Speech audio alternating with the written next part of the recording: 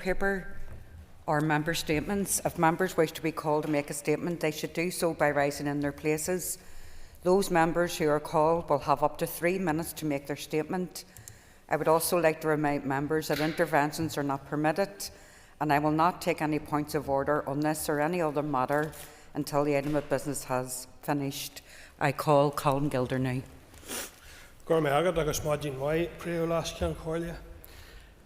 Last Wednesday, the High Court in Belfast ruled that the Executive was in breach of its legal duty to adopt an anti-poverty strategy. This came on the back of a judicial review taken by anti-poverty activists led by the CAJ. I want to thank the CAJ for bringing forward this legal case and congratulate them on its successful outcome. This is the second time the Executive has been found to be in breach of its legal duty to adopt an anti-poverty strategy, as activists also brought a judicial review in 2015. These activists, Akerja, should not have had to take such drastic actions, as we should have adopted an anti-poverty strategy before now.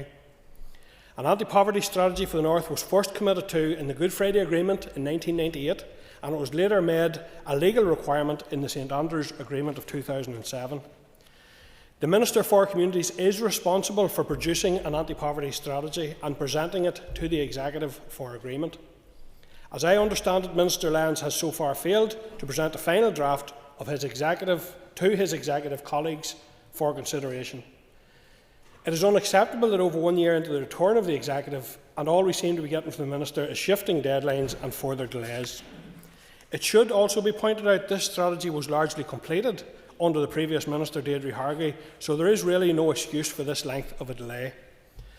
Anti-poverty activists across the North are becoming increasingly frustrated with the lack of urgency which Minister Lyons seems to treat this issue. They are also, I have to say, becoming concerned that the reason for the delay is because Minister Lyons has substantially watered down the draft strategy which he inherited from his predecessor. The Minister has committed to presenting a strategy to the Executive by March 31st, and he must meet this deadline which he himself has set. But equally as important, members, the strategy produced by the Minister must be ambitious and robust enough to make a real impact in tackling poverty, and crucially, it must have the support from the activists who are on the front line every single day dealing with the consequences of poverty in our society. Thank you, Colin. I call Diane Forsyth. Thank you, Madam Principal Deputy Speaker. This weekend, across Northern Ireland, the Republic of Ireland, and right across the world, people will join to celebrate St Patrick's Day. On St Patrick's Day, we embrace the way this former slave, who embodied togetherness, brought Christianity to this island some 1,500 years ago. In context, a single century is a brief yet significant moment in time, and anniversaries can provide a valuable opportunity to reflect on our history and explore what can be learned for today. St Patrick was born in Roman Britain in the late 4th century, a time when Christianity was already well established in parts of Europe. However, his life took a dramatic turn when, at age 16, he was captured by Irish raiders and taken to Ireland as a slave. For 6 years, he worked as a shepherd, enduring loneliness and hardship. Yet it was during this time of suffering that Patrick's faith deepened. He turned to Christianity for comfort, praying constantly and growing in his relationship with God. And over the course of his ministry, Patrick baptised thousands and established churches. He travelled extensively, often in danger, to spread the message of Christ. His work laid the foundation for Christianity in Ireland. But perhaps even more remarkable than his achievements was his character. Patrick's writings reveal a man of deep humility, gratitude and love for the people he served. And despite being mistreated as a slave, he returned to Ireland not with bitterness, but with a heart full of compassion and a desire to shape the hope of Christ. St Patrick's legacy is a testament to the transformative power of Christianity, and his life reminds us that faith is not just about personal salvation, it's about sharing God's love with others, even in the most challenging of circumstances. My constituency of South Down has close links with St Patrick's story, with his grave at Down Cathedral in Downpatrick, where the occasion will be marked this year again. It is great to see so many events locally and across the world, including in America, where I'm proud to see Emma Little Pengelly representing Northern Ireland to its very best on the international stage, maximising opportunities for us at home. St Patrick's breastplate read, "Christ with me, Christ before me, Christ behind me, Christ in me, Christ beneath me, Christ above me. Wishing everyone a very happy St Patrick's Day. Thank you, Diane. I call Stuart Dixon. Deputy Speaker, I want to speak about international development cuts. The United Kingdom has a long and proud tradition of supporting some of the most vulnerable people around the world through its international development assistance, tackling poverty, supporting sustainable development and responding to humanitarian crises around the world. We have a reputation as a global leader in international development. However, steady cuts to this budget over recent decades include the most recent and utterly devastating reduction of funding to a reduction of 0.3% of GNI. This undermines leadership and the vital work being done and carried out around the world. The United Kingdom's leadership in international development has been widely respected, but the recent reduction to 0.03% risks undermining this hard-won reputation at a time of unprecedented global challenge. My party, the Alliance Party, has long advocated for restoring the United Kingdom's aid commitment to 0.7% of national income. Indeed, when our leader, Naomi Long, was Member of Parliament, she co-sponsored the legislation which placed 0.7% on a statutory footing. Members of the Coalition of Aid and Development Agencies in Northern Ireland work in some of the most difficult areas of the world, providing life-changing and life-saving support. Work like this is only possible because the United Kingdom has a development fund. So let me be clear about what this reduction will mean. It will mean fewer children will receive life-saving nutrition, healthcare and education, and years of progress in tackling global poverty will be undone. In one just example, Save the Children, 179 of their programmes across the world will be impacted by these cuts. 124 of those 179 programmes will be fully terminated. This impacts approximately 10.3 million people globally. The closure of 33 health clinics and cash for food programmes.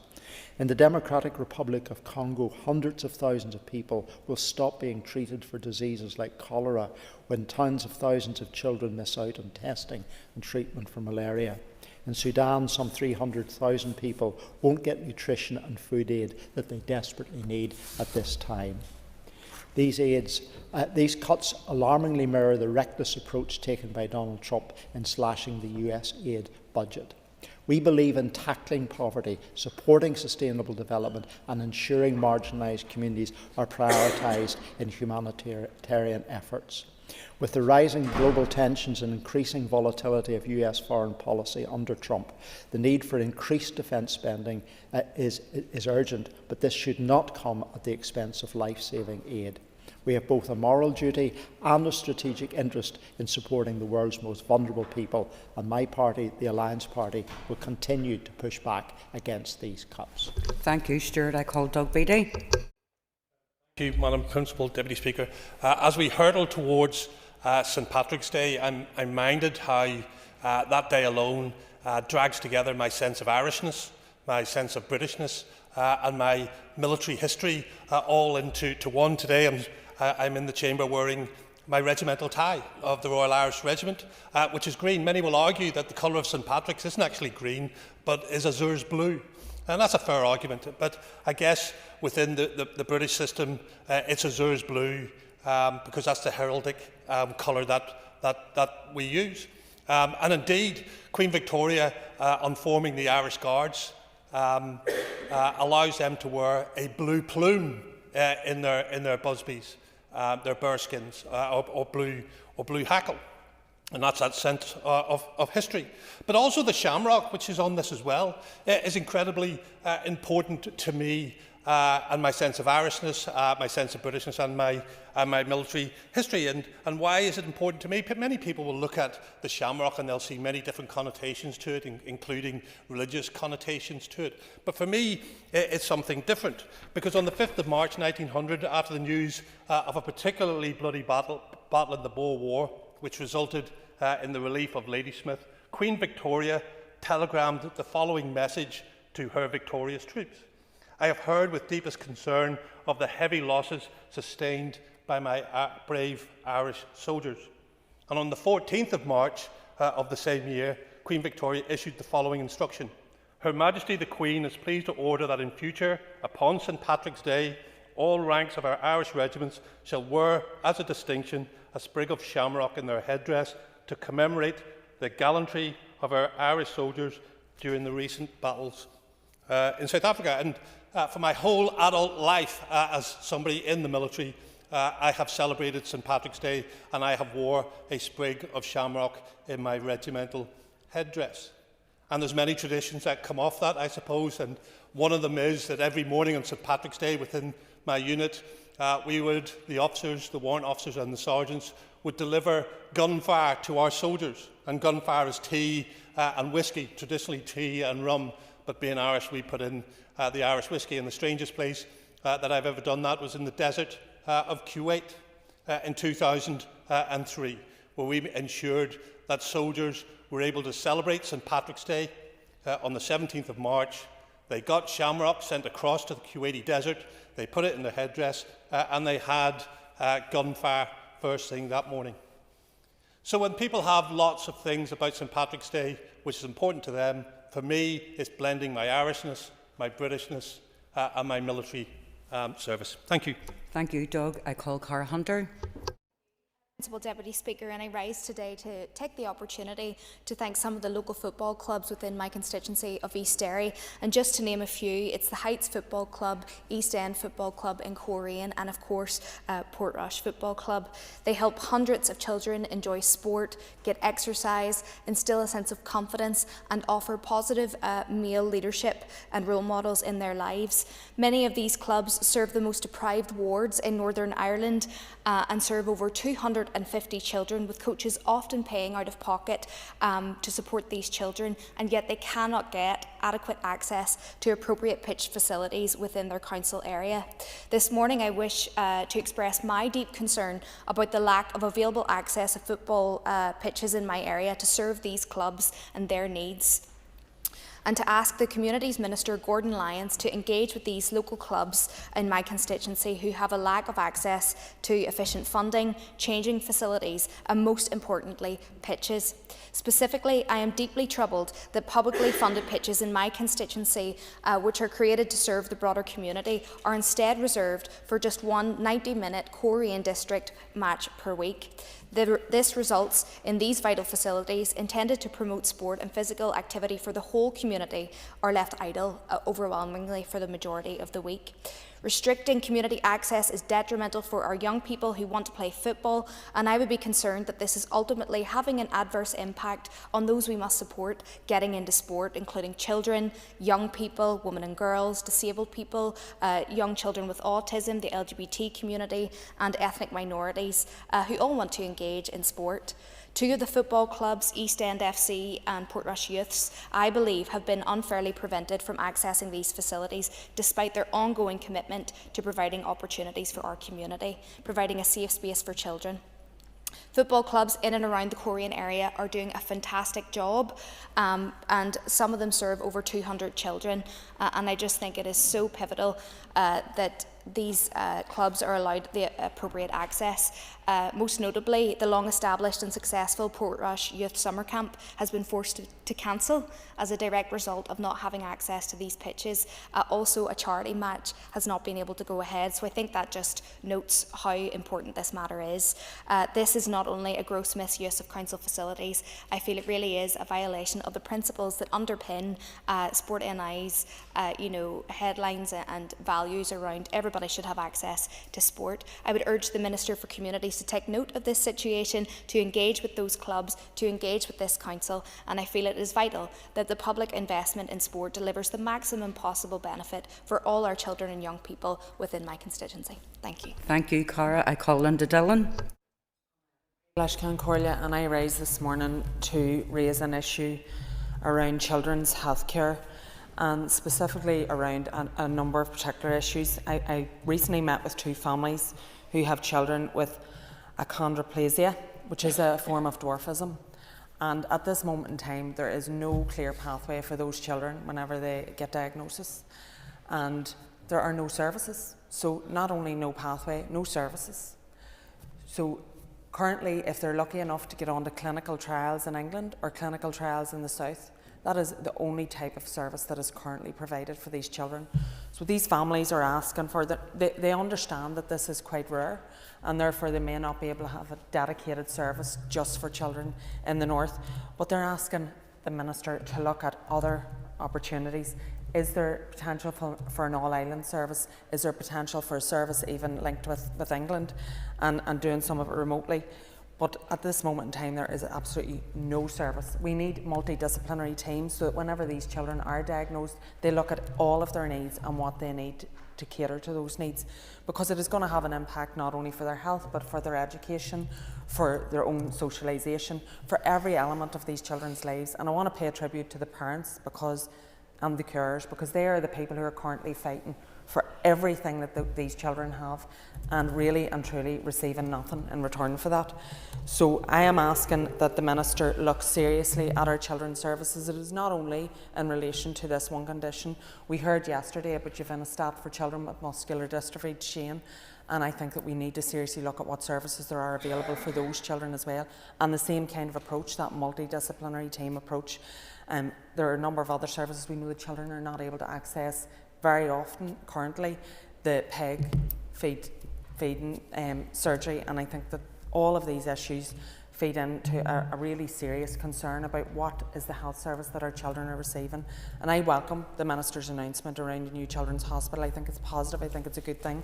It's much needed, and we have visited the children's hospital in the 26 counties in the south, and I hope that they will deliver excellent services there for children right across this island. But I want to know what will be delivered when we have that hospital, and what will be delivered for children and their families before we have the hospital. So I'm asking the Minister and SPPG to look at what services are currently commissioned, what can be commissioned, and let's be innovative. Let's deliver for these families and for these children in particular, to ensure, because in some cases obviously there are life-limiting conditions, let's ensure that the life they live is a good life. Thank you. Thank you, Linda. I call Trevor Clark. Thank you very much, Principal Deputy Speaker. Members will be aware of Mucklemore Abbey Hospital, and always for their own reasons. Everyone will be aware of the debacle that's went there for many years, and the abuse and the scandals that's besought it. The inquiry long called for began in June 22, and after 120 days sitting for that inquiry, it finally comes to an end this week. It may not come to an end for the families until it concludes its conclusions, but in relation to that inquiry, oral evidence was given by 181 witnesses, and there was 45 further statements from staff and patients, which was also read into the inquiry. Given evidence to the inquiry, the relatives of Mucklemore were given their had their opportunity to have their voices heard for the first time. Many of them made representation individually to each of us about what some of their loved ones was going through. Of course, they made many and various complaints to the Trust themselves, but those were falling on deaf ears. It's took all of this time to get to the stage where they could actually get their voice on the record independently at an inquiry. Running alongside that, there was a separate investigation which started in 2017, and by no means was that a small feat. As a member of the Policing Board and to declare an interest, I challenged a number of times about the length of time that was taking. Police were trawling thousands and thousands and thousands of hours to try and identify some of these abuses or alleged abuses that may be going on within that facility. And I think it's shameful that all of this is taking so long, whilst families continue with some of their loved ones still placed in that care of Mucklemore Abbey Hospital. I have to say, in terms of the Chairman's remarks, where he hopes to present a report by the end of this year, is disappointing. Given the families have waited so long and fought so hard for this inquiry and have been diligent in their attention to that inquiry since June 22, I think it's shameful that it takes so many months for a summary of that report or to be concluded by the end of this year. But I would hope that they won't have to wait just as long. Of course, the inquiry will bring its findings, and there will be concern from those who have got loved ones there that they get justice for the harm that's been done. But when all of this is done and all of this is passed, there's still family members in Mucklemore Abbey Hospital today. And I urge the Trust to move forward with their plans to get the suitable accommodations, to get these loved ones out of Mucklemore and get them placed in a proper facility which can care for their needs, and actually allow them to have a quality of life that they haven't enjoyed for many years in Mucklemore Hospital. Thank you, Trevor. I call Kelly Armstrong. Thank you, Principal Deputy Speaker. Today I rise to congratulate two long-standing organisations within my Strangford constituency who are celebrating significant anniversaries. I would like to congratulate Portaferry Women's Institute, who celebrated their 90th anniversary. Portaferry WI is the second oldest surviving institute. It was set up in 1935, and at the first meeting they noted that they would meet on the second Tuesday of each month, and 90 years later they still meet on this date. While the first president was Lady Nugent, I would like to pay tribute to another lady, and that is Mrs. Betty White.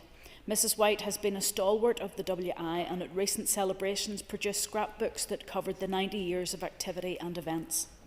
I congratulate Portaferry WI on this momentous anniversary and all the women who are keeping this tradition alive. My second congratulations is to Ballynahinch Rugby Club, who celebrate their 70th anniversary this year. Ballynahinch Rugby Club was founded in 1954 and the club is affiliated to the Ulster branch of the Irish Rugby Football Union. The first team currently plays Senior Rugby Union in All-Ireland League Division 1A, and the club also fields 6 junior standard adult teams, youth teams, both male and female, compete at under 16, under 14, under 12 and mini rugby levels.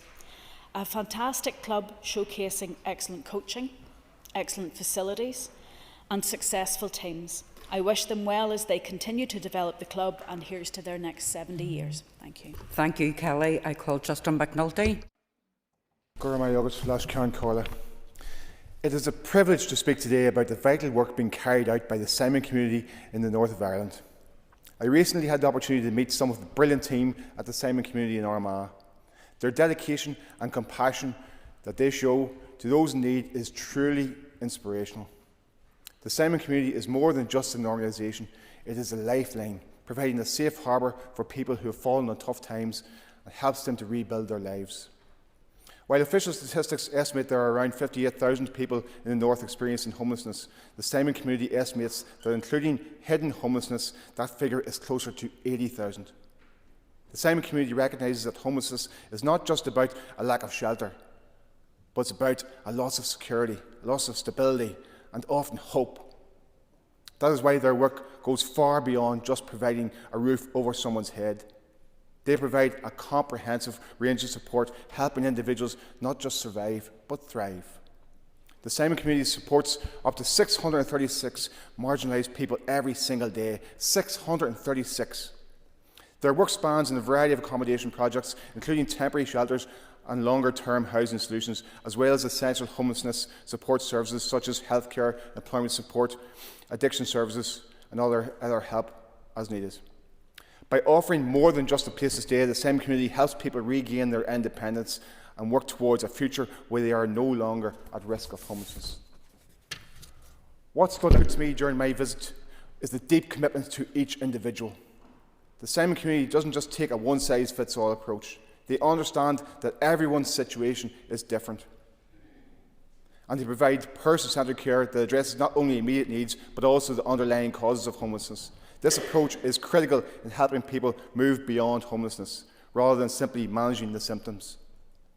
But of course, the work of the Simon community isn't something that they can do alone. The need for continued support is immense, and they rely on the generosity of the public, volunteers and donors to continue their vital services. We all have a role to play in supporting the Simon community's work, whether it's through financial support, volunteering our time, or simply raising awareness about the issue of homelessness in the north here. The Simon community plays a critical role in the fight against homelessness, offering not just shelter, but hope and a pathway to a better future. The work they do is truly life-changing, and I am grateful to the team for all that they do. We must all continue to support and champion their work so that no one has to face homelessness alone. Thank you, Justin. I call Aoife Finnegan. I stand here today to express my profound concern regarding the recent news of closure of Rakeelan House Surgery in Crossmaglen. This situation highlights the severe underfunding of GP practices, making it increasingly unsustainable for them to continue operating under existing contracts. Rakeelan House Surgery has served the health needs of the community for many years and has been a vital service which many people have depended on. with over 4,500 patients registered to the practice. It is vital that the Department of Health engage directly with Rakeelan GP practice to ensure access to GP services for all of the community of Crossmaglen are ensured into the future. Our GPs and their staff dedicated years of their lives to caring for sick and vulnerable patients, yet they are witnessing a troubling trend of more clinics closing. The Southern Health and Social Care Trust has taken on additional contracts and paying GPs exorbitant locum fees to ensure that NHS patients can still receive care when they need it. This is not a sustainable solution. As a result of inadequate funding, as GPs struggle to maintain NHS contracts and patients left behind as a result. Over a decade and a half of British government austerity has undermined our ability to invest fully in public services, including health, despite the fact the Executive has continued to prioritise health services. The closure of Rakeelan House Surgery leaves staff facing potential unemployment with the uncertain hope of being retained by the Southern Trust. It could mean new contracts at lower pay rates for those who have dedicated years to caring for the patients. It is particularly frustrating for staff and patients to see the photos of the Health Minister from 9 months ago when he visited Rakeelan House Surgery and awarded over £100,000 for much needed expansion. Now, less than a year later, the surgery has handed back its contracts due to inadequate support from the health authorities. My question to the Minister is this: how could he visit these premises and not recognise the dire situation the practice was in? What concrete steps could he take to ensure that the people of Crossmaglen and South Armagh can access essential GP services? At present, the surgeries run by the Social Trust appear to have little or no availability, leaving patients to suffer. Finally, I want immediate actions. What immediate actions will the Minister take to bolster GP services in our area? Our community deserves answers and a commitment to ensuring that quality health care is accessible to all. Thank you, Aoife Colder Erskine. Deputy Speaker, and I want to congratulate this morning Enniskillen Annual Drama Festival, which is celebrating its 45th anniversary this year. The Drama Festival is a 9-night amateur drama festival staged in the Ardoin Theatre each year since the spring of 1980. It was founded by a small group of local drama enthusiasts to showcase and celebrate the best of amateur drama and encourage such productions locally to as wide an audience as possible. In its inception, two amateur drama groups, Enniskillen Amateur Drama Society and St Michael's Drama Society, joined together to form the original committee. And the first 5 festivals were held in the Assembly Hall of what was then known as the Fermanagh College of Further Education, and it's now in its home of Enniskillen Ardoin Theatre. And it's wonderful to see how the festival has progressed throughout its inception. It was Enniskillen Drama Festival and its popularity that actually led the way in lobbying for the funds that built Ardoin Theatre. So it's fitting that the festival still exists in that same theatre today. And on Friday night, I attended the opening night, which was a comedy, White-Headed Boy by the Bart Players. And it was wonderful to see so many in the audience escaping the realities of our everyday world to come together and enter into a different world. And that's what theatre is all about. And it's important that we cherish and that we continue to cultivate our cultural offering here in Northern Ireland. However, we need to make sure that we continue to support our arts and culture in every way possible, and I know that our Communities Minister is keen to do that and ensure that there's regional balance in promoting it and providing money for it, because it's only through support of the likes of local businesses, funding from Council and DFC that such festivals can exist. And they do promote our local homegrown talent, and also help with mental health and the importance of breaking down social isolation in our communities. So if you haven't been to Enniskillen Drama Festival, I would encourage you to go along. It runs until the 15th of March with plays such as Brian Field's Translations and The Curious Incident of the Dog in the night time. And a massive well done to Dave Rees and all the organisers in continuing this wonderful event in Fermanagh. Thank you. I call Timothy Gosson. Timothy, you have 1 minute and 30 seconds. Principal Deputy Speaker, last week during the debate on the programme for government, I contrasted the two bodies mentioned on page 85 of that document, namely Intertrade Ireland and Intertrade UK. I highlighted the fact that Intertrade Ireland has a budget of over £6.4 million awarded to it by Stormont. I could have added that the Food Safety Promotion Board, a body which the last time my party checked doesn't employ a single person in Northern Ireland, well, they got over £2.4 million in the same budget. Intertrade UK, by way of contrast, didn't get a single penny from this place. We have since learned that it is getting precious little from anywhere. Not even the board members of Intertrade UK, and there have been some very good appointments, are being paid. Intertrade UK hasn't any offices. Intertrade UK hasn't any staff. Oh yes, it does have a secretariat provided, but even that is made up of staff provided by the protocol fanatics in the NIO. If this was the token gesture and offer to restore Stormont, one would have to ask the DUP why did it accept such a weak body, but in truth, we all know the answer.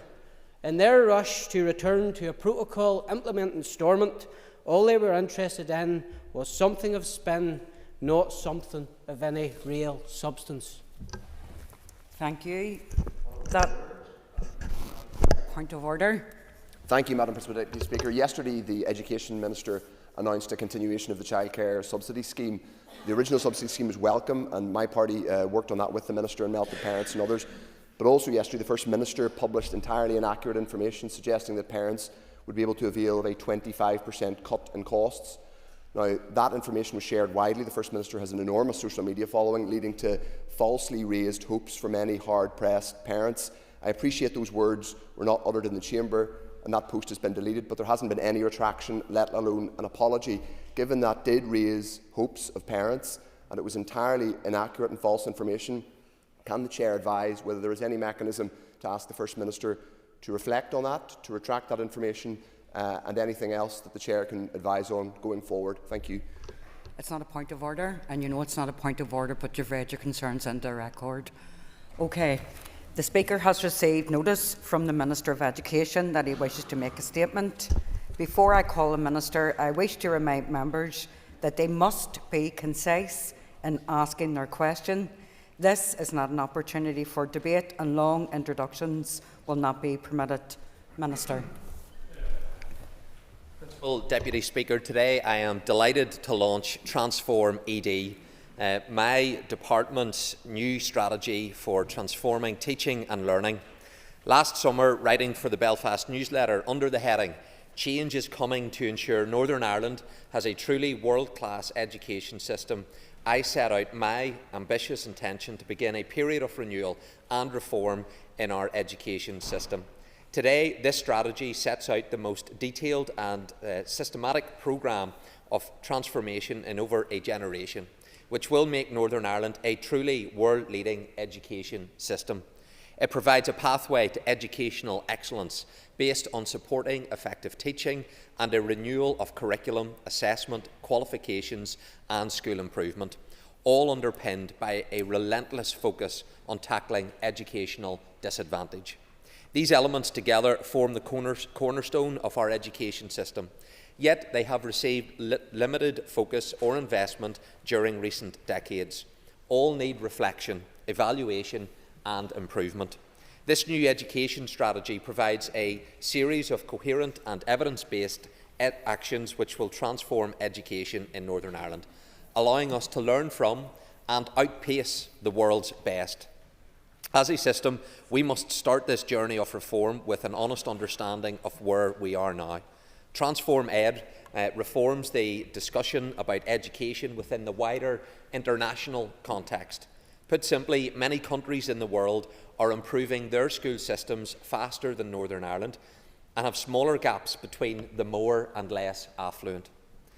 Our PISA outcomes, an evaluation of the skills and knowledge of 15-year-old students from around the world, show an education system that has stagnated in recent years.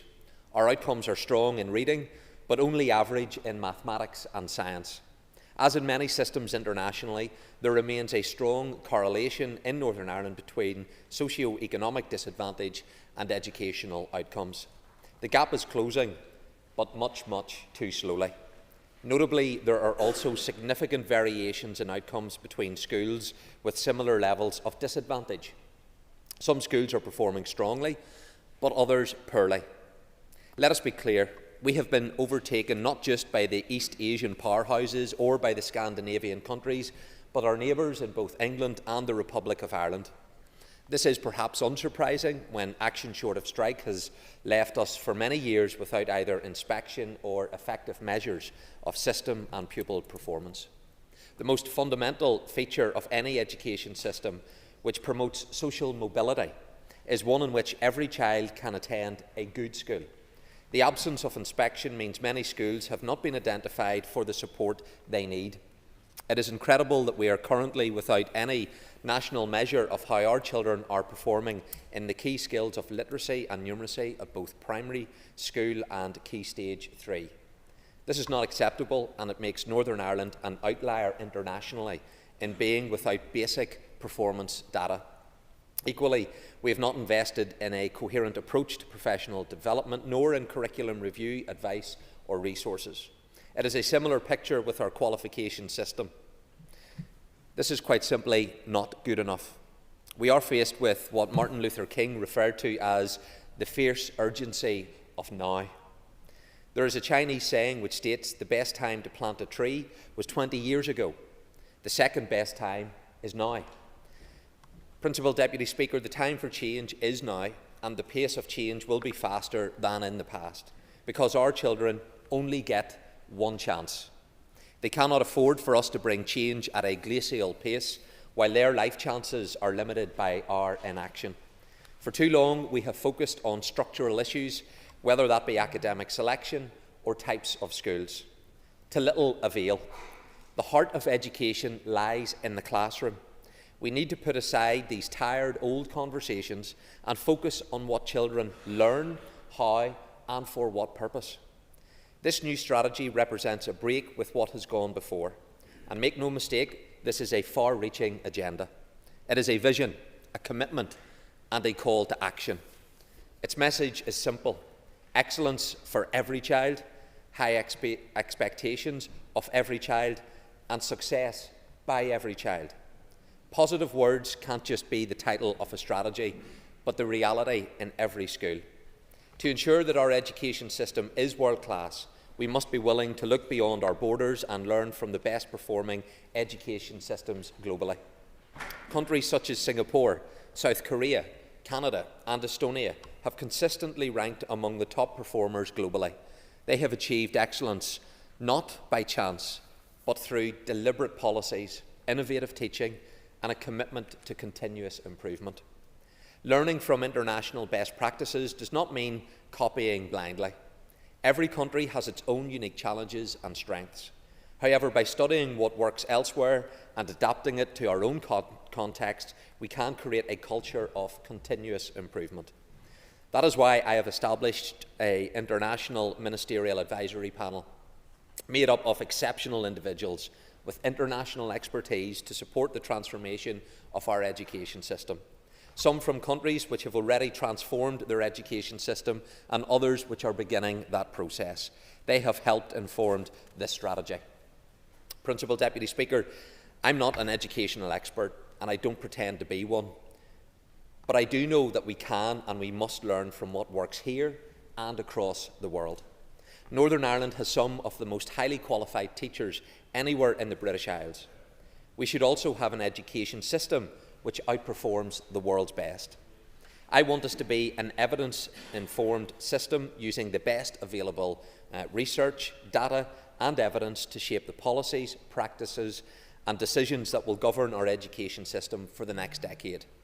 Such an evidence-based approach requires humility, the willingness to acknowledge what works and, importantly, what doesn't.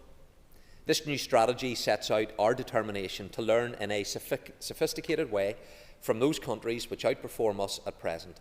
It identifies the core elements of excellence that are common across high-performing jurisdictions and uses these to inform the way forward in Northern Ireland. The strategy is accompanied by a 10-point plan for delivering educational excellence. Each of these 10 strategic commitments aims to learn systematically from the most effective and fastest improving school systems in the world and to tackle the weaknesses currently identified within our system. We will review and redesign the Northern Ireland curriculum to ensure every child enjoys an ambitious and knowledge-rich curriculum that develops their learning in a well-sequenced and explicit manner. We will invest in high-quality teacher professional learning and curriculum resources. We will introduce new literacy and numeracy strategies and a new school improvement policy based on international best practice. We will provide a new system of attainment measures for end-of-key stage assessment to set high standards for all children. We will deliver an integrated approach to tackling educational disadvantage within our schools, families and communities. We will introduce legislation to ensure all learners remain in education, apprenticeships or training until the age of 18. And we will develop a coherent accountability framework for education to demonstrate value to government, taxpayers and parents. An excellent teacher for every child, a high-quality curriculum for every school, and a core offer of excellence for every parent. Devolution is about making a difference, and when delivered, this strategy will make a difference. Today is an important beginning, but make no mistake, it is only the beginning.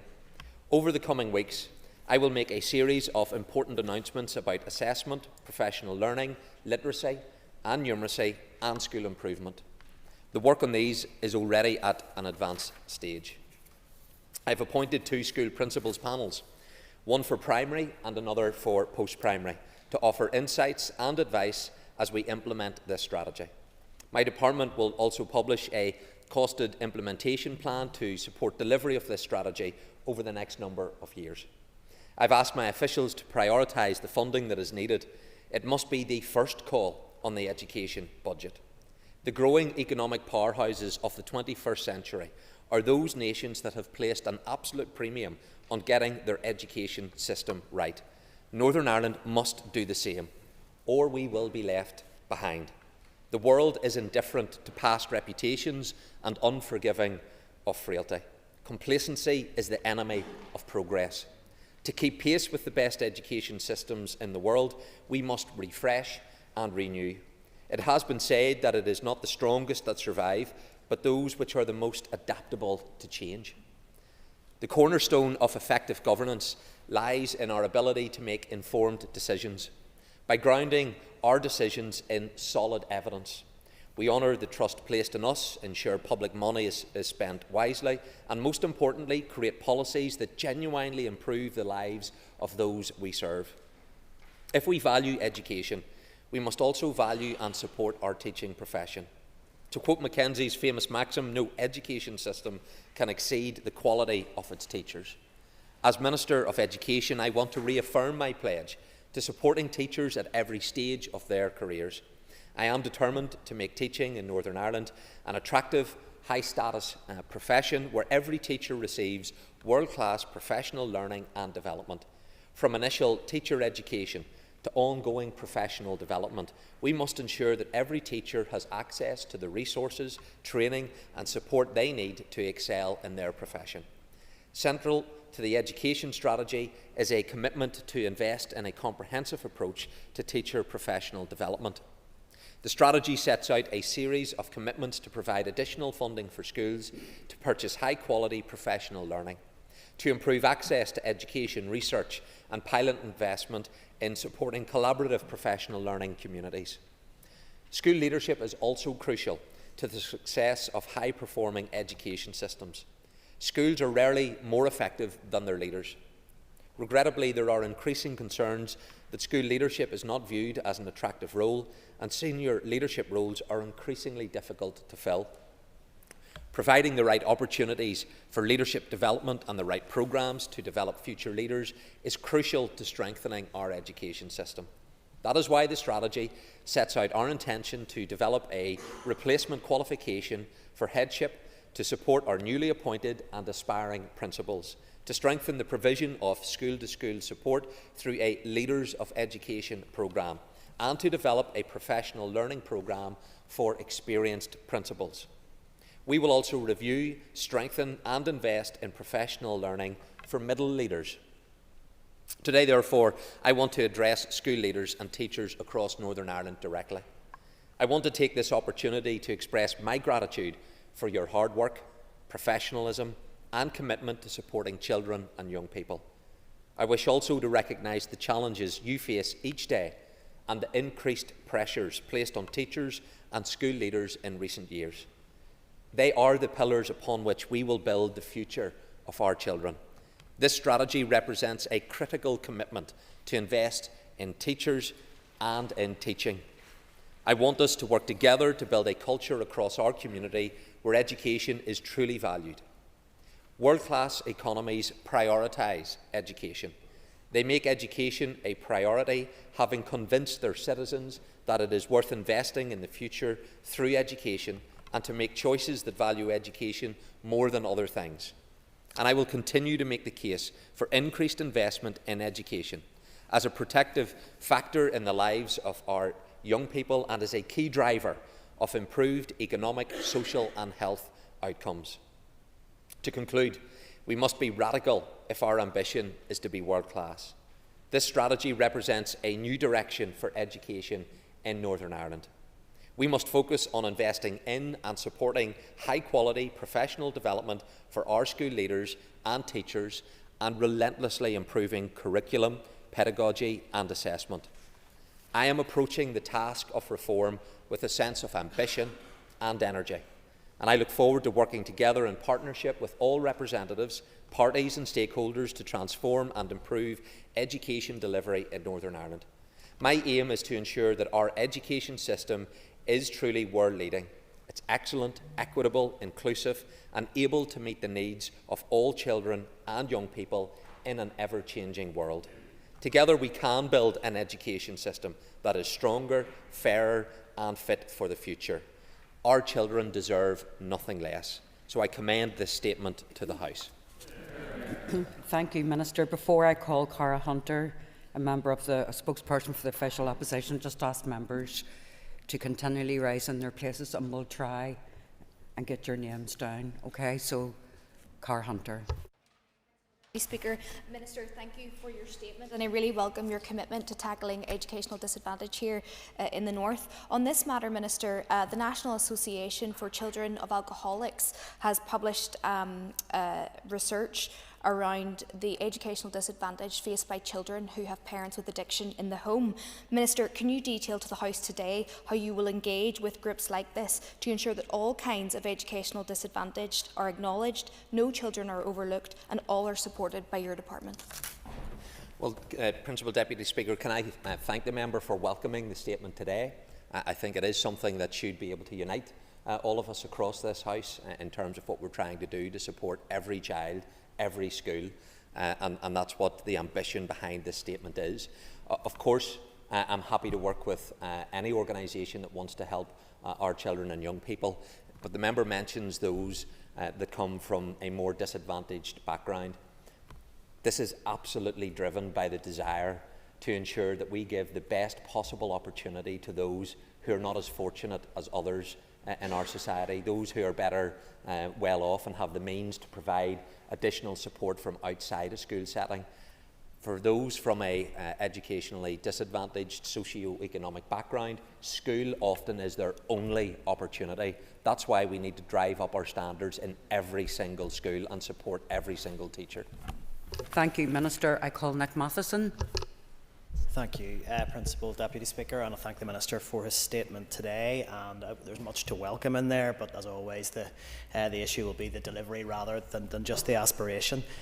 Welcome the fact that there is a focus on investment on teacher professional development, but teachers report being overworked and feeling that they spend far too much of their time on tasks that don't directly impact the education of children. So if this is going to be a success, we need teachers to be freed up to teach. Can the Minister outline how he is going to tackle the ongoing issues around teacher workload so that this strategy can be a success? Can I thank the Chairman for, again, his welcome of the statement. He is right to highlight around the issues to do with professional learning. Central to the success of a child's educational outcome is our teachers. They are the most critical asset that we have in our education system, and everything that we build around our education system is to support our teachers, because that teaching in the classroom is what will have the most impact. So we need to ensure that we are having the most up-to-date and internationally best practices in place in terms of what we are teaching. That's the curriculum.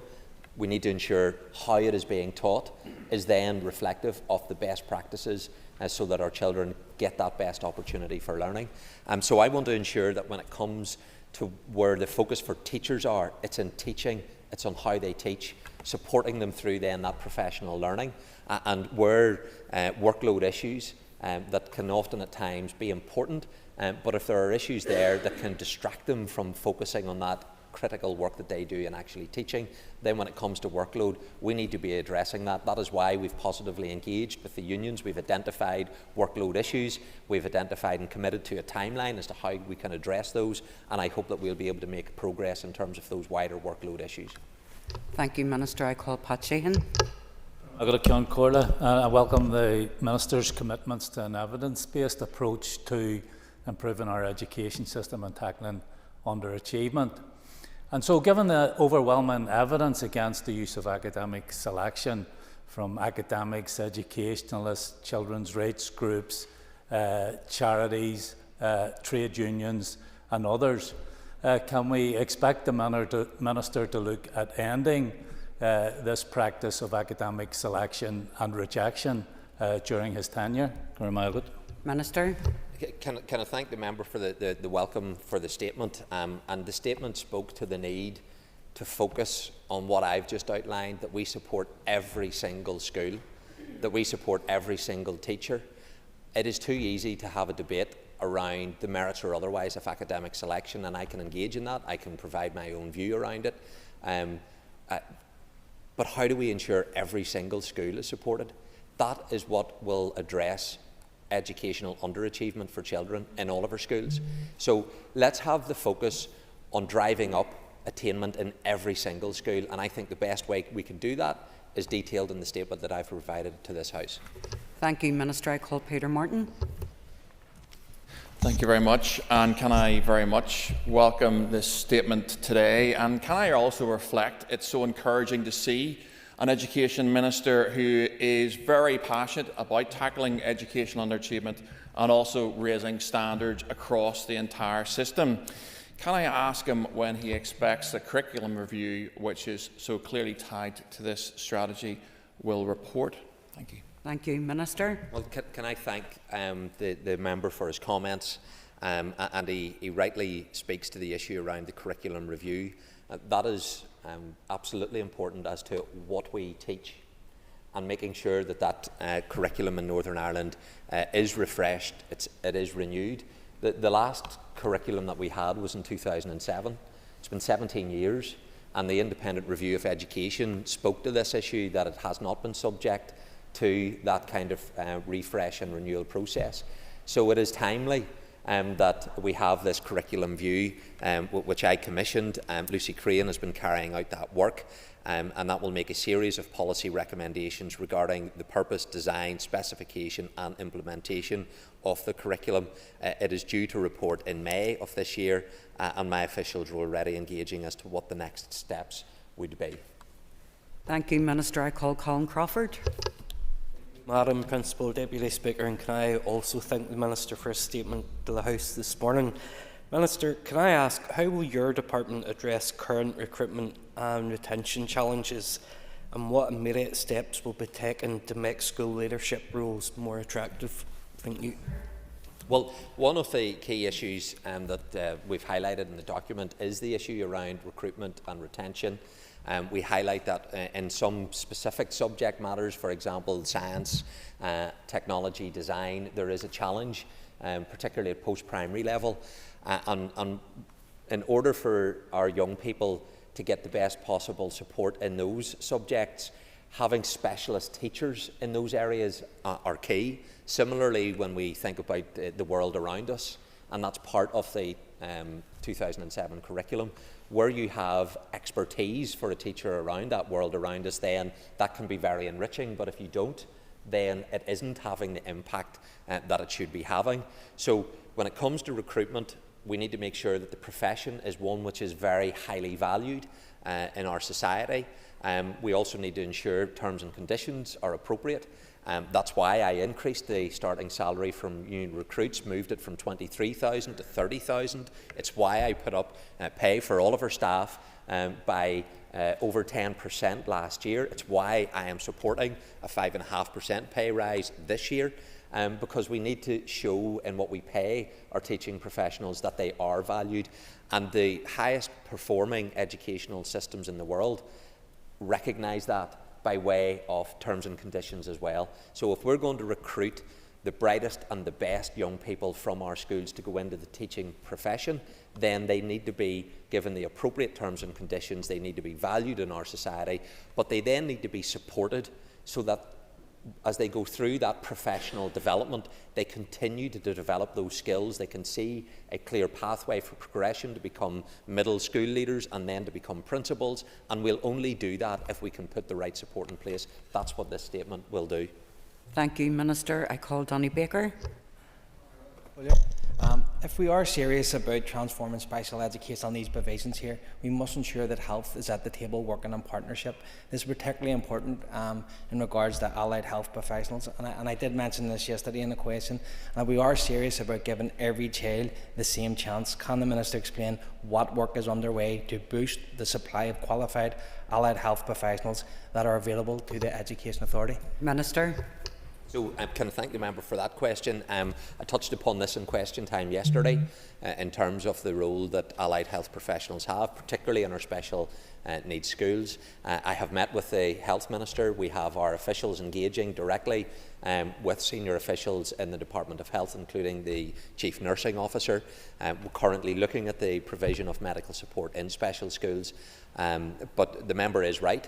There needs to be more accessibility because our young people are presenting with much greater levels of medical complexities, not just educational challenges, and that requires the Department of Health to be part of the solution as we seek to support those children with special educational needs. There was a specific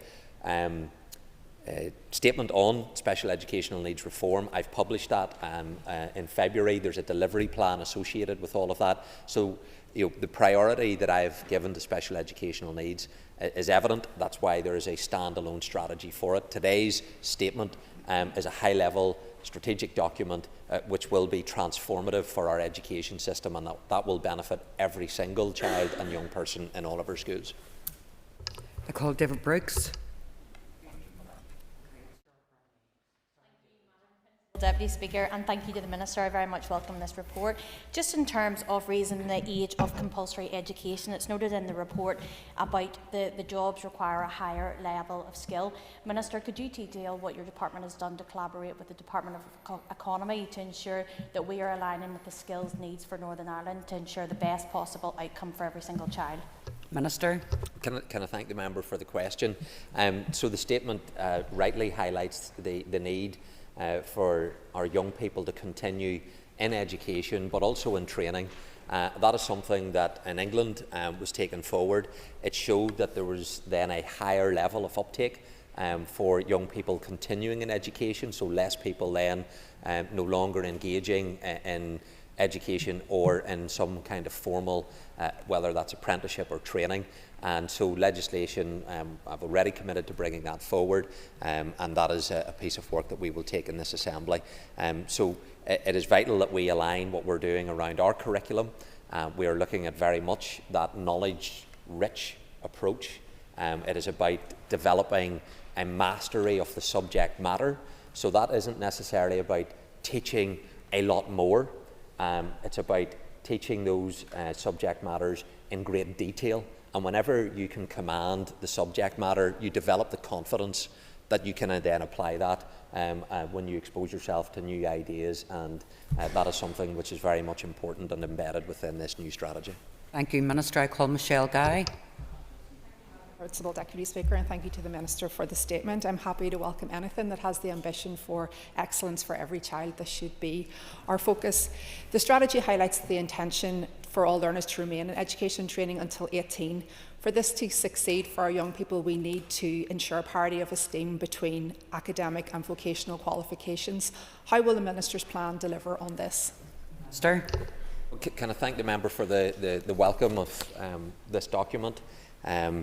She touches on an important issue when it comes to qualifications, because we have seen an increase in different types of qualifications that are being offered within our schools. That's why I'm committed to reviewing the qualifications, because we need to ensure that if a young person is taking up that qualification, that there's a clear pathway of progression either into further education or indeed when it comes to having a career. And I am concerned about the proliferation of different qualifications. So that's why there'll be a review of the qualifications that are available in our schools, because we need to ensure that the qualifications that are being offered align to the needs of our society, but it also provides clear pathways for those young people. There would be nothing worse than a young person completing a qualification and at the end of a number of years not having a pathway into employment or into further education and training. So qualifications is an important part of this transformation, and that will be taken forward as well. Thank you, Minister. I call Cathy Mason. I just want to follow up on the line of questioning from the Chair of the Education Committee. Minister, professional development would appear to be a key aspect of this strategy. Our teachers are continuing to go above and beyond despite their mounting workload. So you mentioned the timeline in your previous answer. Can I just ask the Minister when these workload concerns will be addressed? Thank you, Minister. Well, it speaks to the issue that we've engaged with unions on, and as part of the offer to do with the increase in pay, there was also a clear commitment given to address workload-related issues. So that is something that the department has provided to the unions in detail as to how we would take that forward. But I'm very much of the view that I want our teachers to be focused on teaching. That's what today's statement is about. It is about placing our teachers at the centre of what we're doing in our education system. So we provide that support when it comes to the initial teaching training that they provide. How do we ensure that what is being provided has consistency of approach across our training providers? We are fortunate in Northern Ireland that we have a small number of providers that deliver very high standards of excellence. We need to make sure that there's consistency. In other jurisdictions, we have been able to identify low-level entry, proliferation of different providers when it comes to initial teaching training, and that dilutes the quality. We don't have that in Northern Ireland. We've got a very good system, but there's an opportunity to look at that again to ensure what is being taught in an initial teaching. But after that, how do you then get that professional development? Because that is a lifelong process. And how do we ensure that you get that support? When I look at Singapore, a teacher in Singapore will get 100 hours a year to focus on their own professional development. In other jurisdictions, that's higher. When it comes to those that engage in senior leadership roles, it is significant in terms of the time that becomes available. That requires resource to provide that support. But we also provide in Northern Ireland Baker Days, school development days. There are 10 days for that. How do we ensure that we can support our schools to professionally develop during those 10 days that are available? Because there hasn't been the investment for schools to be able to do that as effectively as I think that it could be. And how do we ensure that what is provided is consistent across Northern Ireland so that every school is being able to raise their standards? Thank you, Minister. I call Harry Harvey. Thank you, Madam Speaker. With the serious pressure on the education budget, does the Minister expect to be able to fund this strategy? So I indicated in the statement that this has to be the priority, because this will impact on every single child of all abilities right across all of our sectors. So this is very much the blueprint for my ministerial priorities, and that aligns with then the departmental priorities, and the resources will align with that. So this will be resourced. We are developing in terms of a costed implementation plan. It'll be in the region of £20 million in the next financial year. The majority of that is going to be supporting teachers in their professional learning. And this, I put it in the context, we spend almost £3 billion a year on education, and the most critical factor within that is our teachers. And if we do not invest in our teachers, we are not ensuring the most effective use of £3 billion. So that's why this is so vitally important, that we put investment into the new Transform Ed agenda, and there is a clear plan, well evidenced, but it needs to be resourced, and this will be the first priority for my department, and it will be resourced. Thank you, Minister. I call Sean Mulholland. Thank you, Principal Deputy Speaker, and thank you so much, Minister, for coming to the Chamber today. Employers often report to us that they want students coming to the labour market with the right skills. How will you ensure that we don't reset the balance too far on a knowledge-based curriculum and diminish the skills our young people develop, and how will you ensure alignment of all of that? Minister. Well, all of the international best practices are now showing that a knowledge-rich curriculum is what is going to achieve the best outcomes for our children and young people. And with a detailed knowledge of a particular subject matter, you acquire the skills because you have the confidence to apply that knowledge. We need to embed into the long-term memory of our children and young people those fundamentals of things like literacy and numeracy, the building blocks of our education system. And a knowledge-rich approach is the best way to do that. And we've been able to track how other countries that don't follow a knowledge-rich curriculum have declined, and those who are rising up those international performance measures. So this is an evidence-based approach. It's not one that should be looked through the prism of some ideology. I look at it and say, with envy, look at what's happened in the Republic of Ireland over the past number of years. They have been able to drive up their standards, and Northern Ireland has not kept at pace. In fact, we have went backwards. I look at what's happened in England, and they have been able to drive up their standards. But then I look at Wales, and they have been regressive. Scotland, who introduced their own curriculum, which was more skills-based, have now recognised that there is challenges with that, and they are now looking again at the curriculum that they have been following. So our curriculum was 20 back in 2007. I think it is right that we would refresh that, and we look at what is the international best practice for it, and the various different countries that apply this. You can look at China, then you can go to Norway, you can go to Finland, you can look at those Scandinavian countries, then you can go to Estonia, then you can go to Hong Kong, Macau in China, and you can see that across the world, in different kinds of governments of various shades, they have went down this route of a knowledge-rich curriculum. So we shouldn't spread ourselves so thinly that schools are covering a wide variety of issues, because you're then only scratching the surface. You need to get into mastering the core subject matter, and once you've got mastery of that subject, you will then apply that and you will develop the skills.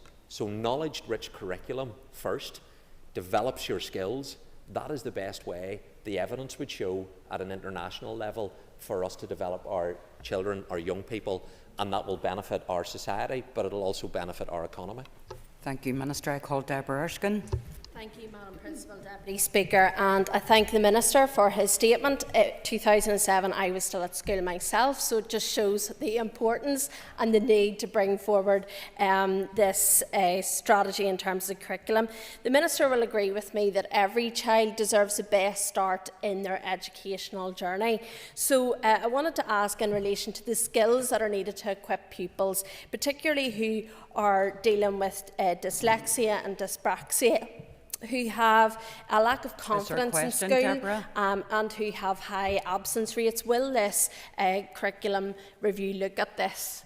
Thank you, Minister. Can I thank the member for the welcome of the statement and the question? What we have to view within our society is that every single child can do well. We should never tolerate a view that because you have a particular additional need, that you're not going to perform well, or that somebody has an inherent talent or ability to be good at maths, or they just so happen to be good at English and that's why they perform well. Every single child can perform well with clear, consistent, explicit teaching, structured, consistency of approach across our schools, our teachers supported to do that at a consistent level. That will drive up the standards for every single child. And so whether it's children with dyslexia, dyspraxia, if there are other additional needs that a child has, we should be striving to ensure that they all get the best possible education in every single setting from every single teacher. That is very much what is driving the ambition that I have for our schools and our young people. Thank you, Minister. I call Justin McNulty. Minister, your ambition to ensure our education system is truly world-leading, excellent, equitable, inclusive and able to meet the needs of all children and young people in an ever-changing world is to be strongly commended. I strongly support the sentiment that every single child can do well. Minister, can you provide more information on the International Ministerial Advisory Panel, and can you let us know to what extent have teachers, teaching assistants and school leaders been consulted about this new approach? Minister. Can I thank the member for his very kind comments? They are appreciated, and so thank you for that. I am only supported by excellent people within my department, and there have been a team involved in this, led by Dr. Suzanne.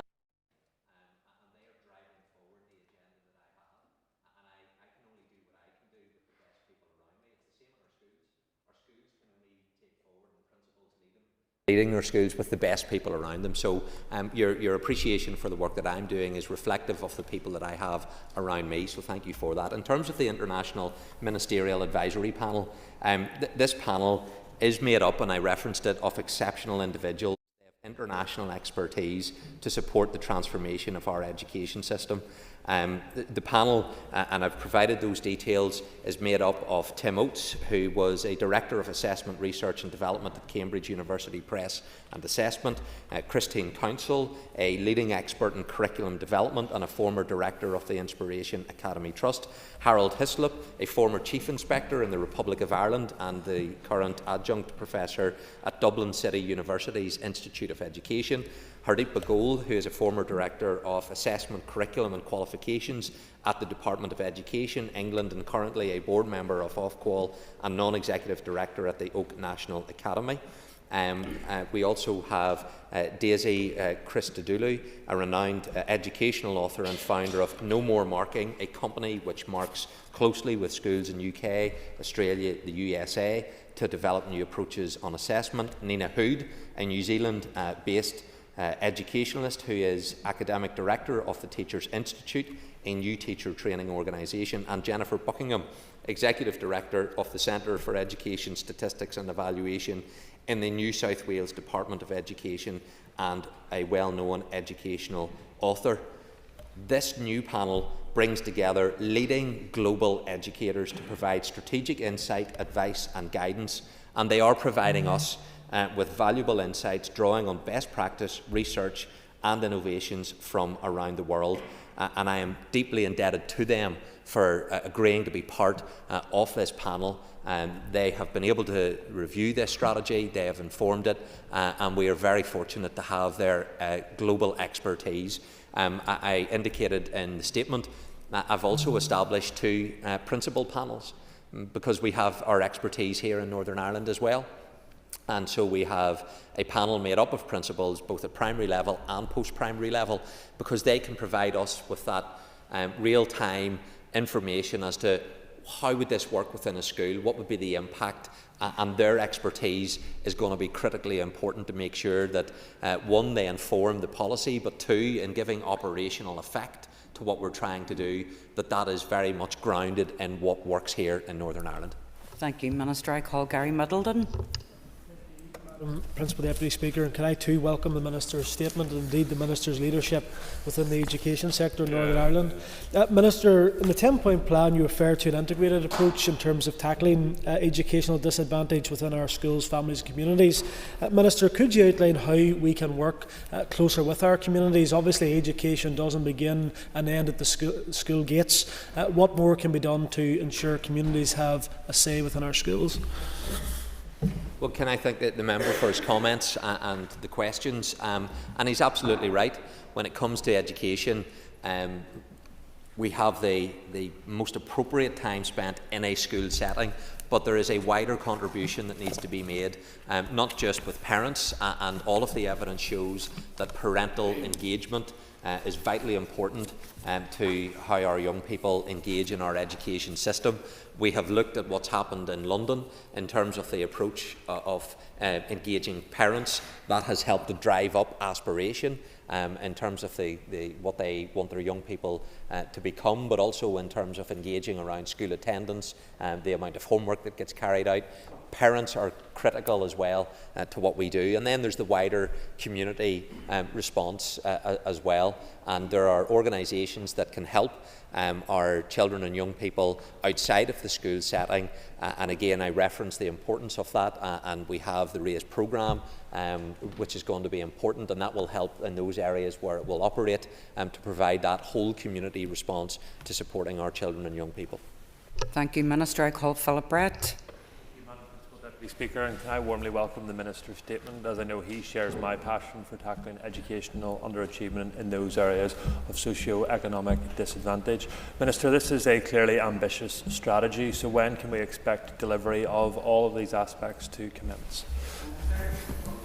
Member for his comments, and I know like many of my colleagues he has had me at a number of schools within his own constituency, and those principals he had organised the North Belfast Principals Forum to come and to meet with me, so I know his own personal commitment is very real in terms of supporting our education system, and that's reflected in the comments from the principals within his constituency about his work in this area. He is right in terms of the ambitious nature of this strategy. It is ambitious, but it should be, because it's about our children and young people. They deserve the very best opportunity to succeed in life, and so it has to be ambitious and it has to be driven forward. I'm determined very much to do that. So over coming weeks I'm going to make a series of important announcements around assessment, professional learning, literacy and numeracy, and in respect of school improvement. We will also publish a costed implementation plan to support the delivery of this strategy over the next number of years. That will identify lead organisations and delivery mechanisms, as well as the funding requirements to put this strategy in place. Thank you, Minister. I call Matthew O'Toole.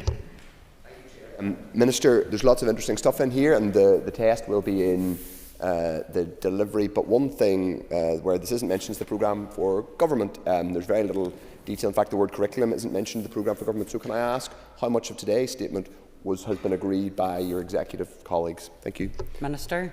Well, can I thank the member for his comments and the open view that he has in terms of looking at the strategy, and I think we do need to come to this from that fresh perspective, engage on these issues from an evidence-based perspective, and I think that is welcomed.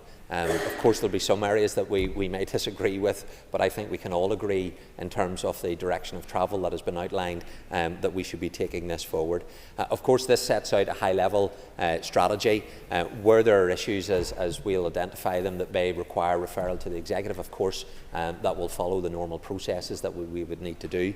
But I haven't been restrained as a minister by not having a programme for government, nor will I be restrained by the areas that aren't mentioned within the programme for government in terms of the ambition that I have to drive forward education. So I will continue to do that. This is further evidence of my commitment to supporting our education system, our children, young people and our teachers. Thank you, Minister. I call Trevor Clark. Thank you very much, Principal Deputy Speaker. And like others, Minister, can I welcome the statement? I think it's ambitious. It's welcome that you are putting children first. However, in your statement you referenced the inspection regime and the difficulties around that. suppose what I'm saying to you, Minister, is it's one of those things we can't wait any longer. So when are you going to make a move in terms of reintroducing inspections within our schools? Well, can I thank the member for his kind comments, and I highlighted in the statement the importance of inspection, because that allows us, one, to identify best practice, and there are really good examples in Northern Ireland of best practice. That is part of the issue around the consistency of delivery across every single school, because you have schools that are performing very well and you have other schools that are performing poorly, and yet some of those schools have got a very similar intake of children, including those from a more socio-disadvantaged background. So why is it that schools that have a similar pupil profile are having different educational outcomes? Our inspection process allows us to get that information, but it also allows us to identify schools that require support. And during the period that we did have inspection, following a very protracted period of non-compliance for many years, we were able to identify some schools that needed additional support. That also included issues around child safeguarding issues, which I know members will feel and have talked about should rightly be a significant concern. As a result of that inspection, we were able to identify issues and measures were put in place to address that. So we're an outlier in Northern Ireland when it comes to non-compliance when it relates to inspection. It doesn't happen in the Republic of Ireland. It doesn't happen in England, Scotland and Wales. And it is a vitally important component part of any education system that we are able to have that in place. The current inspection process was changed. It was co-designed with the workforce, with the trade unions. It was welcomed by the trade unions, and it is deeply regrettable that as a result of the current action that there is non-compliance now taking place. I don't think anybody in here could sustain a position in support of that. That's why we need to make sure that we don't have inspection processes being frustrated or restrained.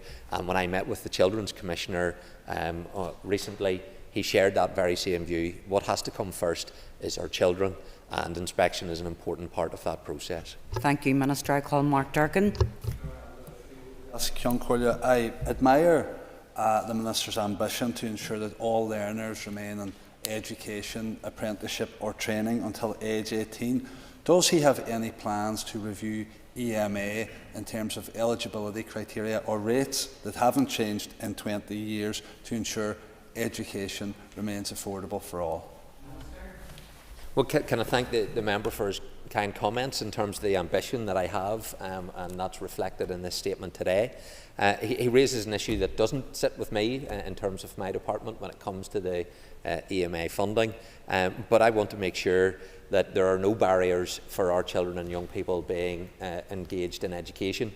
Part of the reason why I've brought forward the school uniform bill to make sure that when it comes to what schools our children and young people go to at that transfer stage as they transition, that there are not economic barriers put in place in making those decisions. So as we engage in taking forward that legislation through the executive and ultimately here into the Assembly, how we put into effect a compulsory requirement to be engaged in some form of education or formal training will be something that we'll need to consider. Thank you, Minister. I call Timothy Gaston. Principal Deputy Speaker, and I just want to join the other members of the House and welcoming the statement here before us this morning, full of positive language, which requires significant investment in the EA and in schools. Minister, is the Ministerial Advisory Panel's work time limited, and when will schools start to see access to the additional support and personal development promised for principals and teaching staff in your statement? Well, can I thank the member for his comments?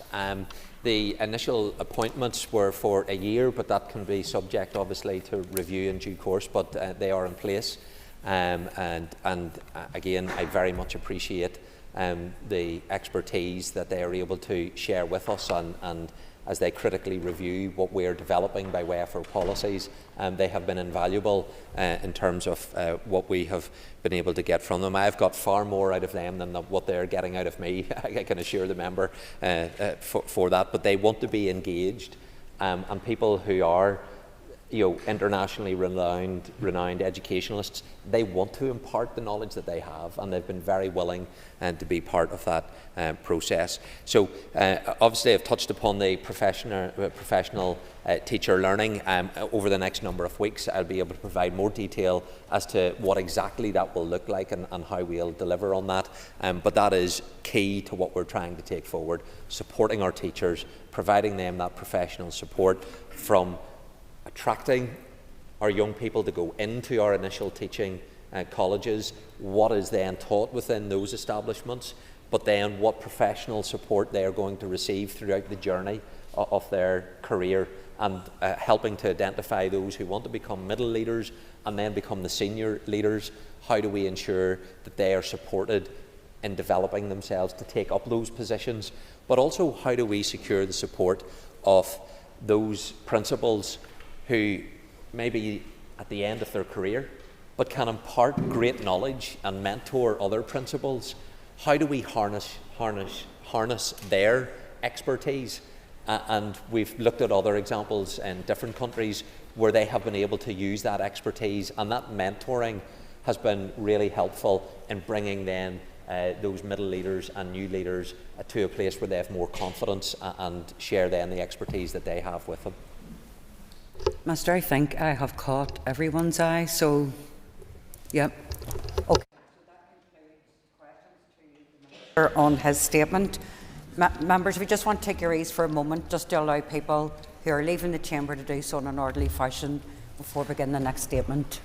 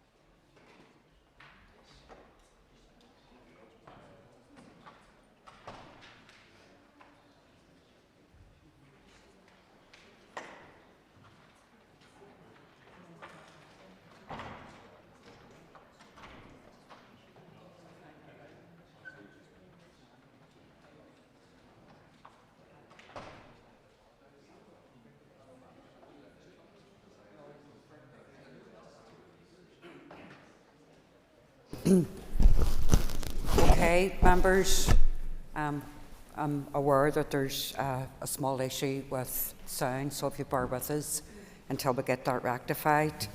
The Speaker has also received notice from the Minister for Infrastructure that she wishes to make a statement.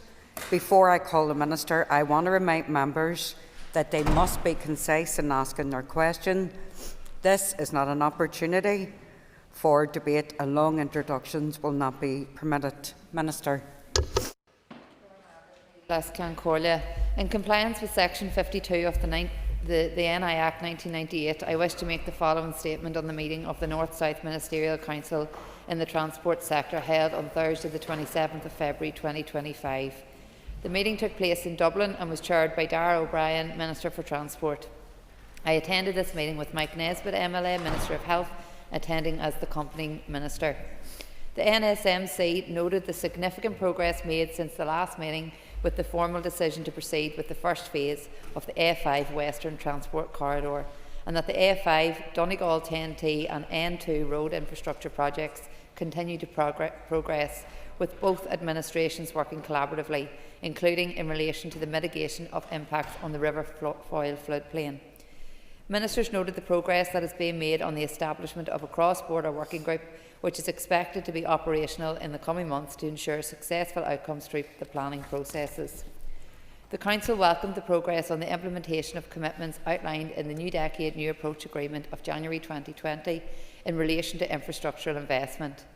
Ministers commended the progress that has been made on various cross-border greenways, including the Sligo and Enniskillen Greenway, the Ulster Canal Greenway, the Carlingford Lough Greenway and the completion of the North West Greenway network, and noted that an expert-led review commissioned by the Dublin Government on potential cross-border greenway opportunities is ongoing and is expected to be completed in Q2 2025. The NSMC welcomed the hourly enterprise services between Dublin's Connolly Station and Belfast Grand Central Station, which commenced in October 24 with funding of €12.5 million provided through the Shared Island Fund and match funding provided by the Department of Transport. The Council also welcomed the publication in July 2024 of the All-Ireland Strategic Rail Review. The Council noted the ongoing review of the potential for government support to renewed viable air routes from Cork to Belfast and from Dublin to the City of Derry Airport. The Council acknowledged the collaboration to date on policies and projects related to sustainable mobility and decarbonisation and welcomed a commitment to continue this work by the relevant departments in both jurisdictions. Ministers noted that officials from both administrations will progress agreed cross-border sustainable travel and transport projects, continue to liaise on policy development and seek opportunities for further collaboration. Ministers noted that officials have progressed plans for an environmental-themed workshop to showcase and share information on biodiversity best practice across the transport sector. The NSMC welcomed the continued sharing of knowledge and experience between officials in both jurisdictions on the delivery of road safety measures, and that future engagement between the Department for Infrastructure and the Department of Transport would include structured working group engagement between relevant officials to support the delivery of positive road safety benefits in both jurisdictions. Ministers agreed that an enhanced road safety item be included as an area of cooperation on the NSMC Transport Sector Work Programme.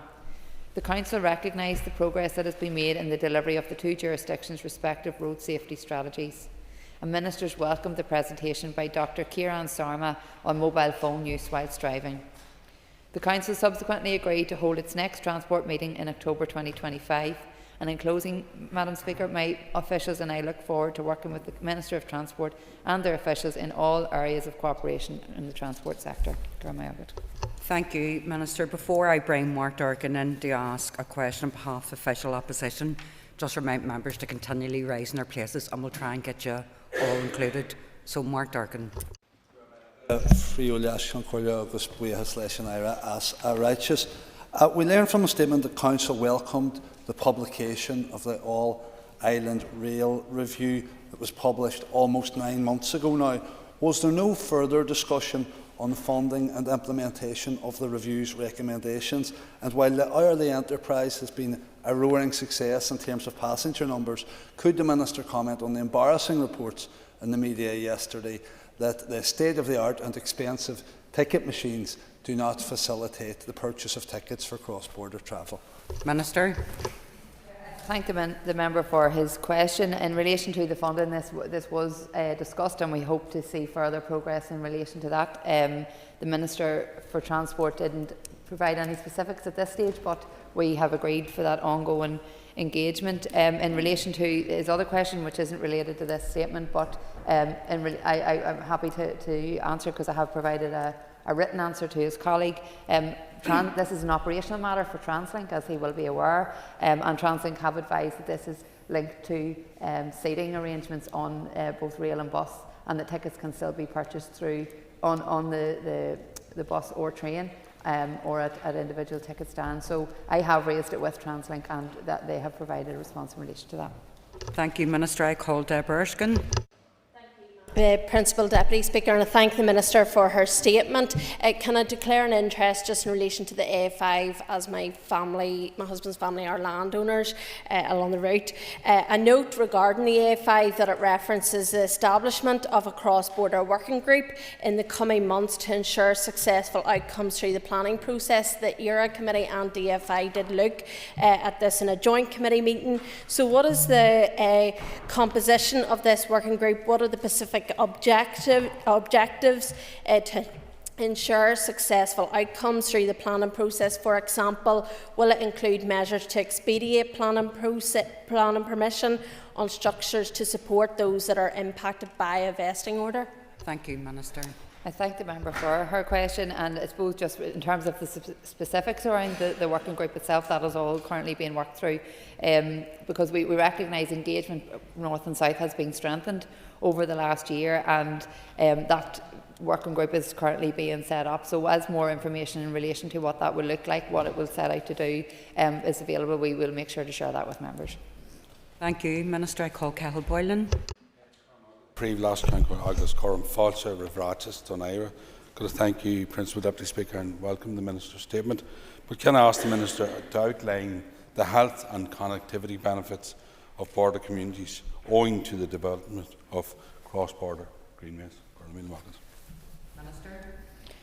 Well, I thank the member for this question. I think it's very important, particularly given that both myself and the Health Minister were in attendance, and I think it's important to recognise that cross-border greenways encourage greater levels of active travel, whether it's walking, cycling, which is taking people out of the private car, and more people are then getting out, and that has its health benefits and environmental benefits for all of our communities. There are 6 cross-border corridors identified in the National Cycle Network, and both informal and statutory consultation was undertaken with the relevant authorities here in the North during the development of this, which will inform and help deliver projects that will continue to benefit the health and connectivity for people, not just in border areas, but right across our island.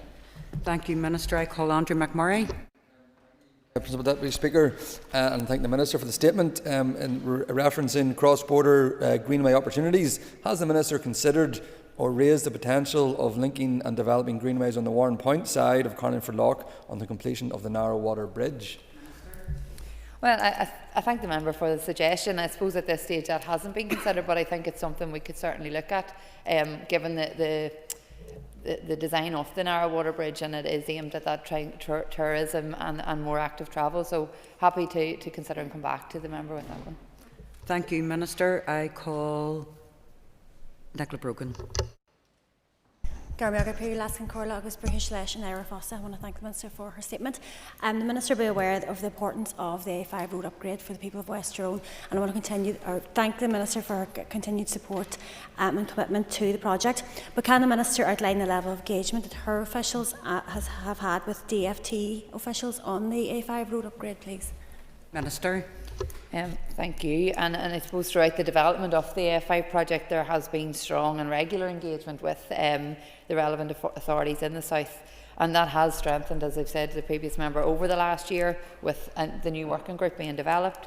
But we've been working very closely with the Department for Transport in relation to the release of funding in line with the relevant budgetary and approval processes in both jurisdictions.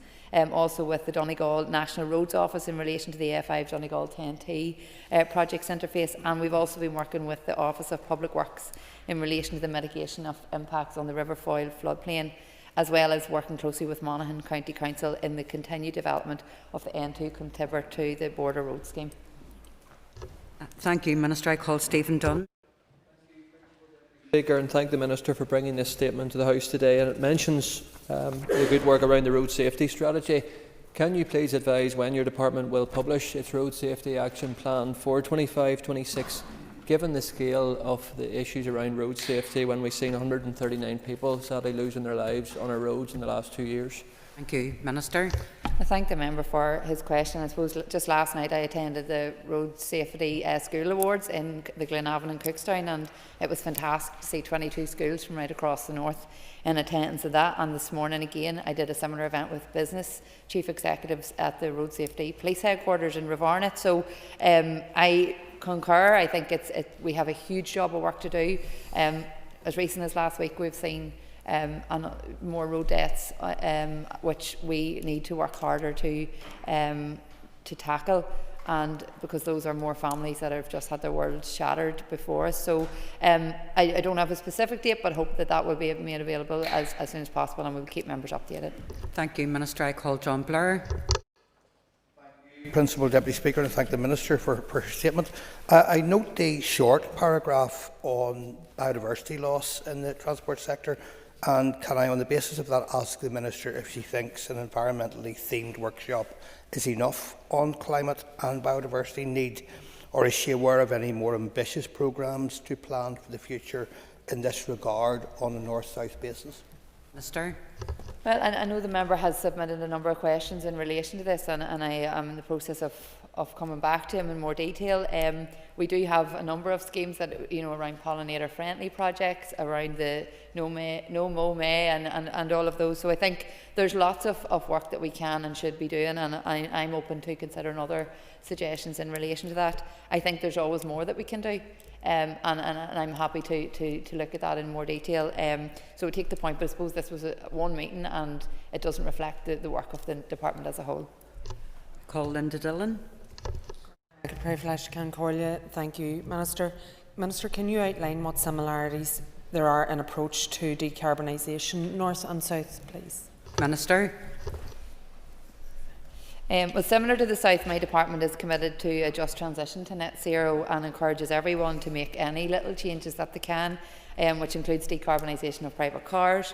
And I think that will be one of the most impactful transport measures for tackling the climate crisis that we are all too familiar with. And my department continues to work with other jurisdictions and with the private sector to develop this process. However, we also need to provide attractive, sustainable transport alternatives such as public transport, walking, wheeling, cycling opportunities, which will give people those cleaner, greener and healthier towns and cities which they can thrive. And that goes back to those points around the importance of our cross-border greenways and active travel routes to do that. And I'm committed to working on an all-island basis because we are one unit. We shouldn't be working in isolation in relation to these important issues, and I'm working closely with my counterpart in the South and his department. Thank you. I call Harry Harvey. Madam Speaker, and this is the first time to address the Minister. Can I first of all wish you well in your post? And Minister, it's on sustainable travel and transport, and I just wonder what further opportunities exist. Thank you. I thank the member for his kind words and his well wishes. I suppose in terms of further opportunities, we are considering quite a number of methods of tackling and addressing climate change, but improving sustainable travel and transport options. My department is working on the transport strategy, and the transport plans then are more divisional right across the north. We're also making, as we mentioned in the statement, the improved cross-border greenways and improving active travel, and I suppose then that broader piece of decarbonisation with our transport fleet and giving people more options of how they get about. So there's lots of things that we're doing, and that kind of transition into electric vehicles and all, huge amount of work. But I think it's trying to change a mindset as well and help people understand the impact of their behaviour, and if they make small changes, what that can do. So those are the things we're doing currently, but that's always open to improvement, and we are looking at across all jurisdictions and even I suppose on a more European basis and globally as to what other options are available to us. Thank you. I call Com Gilder now. Cormac and Cormac Ira Aaron Righteous. Minister, I particularly welcome the development on the A5 N2 10T network, which is so crucial. Can the Minister outline the benefits of all-island cooperation in terms of road safety, particularly along those border areas? Minister. Yeah, I thank the member for raising this important point, because to me all-island cooperation in road safety is critical. It will help to reduce the number of people killed and injured on our roads, particularly in those border areas. And coming from one of those border areas myself, I'm all too familiar with the impact of that. Last year, 69 people lost their lives on our roads. That's more than one person a week. That's more than one family a week who have had their lives absolutely changed forever. So far this year, we're into the 10th week, I think, of the year, and 10 people have died, with half of those pedestrians. So road traffic collisions have devastating consequences, and this is why it's an issue not just for one individual or for somebody else, it's for all of us as a society. So it is a priority for me, and you'll be aware that back in September my predecessor John O'Dowd had launched the Road Safety Strategy to 2030 and the Support in 2024-25 Action Plan. The Action Plan itself contains 10 strategic interventions and 35 in-year actions, and is led by my department and its road safety partners, including the PSNI, the Fire and Rescue Service, Ambulance Service, DERA and DOJ. And these partners have also joined with my department to form the Strategic Road Safety Forum, which is looking at how we can work together to improve outcomes going forward. Thank you, Minister. I call Gary Middleton. Deputy Speaker, and can I thank the Minister for her statement.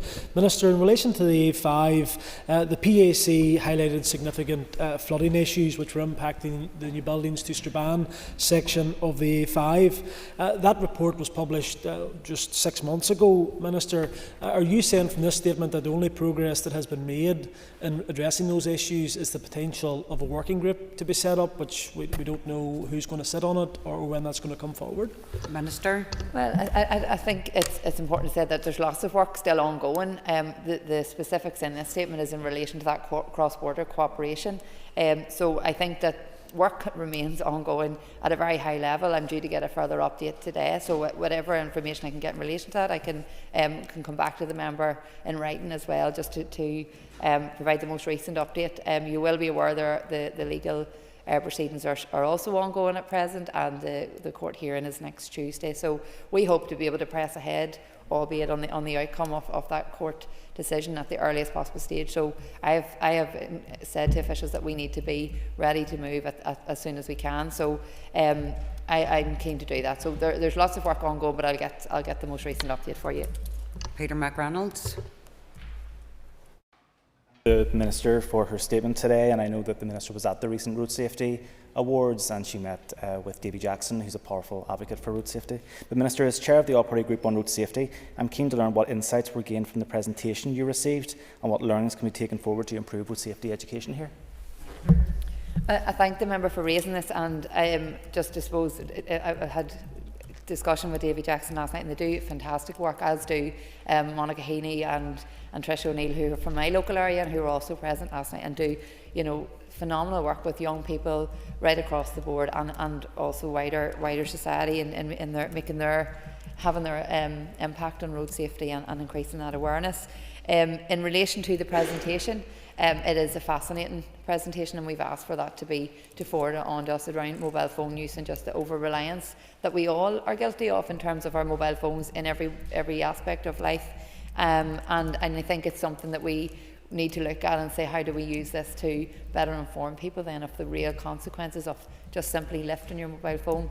Can we put other mitigations in place to protect against that natural reaction sometimes? And I think something that really struck me coming out of the presentation that the Professor had delivered was that in many cases people know and actually make a conscious decision not to use their mobile phone when driving, but because we're in such a habit and they're so used to doing it for everything, and it's not just making calls or text messages, it's everything that we do, that they do it without realising in many occasions. So it's trying to change that culture, trying to make people think twice before doing that, but also to really drive home the impact and the consequences of this behaviour. So we are looking at to see how we can use that then to better inform what we're doing here as well. Call Justin McNulty. Minister, I'm very surprised that your statement does not include any mention of the Narrow Bridge project, a project you will know first conceived by me and our SDLP, sadly deceased former MLA PJ Bradley. Can you give us an update on the progress of that bridge, and also why the Carlingford Lock Greenway is completed in the southern end, has been for months, which is fantastic. We're getting huge uptake already. And why on the northern end progress seems to be very slow and delayed, and when will that actually be completed? Okay. Minister, there are 3 questions not relating to the statement there, so you can answer them whatever way you wish. I actually didn't catch all the questions, but in relation to the Narrow Water Bridge, we had a brief conversation on that, and hope to see that, just in terms of the progress, because as the member will know, as I know, it is progressing really, really well. So I think that the fact that it's moving and it's moving at pace suggests that it's working. It's going according to plan. Minister, I call on you, Murphy. Prilash Cancollian, I'd like to thank the Minister for making her statement here this morning. Minister, can you update us on any cross-border working that's taken place in relation to alternative fuels? Well, I suppose in terms of the wider piece around decarbonisation, as I've said earlier on, this is an all-island piece of work. We have to work together as one unit. My officials are working with officials in the Department for Transport on a shared island project on green hydrogen, and also there's shared island funding for sports clubs around EV charging schemes. So there are some projects already taking place that are helping to look at alternative fuels as well as looking at other methods of transport and decarbonisation on an all-island basis. Thank you, Minister. I call Paula Bradshaw.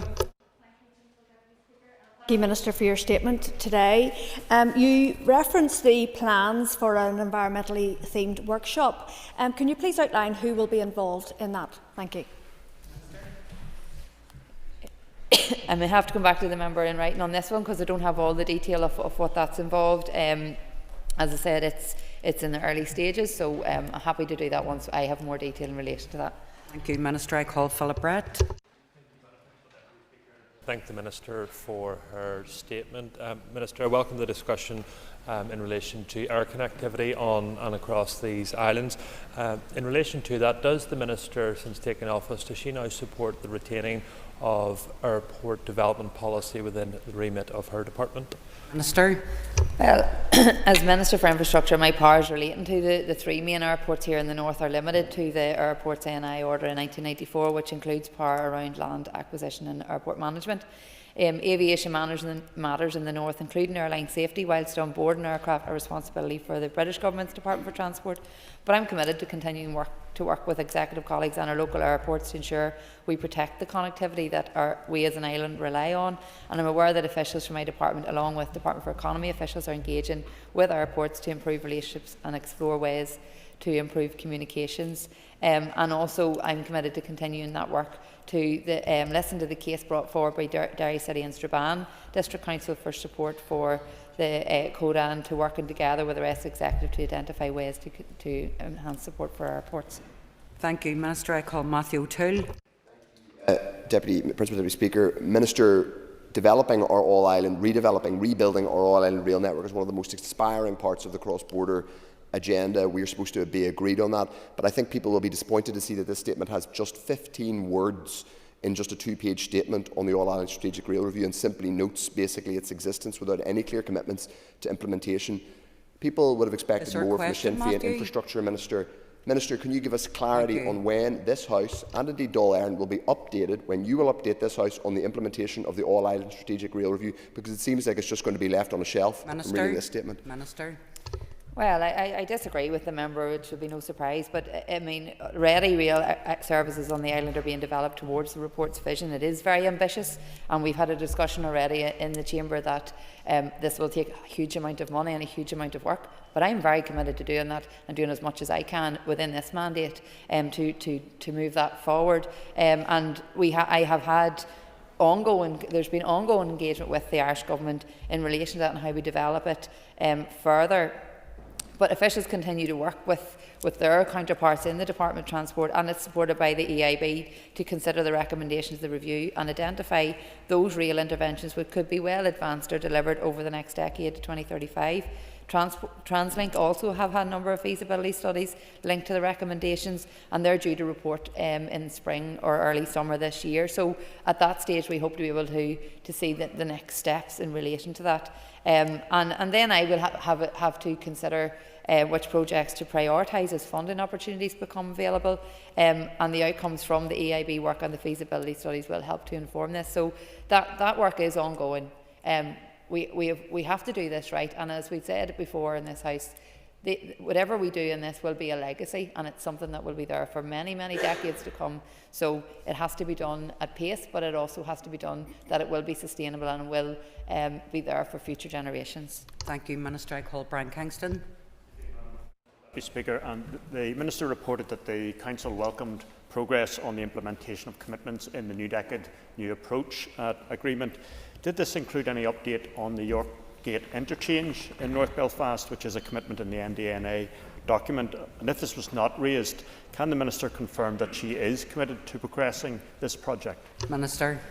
Well, it wasn't something that came up at this meeting, as this is a cross-border, all-island meeting, but happy to come back to the member. I mean, we are keen to move ahead and to see progress in relation to that, and the member will know better than me the long history that is connected to that, so we can take that up again. Call Patsy McGlone.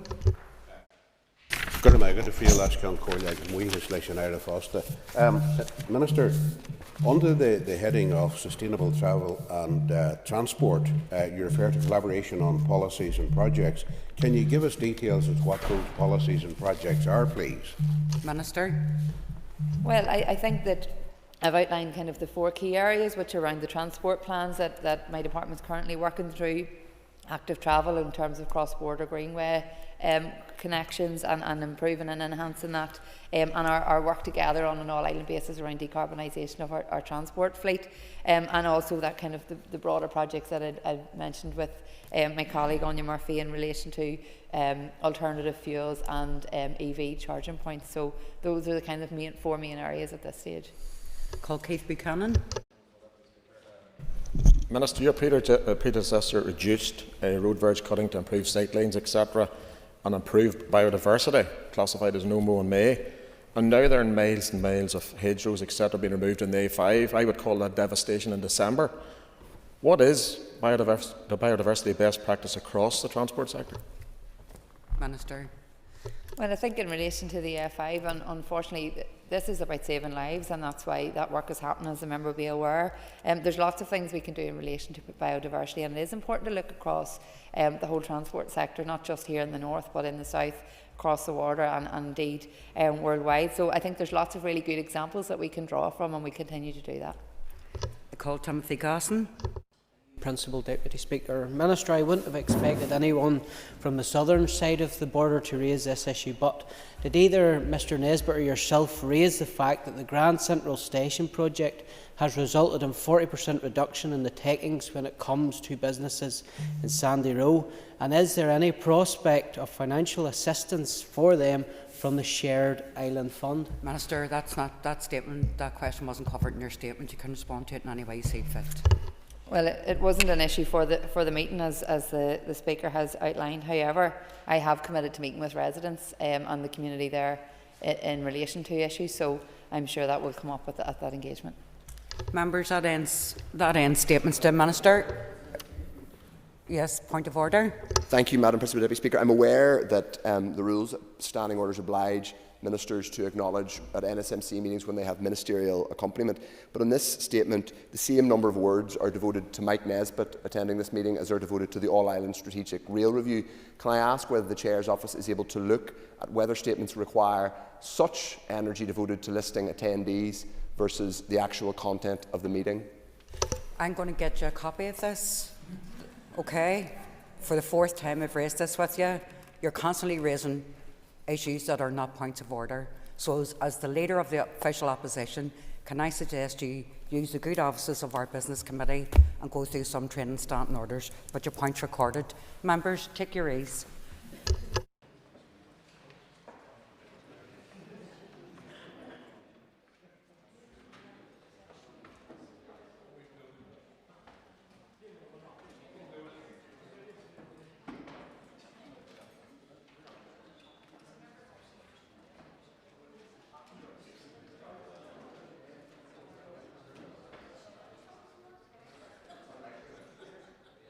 Okay, team, let's settle down. Settle down. Order, please. Deirdre, sit, please. Thank you. Good. Nice little bit of order. Thank you very much indeed. The Speaker has received notice from the Minister of Justice that she wishes to make a statement. Before I call the Minister, I shall remind, as you've been reminded all throughout the day today, that members should be concise in asking their questions. This is not an opportunity for debate, Timothy, and long introductions will not be allowed. Minister, over to you. With permission, Deputy Speaker, I wish to make a statement on the Enabling Access to Justice programme. When I launched the programme in December, I committed to moving at pace to ensure the viability and sustainability of the justice system and, more importantly, to provide better services and supports to our citizens.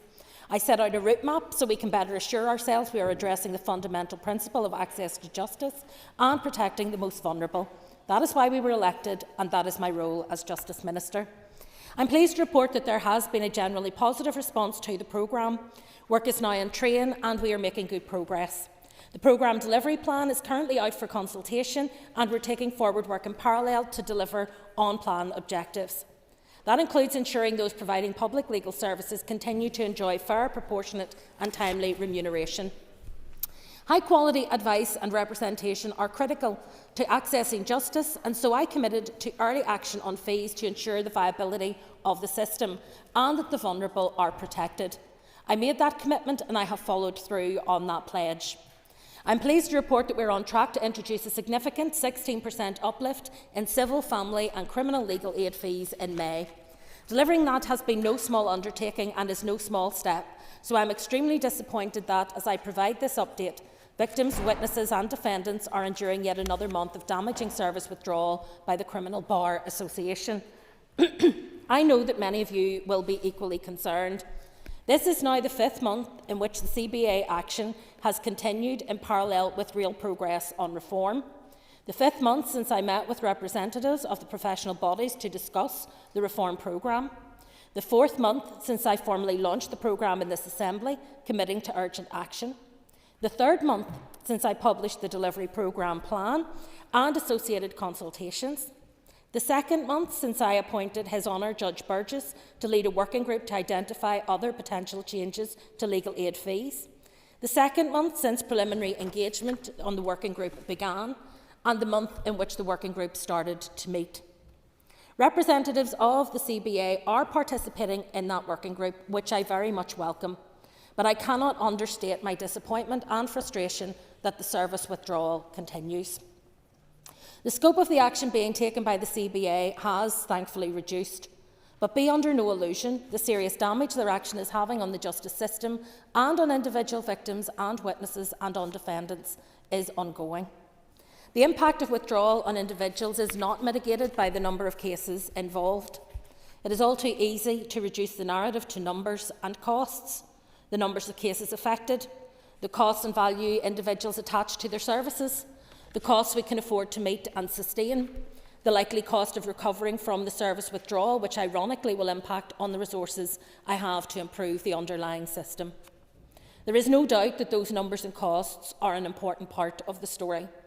But what is more important and should be first and foremost in all of our minds are those people, your constituents and mine, who the system is here to serve and protect. The purpose of legal aid is twofold: to protect the vulnerable and to ensure justice is served. We cannot currently say that is being achieved. Service withdrawal means additional delay, and additional delay means that defendants, whether guilty or innocent, must wait longer for their case to be resolved. Delay means additional stress, anxiety and often trauma for many victims and witnesses, and it must be recognised that there are some victims and witnesses who are particularly vulnerable and who are suffering acutely. Delay means greater risk of witness attrition, of people withdrawing cooperation. It means greater risk of victims not receiving justice and a greater risk of justice coming a little too late for some. All in all, it means a greater risk of harm to the public, of the risk that the innocent remain in custody longer than is absolutely necessary, and that the guilty go free. That's not idle speculation or pessimism, it is a very real possibility. It is therefore disappointing that those currently withdrawing services appear not to attach the same priority to those concerns as others throughout the justice system. I want to take this opportunity to pay tribute to the Public Prosecution Service, to their management and prosecutors, and to the Victim and Witnesses Care Unit in particular, to victim support, to the staff of the Northern Ireland Courts and Tribunal Service, and to the judiciary for their efforts to mitigate the impact of the CBA action on victims and witnesses. I both understand and appreciate the enormity of the efforts involved. The work they are doing stands testimony to their very personal commitment to ensuring victims and witnesses are supported and get the justice they deserve. I know the withdrawal has also impacted on the work of solicitors, who I know have at times shared some of the concerns of the CBA, but who, unlike the CBA, have engaged positively and constructively with us in the department and have continued to serve their clients throughout this very difficult period, and I want to thank them for doing so. As members will be aware, some solicitors providing immigration and asylum advice have recently withdrawn from that work, but unlike the CBA, they are continuing to engage directly with us on their alternative proposals. We have already committed to taking on board evidence produced by research into fees for immigration and asylum cases in England and Wales. And we continue to work with them, the Law Society and the Solicitors Criminal Bar Association and others on local reforms. In general, they are also committed to continuing to deliver public legal services in the interim while we develop a better way forward. That commitment recognises the steps I've taken to improve the system. Whilst I understand why the CBA have had a grievance over many years, it is more difficult to understand why they appear not to have taken cognizance of the multiple actions that are in train. As I made clear when we met, I want to ensure that they are fairly paid for the work they undertake, and I believe that we have set out not only a significant uplift in fees at 16%, but also a mechanism whereby their outstanding concerns can be addressed based on evidence. It is therefore difficult to understand the motivation and expectations regarding the impact of the continued withdrawal of services. I've taken every opportunity to listen and to address concerns where it has been appropriate and within my gift, but the ask seems ever-changing and often unrealistic. I want to take a few moments, therefore, to set out for members the work we have done to address those concerns at each stage. As members will be aware, the CBA initially called for the Fundamental Review of Criminal Legal Aid to be published and for the recommended uplift in fees and reform programme to be progressed. When they withdrew their services for December, they knew those actions were imminent, and I delivered via a statement in this House. The CBA then linked the service withdrawal to full implementation of the Fundamental Review, an immediate uplift in fees and abandonment of my proposed approach to cases left on the books. Again, I responded insofar as I have been able. I delayed the publication of the programme delivery plan and associated consultations to consider their representations, and in light of their concerns, I reprioritised the delivery plan. Notwithstanding our view that the material significance for income to barristers is low, I rescheduled consideration of the issue of cases left on the books to later in the mandate. As with all other proposed actions, the policy would in any event always have been subject to detailed stakeholder engagement. However, if other parts of the reform package render specific action in this area unnecessary, I'm happy to be informed by that. As I have been clear from the outset, the delivery plan details issues which will be explored, not final policy decisions. I've also made every effort to ensure fees are enhanced at the nearest opportunity in May 2025. Members will understand, as should members of the profession, practical legislative and governance constraints mean an uplift could not practicably be implemented any sooner. The uplift is as recommended by the Independent Fundamental Review. Whilst it only considered the criminal bar, I decided that the uplift should be applied to the entirety of the bar and the profession. That is not an insignificant step. It will mean an additional investment of £9.8 million per annum, and following our very constructive engagement with the Law Society and SCBA, I have gone further than Judge Burgess anticipated and backdated the uplift to the 1st of December, when I reached my decision to increase fees. Such a move, Mr Deputy Speaker, is unprecedented within the legal aid framework, where uplifts have always been prospective and not retrospective. However, I am of the view that it is justified and reasonable to apply it from the point I accepted the recommendations, in that an expectation of improved remuneration had been created, albeit not a legal entitlement to that. Notwithstanding the very damaging effects of the withdrawal of services on victims and witnesses, I have extended the backdated uplift to all members of the bar. I did not want those members of the bar who are continuing to work and deliver services to suffer any negative consequences of CBA action. Again, that is not an insignificant step. It represents an additional £3.5 million in fees over and above the £9.8 million annual uplift. I'm also taking steps to ensure benefits are realised as quickly as possible by introducing interim payments.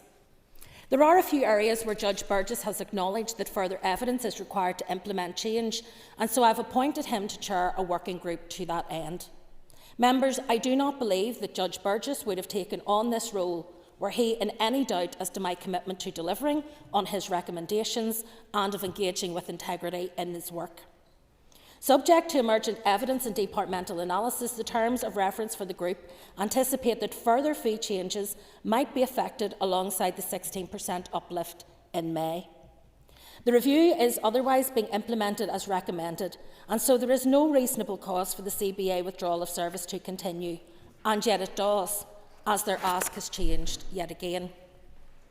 As they have put it to me most recently, having previously asked for the Burgess Review to be implemented, the 16% uplift is now deemed not enough.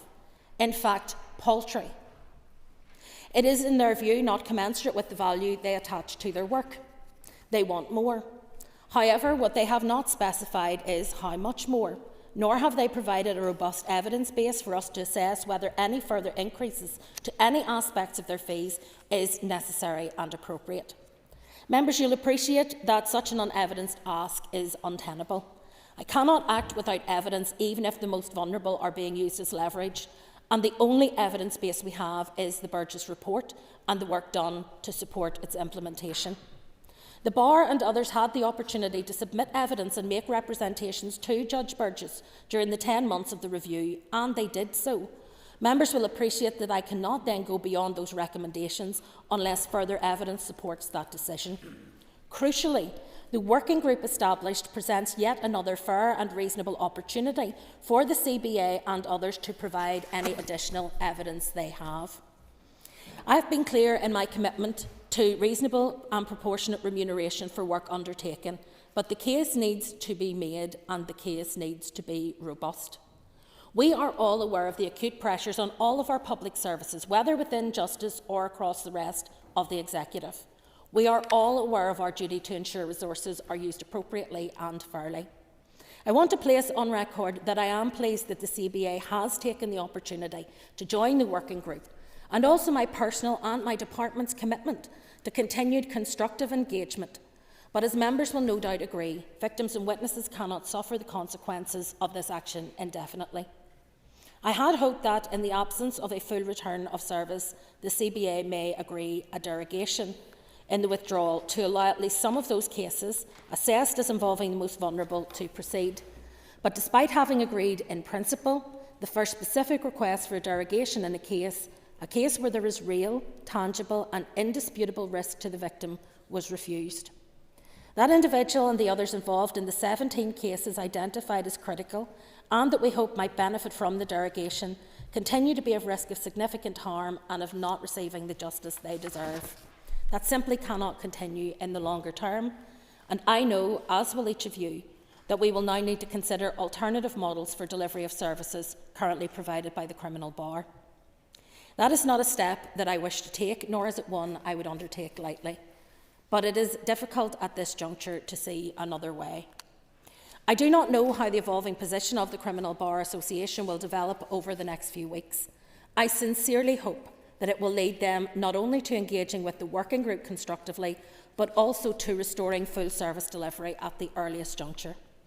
However, whatever the outcome and whatever their analysis, I am clear, and I have clearly communicated, that I have done all that I can to meet their concerns and to deliver a mechanism to take forward any remaining concerns. There are no further steps I can take in the absence of robust evidence, and victims, witnesses, defendants and the wider public deserve better than to be caught up in a dispute over remuneration. We collectively have a moral and ethical duty to ensure access to justice, to ensure the system can function, to ensure resources are being used to best effect, and that the vulnerable have the protection and support the system is meant to provide.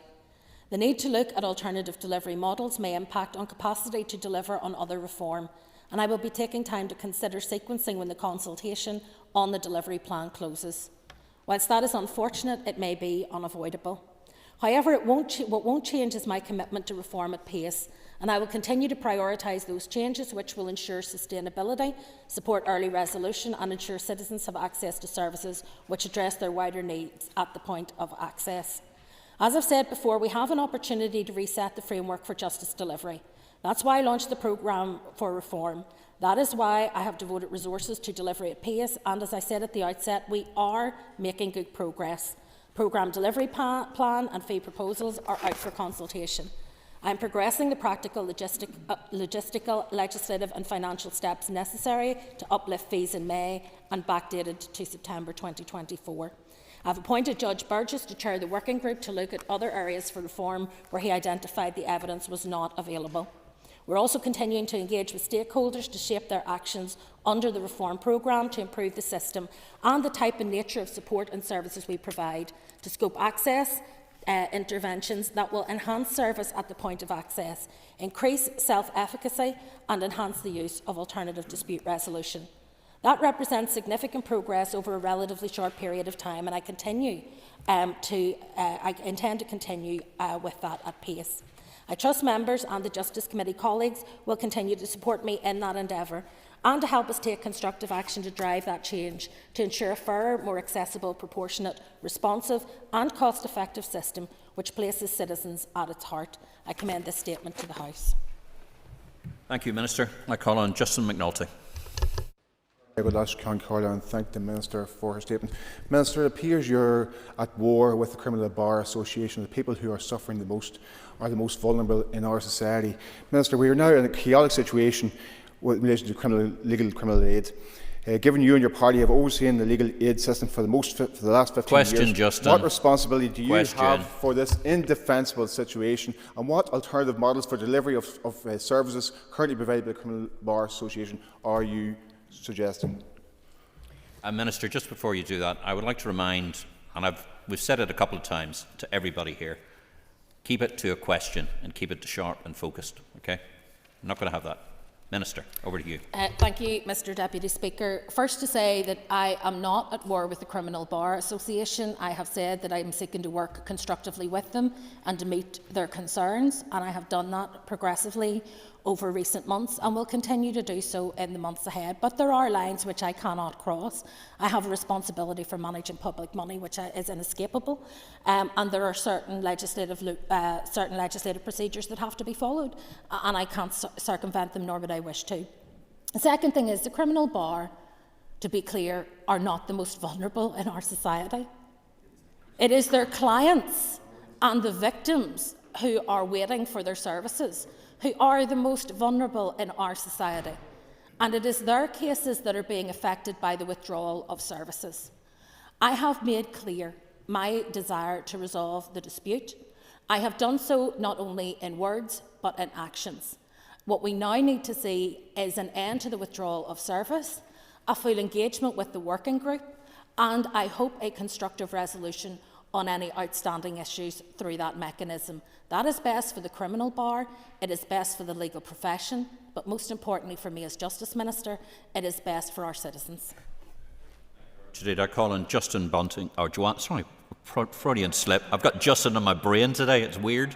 Yeah, I know, I'm sorry about that, Joanne. I call on Joanne Bunting, Chair of the Justice Committee. Joanne, over to you. Thank you, Mr Deputy Speaker. It's a very grave step for the Minister to consider alternative models for delivery of services provided by the Bar. Can I ask her to elaborate a bit more on what these might be, how long they might take to implement, and what are the potential risks with this approach? Well, we're still at the very early stages, but what I'm clear about is that we cannot continue with a situation where, when I met with the Bar on the last occasion, they said that they were, for example, unwilling to take on Category A cases, Category D cases where there are multiple defendants, or retrials because of the complexity of that work. Those are some of the most serious and involved of cases, but they are also some of the most vulnerable of victims and witnesses. And so it is not sustainable for us to be in a situation where that service is not provided. So at the moment, work is at a very early stage in terms of scoping what the alternatives may be. But I have to be clear, my preference is not to deflect resource away from the programme of work that we have set out in the Enabling Access to Justice programme. I want to see the Criminal Bar at the table with everyone else, working our way through what is a difficult issue. I believe the 16% uplift is justified, but I've also been clear that there are other areas. So, for example, in engaging with the Solicitors Criminal Bar, they have highlighted issues around PACE and the cost to them of actually fulfilling their requirements under PACE, and that is something which we're now evidencing. And if we can pool that evidence together in time, we'll include in the uplift in May that may go beyond 16%. But it's got to be evidence-based, it's got to be transparent and robust, and if it is, I am not averse to consideration of it. Thank you, Minister. Colin Deirdre Hargey. For comment today, and I think it probably is a bit concerning that it's like a war of attrition in terms of this issue and the thrust of the statement. And obviously we're keen to see the reform programme progress. I think it was good when it was brought in here a couple of months ago. But I am keen, I know you touched on there in terms of a derogation and one case was refused. My understanding is there is an agreement with the criminal bar in terms of looking at derogation on a case-by-case basis. And I would ask them what other work is being done with the department in terms of progressing those. And is it not better then to actively engage with the Criminal Bar Association to try and bring the dispute to an end, rather than statements from one end or the other, to try and resolve this issue for everyone? And what proactive steps is the Minister taking to do that over the coming weeks and months? Thank you. Well, there are two separate issues. The first is keeping this House appraised of the progress that has been made. That is part of my duty as Minister, and that is why I'm making this statement today. I said I would develop these proposals and move at pace. I think it's important that people are aware of that and are aware of the progress that has been made and the direction of travel that we're now taking. So I think that's important. That doesn't preclude my engagement with the Criminal Bar, which continues, and my officials continue to engage with the Criminal Bar. So there is no standoff. I'm simply setting out the facts as they are. I have said very clearly twice in my statement that the Criminal Bar are attending the working group and that I welcome that and that I hope to work through the issues. What I cannot, however, excuse is the continued withdrawal of services, because I do not believe it was justified when it was announced in December, and I certainly don't believe that it is justified at this point when so much progress has been delivered. Not simply promised, but delivered. So I think people need to be balanced in that. In terms of the wider piece, I don't think anyone wants us to be in a situation where we are in conflict, but when it comes to the derogation, to be clear, there were 17 cases not identified by the department, but identified by Public Prosecution Service and by their Witness Care Service. 17 cases that people spent a lot of time identifying. The first and most serious, and I cannot, Mr Deputy Speaker, emphasise how grave a situation it is, was taken to the Criminal Bar for consideration, and it was refused. Now, it is a matter for PPS how they use their resources, but given that the most serious case was refused, I think there is a strong argument that further work on the derogation may be simply throwing good money after bad. So unless there is some give around that particular issue, around the derogation, it's very hard to see that would happen. We are not talking here about hundreds of cases. We are talking about 17 where the victims or witnesses have been identified as particularly vulnerable for very specific reasons. And the fact that the most vulnerable of those that was brought to the Criminal Bar was rejected, I don't think created confidence that they are serious about their on-paper commitment. But look, if they change their mind and they decide to take those cases forward outside of the rigour of the withdrawal of services, well, we will all welcome that. But what I would rather see is a return to full service. Thank you very much. Colin Stewart-Dixon. Speaker, Minister, thank you very much for your statement to the House today. Much of the commentary around the Criminal Barristers Association centred on barristers not earning enough from criminal legal aid work to make it worthwhile. Minister, can you provide information on the average earnings of a criminal barrister? Well, look, I mean, first of all, to say that the earning of barristers will vary greatly, depending on their workload, depending on their level of expertise, and we can only account for those elements of their pay that come from the legal aid system, because of course all barristers are also free to undertake private work and to operate outside the criminal aspects of work, so it's only criminal legal aid. However, between the 1st of April 24 up to the 31st of the 12th 25, LSA, sorry, 31st of the 12th, yeah, LSA paid 5,064 bills to 199 barristers with a value of £20,412,043 for work in the Crown Court. During that period, 2 barristers received a total of £1.7 million. 65 or 33% of barristers received at least £105,000 per annum. 33% of barristers received an equivalent annual gross salary of around £60,000 per annum, which equates to the top 10% of full-time annual gross pay in Northern Ireland. 38% of barristers received at least 85k, which would be an annual gross salary of 48.6k, which is the top 20% of full-time annual gross pay. As I've said, that is only, however, for work in the Crown Court and in criminal work. That doesn't cover the much wider work that barristers will take on, whether that be private work or in other parts of the court system. So that's only the legally aided stuff through the criminal bar. I have accepted, despite that, that we still need to do this uplift because there has not been enough uplift over a sustained period. But it cannot be lost on many in this House that some people are earning significant amount of money and still saying that their work doesn't pay. And I find there is an incongruence between those two facts. Colin Doug Beattie. Speaker, and I have to acknowledge the really difficult path that the Justice Minister is having to tread on this particular issue, and I'm alarmed at the issue about derogations that she's raised quite forcefully. But can I ask the Minister, does she believe that there should be a minimum standard of delivery for the Criminal Bar Association going forward once we put this particular issue to bed?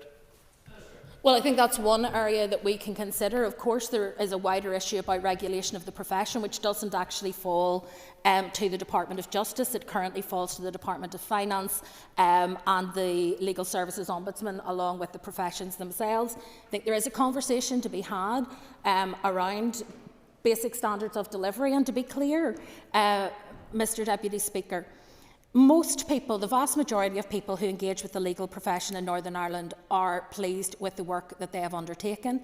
They find the people that they engage with to be providing them with high quality services, to be providing them with professional courtesy, and to be providing them with good quality advice. And I don't think we should lose sight of that. We have a very strong legal profession here in Northern Ireland. What I want to do is ensure that we can sustain that legal profession, whilst at the same time ensuring that the money we spend on legal aid is directed to those in need at their point of greatest need. That is the purpose of the public funds that are engaged in this profession.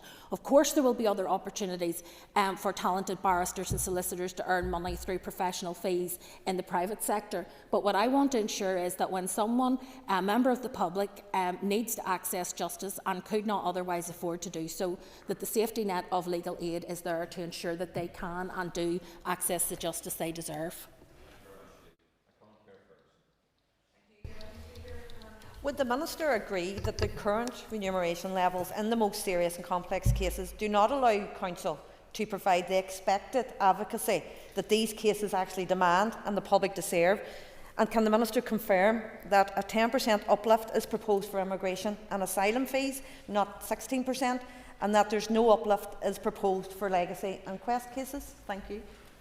Well, first of all, that's not accurate. The uplift for the immigration fees is different in that what we have decided to do is take a read across from work that has been done in England and Wales. We're currently in discussion with the immigration solicitors, but the figure that we were looking at is significantly higher than the 16% that was actually listed, because it came from a study that was done in England and Wales. And look, I'm not here to reinvent the wheel. If there's a study done that says that immigration cases are more complex now than they were 10 years ago, then we will look at that evidence, because it will be no different here in Northern Ireland to anywhere else operating through the same immigration system. We're now engaging because they have come forward with 3 specific asks of the department, and we're engaging with them in those asks. I actually think that what we have offered potentially is more generous than the ask that they have come to us with, which is very specific. There's one element of it that I think we can agree reasonably quickly, but I am hopeful that through our engagement with them, which has been quite constructive, that we may be able to get a resolution to this ahead of actually bringing the secondary legislation to this House in May, which will allow that uplift to be applied from that point on. So I'm hopeful that that can be resolved. In terms of the complexity of criminal court cases, if there is evidence that the work that the criminal bar are doing does not pay, my ask to them is bring it to the working group. They had an opportunity to provide that evidence to Judge Burgess, And he concluded that 16% was the right amount of uplift for the criminal bar. Remember that he was based only on review of the criminal bar. We extended the 16% across the rest of the bar, but he looked only at a fundamental review of criminal legal aid, and he said 16% was the right amount. So whatever evidence they have, they clearly didn't convince him, but if they want to come back with further evidence now and present it to me, I am open to that. Where it is evidenced, as it is, I believe, with the immigration solicitors, then we are open to paying that money. I have said I want fair and transparent remuneration, but I also want evidence and accountability. Thank you. Thank you, ladies and gentlemen. The Business Committee is arranged to meet at 1300 today. I propose, therefore, by leave of the Assembly, to suspend the sitting until 1400. This ministerial statement will recommence after question time, when the first member to be called will be Stephen Dunn. The sitting is by leave suspended. Thank you.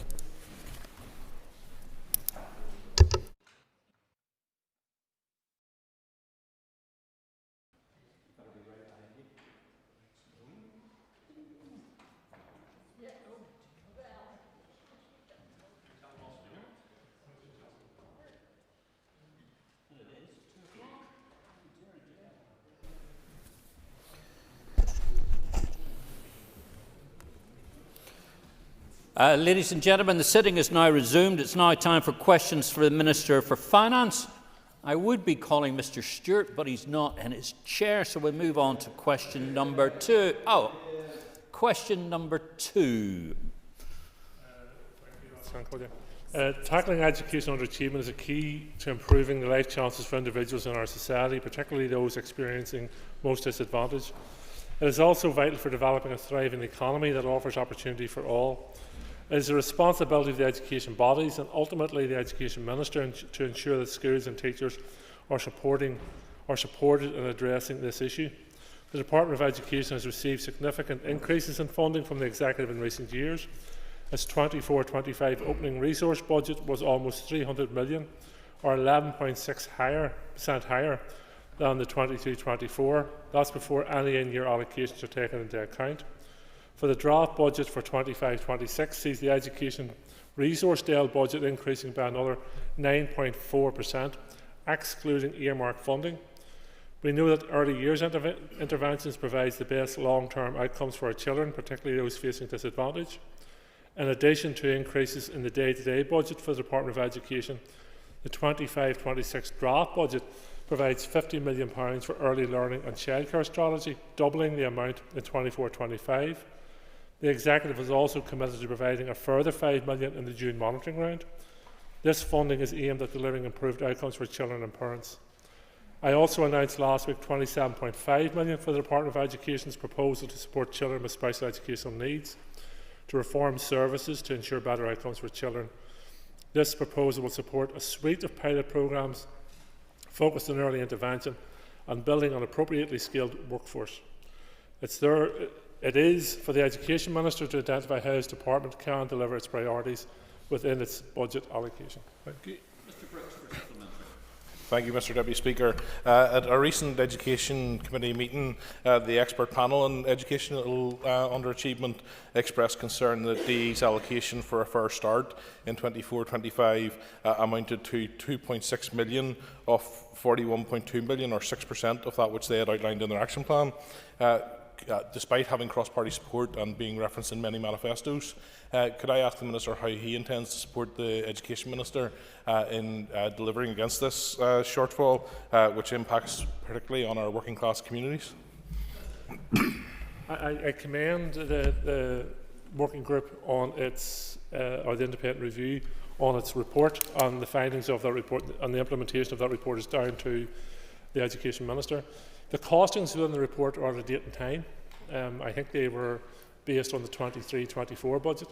This position has significantly changed since then in relation to the Department of Education. And I would suggest that perhaps a review of those costings matched against the current provision being provided to education may prove worthwhile. But as I said in my original answer, the Department of Education has received quite a considerable uplift. I'm not saying for one second that the Department of Education, or any department for that matter, is receiving all the funds that they require, but all departments have received considerable uplift since the Assembly has returned. Hutchin. Will the Minister address the underfunding of education here compared to other jurisdictions, as highlighted by the independent review of education? It's often difficult to compare like for like in terms of funding between this jurisdiction and other jurisdictions in relation to education. And as I said to Mr Brooks, the funding which is referred to in the independent review is at a date and time, and I think it is against the 23-24 budget. There has been a significant uplift in funding towards education since then, and I will continue to work along with the Education Minister and other ministers to do what I can as Finance Minister to support them financially, but how they use their resources is a matter for each individual minister. Colin Crawford. Mr Deputy Speaker, and I thank the Minister for his answers. Minister, can I ask you to update us on any bids received by your department from the Department of Education? The only bids we would be receiving would be through the monitoring rounds, and the Department of Education has benefited from the monitoring rounds when we have available funds to match their needs. They have benefited from the recent Transformation Fund funding as well. I think around £27 million was directed towards the Department of Education, particularly for special educational needs. So they have benefited from those. The draft budget is currently out for consultation. The consultation will close, and then the Executive will make decisions on the way forward in relation to what allocations are allocated to each department. Colin McGrath. Just given the severity and scale of the numbers impacted by special educational needs and the number of commitments that there are within the programme for government for that, would the Minister feel it beneficial to ring-fence some of the funding that goes to the department for special educational needs so that there can be a guarantee that that money is directed to those that need it the most? Ring-fencing is an option for the Executive. I make recommendations to the Executive in regards to the budget, and it will be an option for the Executive as to whether they want to ring-fence allocations to any department for specific cases. And I would prefer, if I was making recommendations on that basis, it would be in line with the programme for government commitments. Thank you. Colin Orla Flynn. Question number 3, please. The cost of doing business research being undertaken by the Ulster University Economic Policy Centre is on track to be delivered by the end of this month. This study was commissioned following concerns raised in the aftermath of the Chancellor's autumn budget. Where in particular employers understandably have significant concerns regarding the impact of the changes in employer national insurance contributions coming into effect next month. This is in addition to other cost pressures they are already facing, such as insurance and energy. To assess this, the research team has been undertaking their analysis and engaging widely with over 20 sectoral and business bodies to date in order to hear the voices of those potentially impacted. The report, when finalised, will be put me in a position to provide as strong as possible a case to the Treasury ahead of the June monitoring round. Thank you. Thank the Minister for his response. Can the Minister confirm if he plans to meet directly with businesses and who the researchers have consulted with? Thank you. Thank the member for a question. I am actually meeting the business sectors tomorrow in a roundtable discussion, and I look forward to listening to them in relation to the challenges and opportunities that face their sector as we move forward, and committed to working with them as we move forward. I have already lobbied quite strongly the Secretary of the Treasury, Chief Secretary to the Treasury, around these matters, the Secretary of State, and I will continue to engage in a way which allows the voice of the business sector to be heard at all levels of government. Jan Forsyth. Speaker, and I thank the Minister for his answers so far. I really welcome this study on the cost of doing business in Northern Ireland as we look into April and the incredible pressures. A key aspect of this to the Northern Ireland economy is the childcare sector, and I want to ask the Minister, are the childcare sector represented in this group that he's meeting with, and will they be engaged with going forward as how they underpin businesses here in Northern Ireland? There may be, not directly, but there may be businesses who are represented by the various organisations I'm meeting tomorrow, and their voices may be heard through that aspect. But it is worth, again, pointing out that in terms of the childcare sector, we have, as a proposal in the draft programme for government, doubled the amount of money going in from 25 million to 50 million, and the executive has committed to allocating 5 million from the June monitoring round to this sector. So that will be a total of 55 million, starting from a zero base, which I think is, if credit is due, then the executive have stepped forward in regards to this matter. Justin McNulty. Minister, I welcome that your department has belatedly confirmed rates will be included in the cost of doing business study. But what specific actions will you take to reform rates to better support hospitality and retail, which are struggling with increased costs and repeatedly cite the crippling burden of rates? Rates are the only local taxation available to the executive and to this assembly. And while I can understand the focus on rates, any change to rates will require legislative change, which is possible. But if you are going to reduce the rates base on the hospitality sector, then you have to ask the question to yourself, do you reduce public services or do you add the burden elsewhere? That's the question you have to ask, because that's the outcome of your decision. So any decisions I make, and there's ongoing reviews in relation to a number of these matters, and reviews will be starting. What is the impact of each decision we make? And to be positive and negative, then you have to make the decision in the round. But you can't simply just focus on call for a reduction in the rates base for the hospitality sector without following that equation through. Tennyson. Thank you, Deputy Speaker, and thank you, Minister, for your answers so far. Minister, it's welcome that this study will inform your negotiating position with the UK Government, but will it also inform your own department's position, and will we see any tangible actions from your department to support businesses with the cost of doing business? Of course it will inform my department's thinking, it will inform my thinking, and I hope it will inform members' thinking in the House. It is vitally important that we move forward in the decision-making process based on evidence and data. And this report, or this analysis that we're having done, will allow us to do that. As I said in the Chamber yesterday, every decision you take in finance has a consequence, both positive and negative.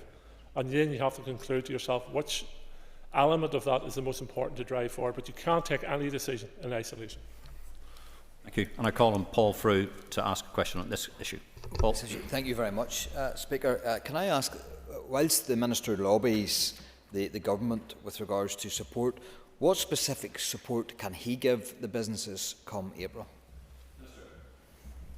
It's worth noting that the Executive already has in place £275 million worth of rates relief towards businesses. £275 million worth of rates relief towards businesses. And that's a figure that isn't often quoted or used, but it's important to be aware of that when you're working out the equation and what you want to do next. So my department is offering significant rates relief to a range of businesses. We are working our way through the rates portfolio in terms of what and reviewing each rate with a bid to come back here with decisions on how we move forward. And it's also worth remembering that the money we invest back into our public services benefits business as well. And the money we put back into public sector wages benefits businesses as well. So it is in many ways a circular economy, and we are playing our part in it. Mr. Frew, your own question. 4, please. The Assembly question you refer to relates specifically to a prior rating year debt as at the 31st of December 2024. A balance owing at a point in time serves only to reflect the position at that time. It's important that the member recognises that collection of rates is not static, and the numbers will have changed since the 31st of December. It's appropriate that I provide the current position on rate collection and the number of ratepayers with an agreed payment plan. As at the 2nd of March 2025, almost £1.59 billion has been collected, the highest amount ever collected. Approximately £247 million is still being collected.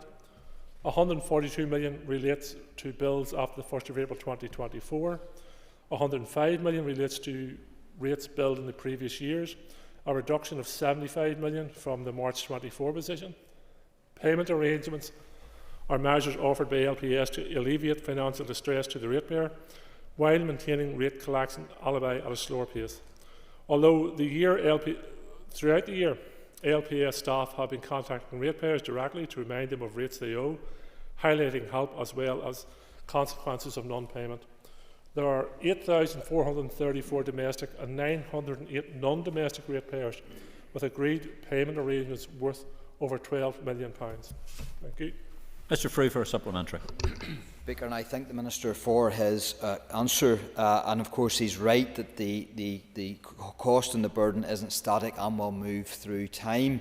But at the point of time when I asked that question, there was £115.5 million of debt outstanding and nearly 44 properties in arrears. He talks about the burden, he talks about the share, the fair share, but it's very clear, Minister, that some people are not doing their fair share. What more can he do to increase or to decrease that debt and get it into the government coffers? There's a variety of reasons as to why businesses and domestic ratepayers aren't paying their bills in the timely manner we should like them. And we have to understand those reasons as we deal with each case individually. But when it comes to light after working with the ratepayer that they're not working with us, then court action will be taken. And I have an engagement with LPS in regards to this matter, and we will pursue outstanding debts where there is a value in that return. We may also be dealing with businesses who went bankrupt with no opportunity for return. But I can assure the member we will work with ratepayers to collect our rates. Everyone has to pay their fair share. But when necessary, we will bring people to court to recover rates where necessary. Could the Minister elaborate on what support is available to ratepayers? There is a wide-ranging support available to ratepayers to assist them in fulfilling their payment of rates. In relation to perhaps start off with domestic ratepayers, you have housing benefit, rate rebate, low-income rate relief, disabled persons allowance, lone pensioners allowance. As an example, in non-domestic rates, we have industrial derating, charitable exemptions, sport and recreation relief, freight transport relief, non-domestic vehicle rate relief. So there's a number of in-place assistance across the breadth of our ratepayers. And as I said to Mr. Frew, we will work with ratepayers who are facing challenges to work out a repayment plan to allow them to pay their rates. Where we do have to go to court, we will go to court. Mark Durkin. Thank you, Mr. Deputy Speaker. This is going back to the original question on rates debt. This is on top of £65 million of rates arrears that have been written off in the last year. Now, yesterday, executive parties voted for an above-inflation increase in rates. Are we robbing Peter because Paul, for whatever reason, hasn't been able to pay? There will be historical debt that has been pursued and for a number of reasons may not be able to be collectible. For instance, I refer to businesses that have went bankrupt. They have went beyond the statute period of time, which I think is 6 years plus one. There may be other reasons why people cannot return their debt. So you have to, and every business will have to do this. Every business will come to a conclusion at some stage in the pursuit of debt as to whether it is value for money to pursue the debt or to write the debt off. And that's where you have to be. So that's the position that was taken in relation to 65 million. Last year, around 92.5% of all rates was paid within the time period specified. This year we're setting a target, I think it's around 93%, and we'll continue to pursue that. As I've said before, we will work with ratepayers. Each individual case tells its own story, and people, whether domestic or businesses, face hardship at times, and many people will work with us. Where we can't come to an arrangement or where people haven't worked with us, we will have to end up in court. Mr. Gaston. Deputy Speaker, just following on from the Minister's comments where he works with ratepayers or LPS will work with ratepayers, I have a case at the minute where the time frame given to the constituent to pay off the rates bill simply isn't long enough for them to financially avail or financially afford to pay it off. Will the Minister give a commitment that where there is circumstances where financial pressures dictate that they can't make it within the 4 years, the 6 years or the 8 years, the LPS will grant a longer time to pay off debt, because it's more important to get the rate payment in than have to take them to court and default because they can't pay the rate payment? I can't comment on individual cases, and I can assure the member that, as I've said repeatedly during this question, that we are willing to work with ratepayers who face hardships and face challenges. If the member wishes to write to me about the individual case, I will raise the matter with LPS. I call on Alan Chambers. Question 5.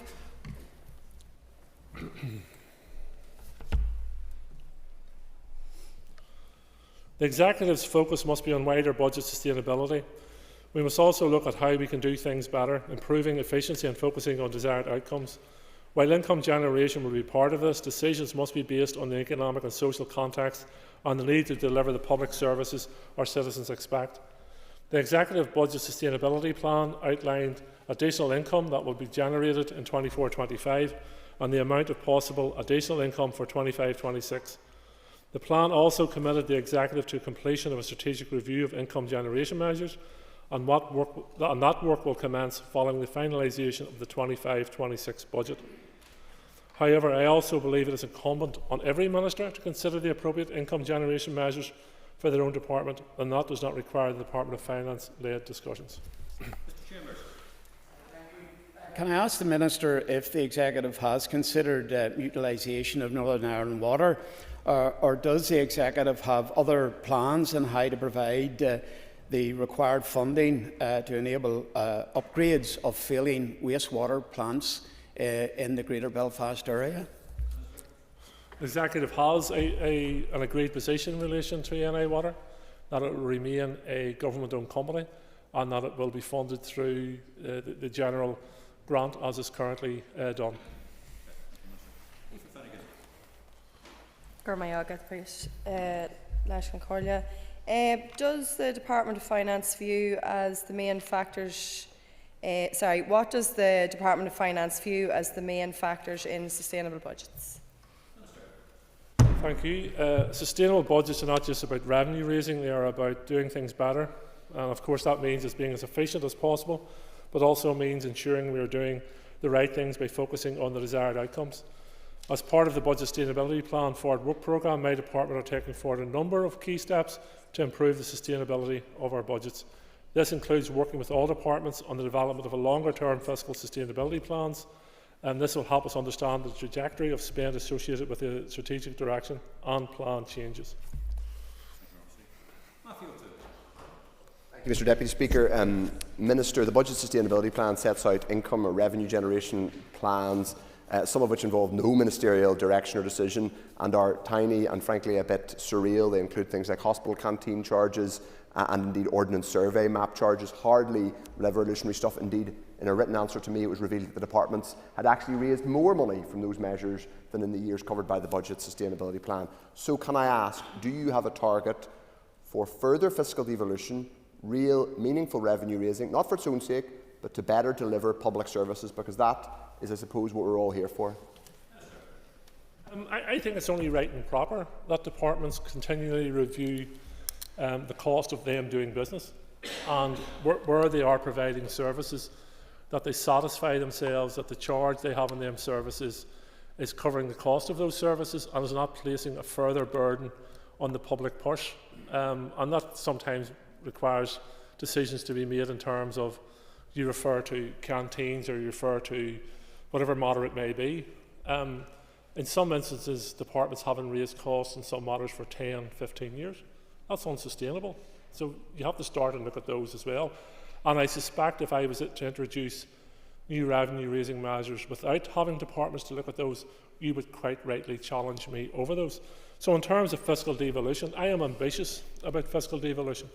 I believe that more tax-varying powers this Assembly and Executive has, it will be good for our economy. I think it will also be good for political stability and responsibility moving forward. So the members are aware how we're working our way through these in terms of the Fiscal Commission, its report, etc., engagement with the Treasury, etc. And we will continue to do that. But we also have to do the day-to-day mundane work as well. And that's what a lot of the departments have done and have managed to secure significant amounts of revenue in that regard. Thank you. Mr Beattie. Thank you, Mr Speaker. Question 6, please.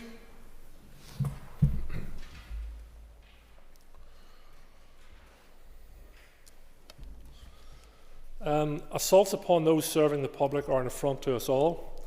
There's no place for any violence in the workplace or anywhere in society. Where an assault results in sickness absence, the data that the Department of Finance holds for all civil servants does not always make explicit the cause of the absence. In the case of stress-related absences, a questionnaire is issued to establish if the cause of the stress is work-related or not. However, sickness absence data would not specify whether a physical injury was caused by an assault or by an accident, or whether it took place in or outside the working environment. Where an injury takes place at work, it should, however, be recorded under the Department's health and safety policy. Of course, not every assault will result in sickness absence, but any assault at work should be recorded as a matter of the health and safety of staff. Health and safety at work is the responsibility of the individual departments. There has been one recorded case of assault on a member of my department in the past 12 months. The Department of Justice has advised me of 96 assaults on prison officers while on duty during that period, and 8 incidents in Woodlands Juvenile Centre where staff were injured on duty. The Department of Education and the Department of Economy have advised me that there have been no reported assaults on their staff during the period. The Department of Infrastructure has advised me that 2 instances of violence and aggression towards staff have been formally reported within the last 12 months. Mr Beattie for a supplementary. Mr Speaker. Minister, thank you for that detailed answer. And I'll be honest with you, I knew most of that. But here's the point. 96 prison officers. 96, with the rest we can count on one hand. Surely it makes sense that the Northern Ireland Civil Service Staff Handbook does look at the business area, that is the prison service, as separate from the rest of the civil service. The Civil Service Handbook protects all civil servants, including prison officers, and is there to ensure that there's equity and fair play for all. And I believe that the handbook can and will continue, as every policy can be reviewed and will be reviewed through time and learn lessons from. But the Civil Service Handbook is the best way forward in terms of supporting our prison officers and the rest of the civil service. Colin Parry-Jalochy. Minister, how are absences such as PTSD and other psychological illnesses managed under the sickness absence policy and procedures? Absence management processes in civil service are designed to consider and take account of the specific circumstances of each individual case. As part of the absence management procedure, all stress-related absences, including PTSD, are immediately referred to welfare support services. Alongside this, stress questionnaires is issued to establish if the cause of the stress is personal, domestic or work-related, and whether additional assistance such as employee assistance programme or temporary injury allowance application is required. Colin Patsy McClung. Thank you, and my thanks to the Minister for his answers so far. Service due to sickness went up from 72,000 in July 2024 to 81,600 in December 2024, with an additional estimated cost of 1.8 million. The largest section of this, apparently, according to the figures, is stress, depression and anxiety. That's 41.5%. As Minister in charge of the Civil Service, Minister, what measures is your department taking to try and introduce a more safe environment for people to work in and something that's more conducive to good mental health?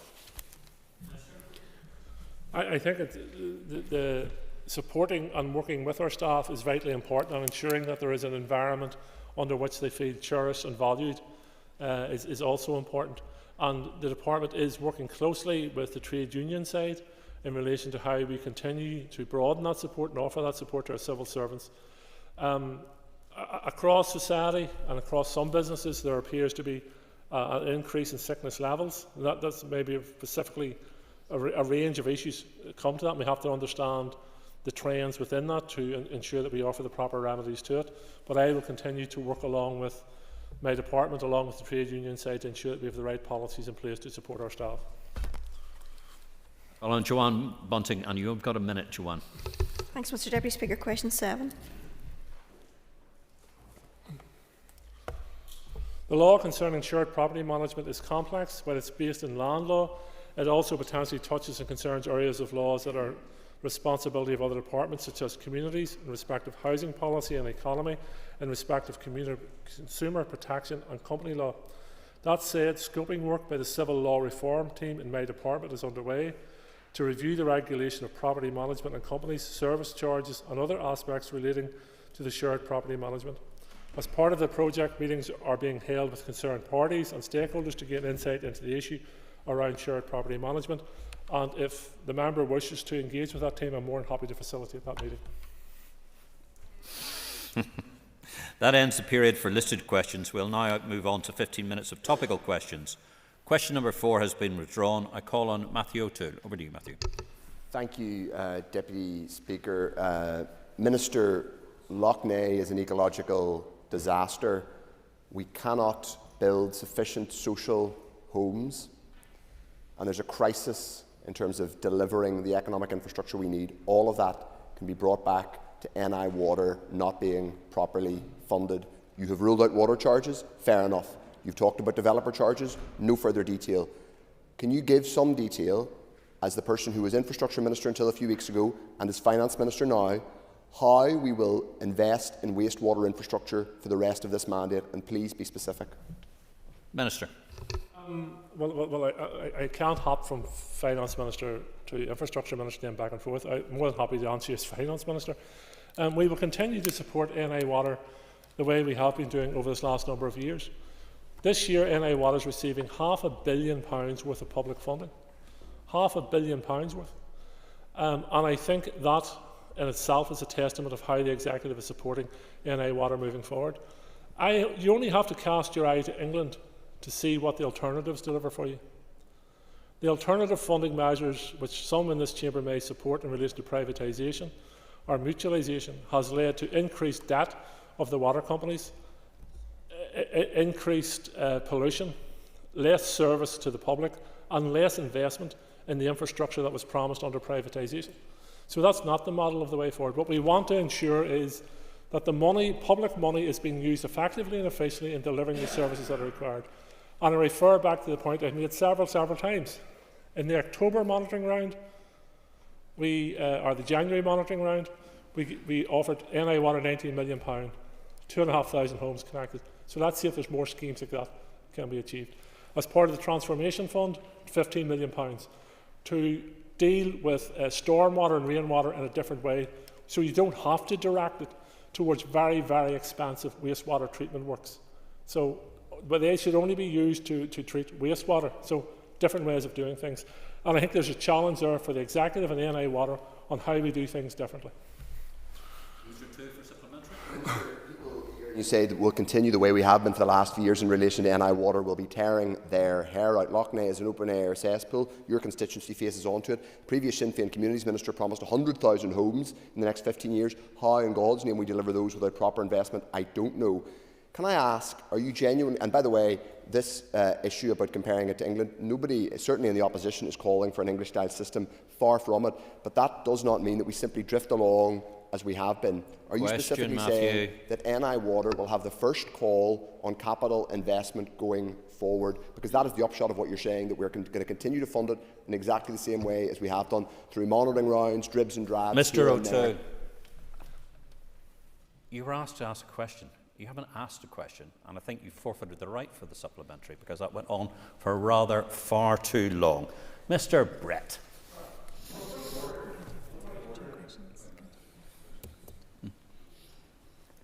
Mr. Brett. Thank you, Mr. Deputy Speaker.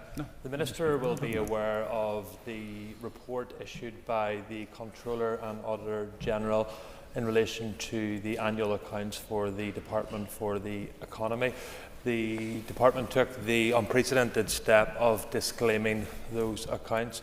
Can the Minister inform the House when his department or he as Finance Minister was informed of this? I don't have those details in front of me. I'm aware of the media reports in this regard, but I don't have any further details in front of me.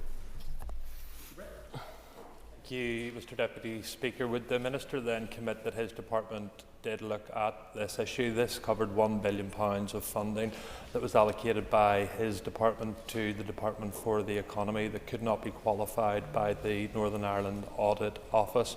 Given the importance of ensuring public funding is used properly, can the Minister give a commitment to this House today that he will look seriously at this issue?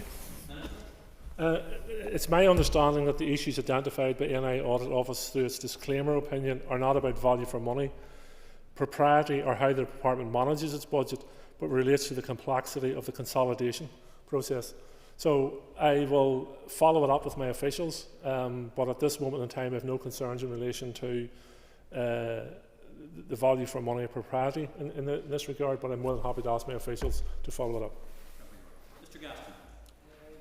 Minister, in this morning's Belfast Telegraph it is revealed that your department has spent over £250,000 on diversity, equality and inclusion training since 2019.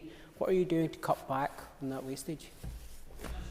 I think that spans over 6 years, if I'm correct. I'm actually proud that my department is leading the way on equality and diversity. So yeah, I'm proud of it. And I think there should be more of it across society, where we learn to live and respect each other. Our differences are many and cover very many different topics, but let's be different, but let's respect our differences. So let's have more equality, let's have more diversity, let's have more training to understand how treating each other with respect and dignity benefits the entire society. And Mr. Gaston, as a member of a minority, as a unionist, you should cherish equality legislation because it is there to protect everyone. Thank you, Deputy Speaker. So more wastage is what the Minister orders. Some of that money was spent in membership fees for the discredited Stonewall Allies programme, which is used to push gender ideology. Why is taxpayers' money being used to push wasted on this nonsense years after the civil service and even the BBC have recognised that it should be withdrawn from the scheme?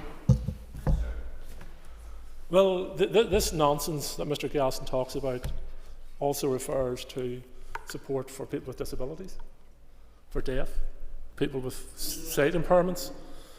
So it's only nonsense if you agree with, if you don't agree with it.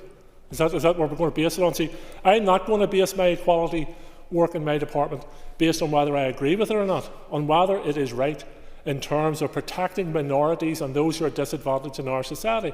That's what equality and diversity legislation is about. And as a member of a minority, you should cherish equality legislation, you should protect it, and you should insist it is actually enhanced. Mr. Waller.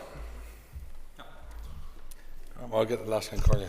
Could I ask the Minister, how is the 24-25 and next year's budget supporting the delivery of more affordable childcare?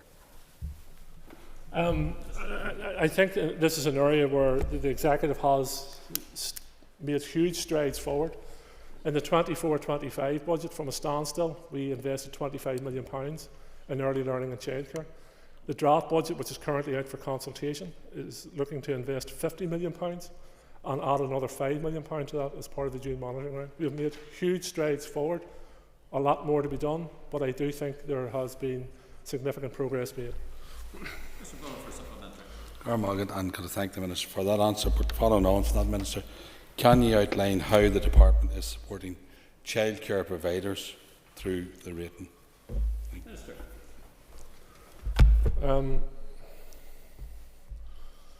141 registered childcare providers receive rate relief through the Small Business Rate Relief Scheme. That support has been extended by my department for this rating year. Thank you very much indeed. And Carol McCullion's not in her seat, so I call on Mr. Crawford. Mr. Crawford. Thank you, Mr. Deputy Speaker. Minister, can I ask what steps your department is taking to ensure that older people are not left behind in digitally accessing information and online financial services? My predecessor engaged with the banking service on a number of occasions, and I will also do. In fact, I think we've set in place an annual meeting to discuss financial inclusion with the banking services to ensure, one of the examples you have used, that older people are not left behind.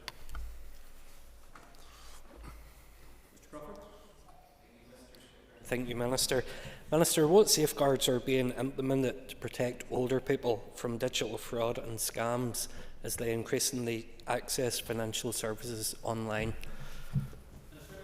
These are really matters for the financial providers, and I know there's quite a good bit of work done in relation to the community and voluntary sector and spreading information, particularly to older people, to be aware of the potential for scams in either online or by phone, particularly towards the elderly.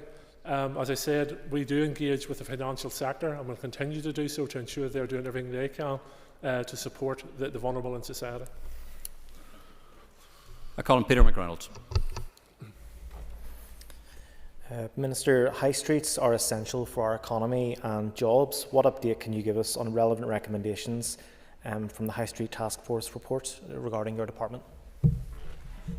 As I said, I'm meeting with the business sector tomorrow, including representatives of the retail sector, to continue discussions as to how we support the high streets moving forward. The rates relief schemes that we have in place are vitally important in that regard. The continuing business programme, Back in Business, which we launched again yesterday in this Assembly and had support in this Assembly in relation to bringing vacant properties back into business, opening up and increasing footfall in areas, is also vitally important to that as well. I thank the Minister for his response, and I listened keenly to the answer to the questions earlier on. But given the importance of our high streets, can you advise what engagement has taken place since the publication of that report on a cross-departmental basis? I'm only in post a few weeks. I've had no cross-departmental engagement in relation to the High Street Task Force in that time, but I'm more than happy to follow up with the member in writing if there has been any engagements prior to me coming into office. But as I say, I'm meeting the business sectors tomorrow, including representatives of retail. I think the tangible actions we have taken over this last number of days, even in this House, is about supporting business, and particularly in relation to the High Street. Emma Sheeran. Minister, we celebrated International Women's Day just at the weekend there. Could you outline what your department is doing to further gender diversity? The civil service is, as I've previously stated, is committed to equality, diversity and inclusion. Females make up 50.2% of the civil service workforce in 2024, closely matching the economically active population of 49.5%. The civil service has made progress in increasing its gender diversity, with a trend of historic underrepresentation of women in leadership roles being reversed. 43.8% of senior civil servants are now female on the 1st of January 2024, in comparison to 34.9% in 2014 and just 11.3% in 2000. I get buhas listen Ira for any fragration. Can you outline what exactly has been done to ensure the policies are effective in meeting these objectives? This year, the civil service will complete a gender review to assess the gender composition of its workforce and applicant pools to inform a programme of outreach activity and strengthening existing links with the education sector to promote professions which are gender dominated, with a view to attracting more female applicants. For instance, science, engineering and technology. Expand entry routes to the civil service by developing pre-employability and employability schemes, and support the career development of existing female colleagues through mentoring programmes and new processes for employee mobility and job share. Thank you, Minister. And as Paula Bradshaw is not in her place, that therefore concludes the questions for the Minister for Finance. And for finance question, the time is up. Before we move to the next... Sorry, yes, please. Deputy Speaker, I just would ask maybe if it might be an opportunity for the Speaker to reflect. The importance of a democracy and having an opposition is critical, but to have that opposition silenced in the middle of their questions rather than allowing the question thus far to have been answered to simply have moved on. Could we ask if that is proper order, just given the processes we have? A simple sit down and then let the Minister answer the question might have been better for openness and transparency, but if the Speaker could review that, it would be appreciated. Noted, and it will be suitably reviewed. And we did give a degree of latitude, as you're fully aware. Just before we move on, Ms Bradshaw, you want to make a comment, do you? I wanted to apologise, Deputy Speaker. I didn't think we would get to the last topic. Our apologies. Accepted. And if you can find Mr Stewart anywhere, that would be equally helpful to be able to do that as well. What are you giggling about? Right, before we move on to the next order of business, before we return to questions on the Justice oral statement, I wish to advise you that I've been notified by Mr Doug Beattie will not be speaking to his adjournment debate on concerns around the roads and infrastructure leading up to Craigavon Area Hospital today. In light of the amount of plenary business today, the Business Committee has agreed to the topic being postponed to Tuesday the 25th of March. We're now going to... Sorry, Mr Chambers. Oh, yeah, sorry, I just thought you're on a... Since everybody else is indulging in a point of order, I thought you would like to as well. Not at all. Thank you, Mr Chambers. We're about to return to the Minister of Justice's statement, and the next person to raise a question is Mr Dunn. Mr Dunn, over to you. Thank you, Mr Deputy Speaker, and thank the Minister for her earlier statement. I would be keen to hear what is the time frame, if you know, if there is one, for the outworkings of the working group, which is being chaired by Judge Burgess on wider reform. And I feel, on reflection, do you feel you could have done anything differently to avoid the situation we are having today with the delays in our justice system? With respect to the working group, it's taken place in two phases. So the first report, the interim report, we hope will be completed by the end of March, and that should allow us then, if there is any low-hanging fruit with respect to some of the areas that could be reformed and any uplift in fees that's required in those areas, we should be able to package that with the secondary legislation, which we hope to bring in May, and it will conclude its work in September of this year. So Judge Burgess has said 20 weeks. He is working at pace, as are we in the department, to try to bring this to conclusion, because obviously this is about trying to provide the evidence which Judge Burgess acknowledged when he did his initial foundational review simply is no longer available. So we want to bottom that out, get that information, make the changes that we can as soon as we can, and then for those pieces that may take slightly longer, we will have another opportunity in the autumn to look at those. In terms of how we could have approached this differently, look, I mean, of course, hindsight is always 20/20, but I think we have kept our communication channels open. We have continued to engage. I have continued to engage personally, not just with the Criminal Bar, but with the Law Society, the Solicitors Criminal Bar Association, and with other parts of the Bar Council as well, and it's important that we do that. In terms of the speed with which we were able to bring this forward, it is a complex and extensive piece of work in terms of the Enabling Access to Justice programme, and I don't think it would have been the right approach to hive off one part of it in the criminal justice sphere to the detriment of the rest of the profession. I think it was important that we put together the stuff in the foundational review, the work we've been doing around access to justice in civil and family cases, and also the wider piece of work we're doing around reform. I think it was important that that came as a package, because, to be clear, it would be hard for me to go to the Finance Minister, and I notice he's left the room, which is probably just as well, because he would probably agree with me. It would be hard for me to make a case for 16% uplift in isolation of any other changes to the system. It's only as a package of measures that this actually stacks up. Paula Bradshaw. Thank you, Deputy Speaker, and thank you, Minister, for your statement. Can you please explain the thinking behind the taxation reform? Thank you. Well, the issue, as many of you will know, with taxation is that at the moment it doesn't go through the normal accountability and oversight that the department would have, and so there is a challenge just in terms of openness, accountability and transparency. I think it's really important that we look at that carefully, that we consider how we can ensure we have audit and accountability through normal government procedures. At the minute, there is no line of accountability to the Legal Services Agency or to the Department's accounting officer, and that was highlighted as a concern by the Assembly's Public Accounts Committee in its report into managing legal aid in 2017. There's also very little predictability over those assessments and a very wide variance in the assessments. And so that's one of the reasons we need to look at it. Taxation reform will put legal aid fees in legislation to replace the current system of taxation. That will make it transparent and accountable and predictable. But before any new system of remuneration is introduced, the usual statutorily required consultation processes will be undertaken, and relevant views and available evidence will be considered to ensure the new arrangements are fully compliant with all the statutory criteria.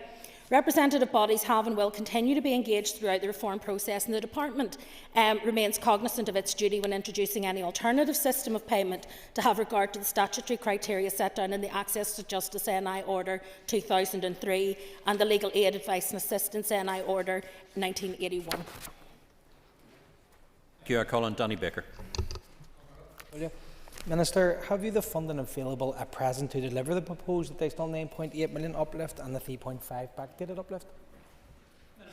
We have, for the first time since devolution, we have baselined an amount for legal aid, which is equivalent to the predicted expenditure for legal aid.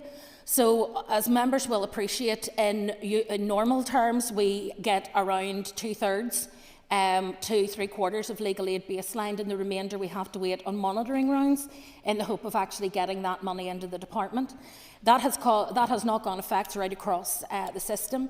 This year we have managed to ring-fence for legal aid the amount that we expect to spend in legal aid, and therefore we do have the resources required to be able to implement the uplifts and the expenditure that we have, whilst not detracting from our ability to bring down the length of time that payments will take. So both of those things will be able to be done, which is another reason why I think that the CBA really are missing the fact that we've made great progress.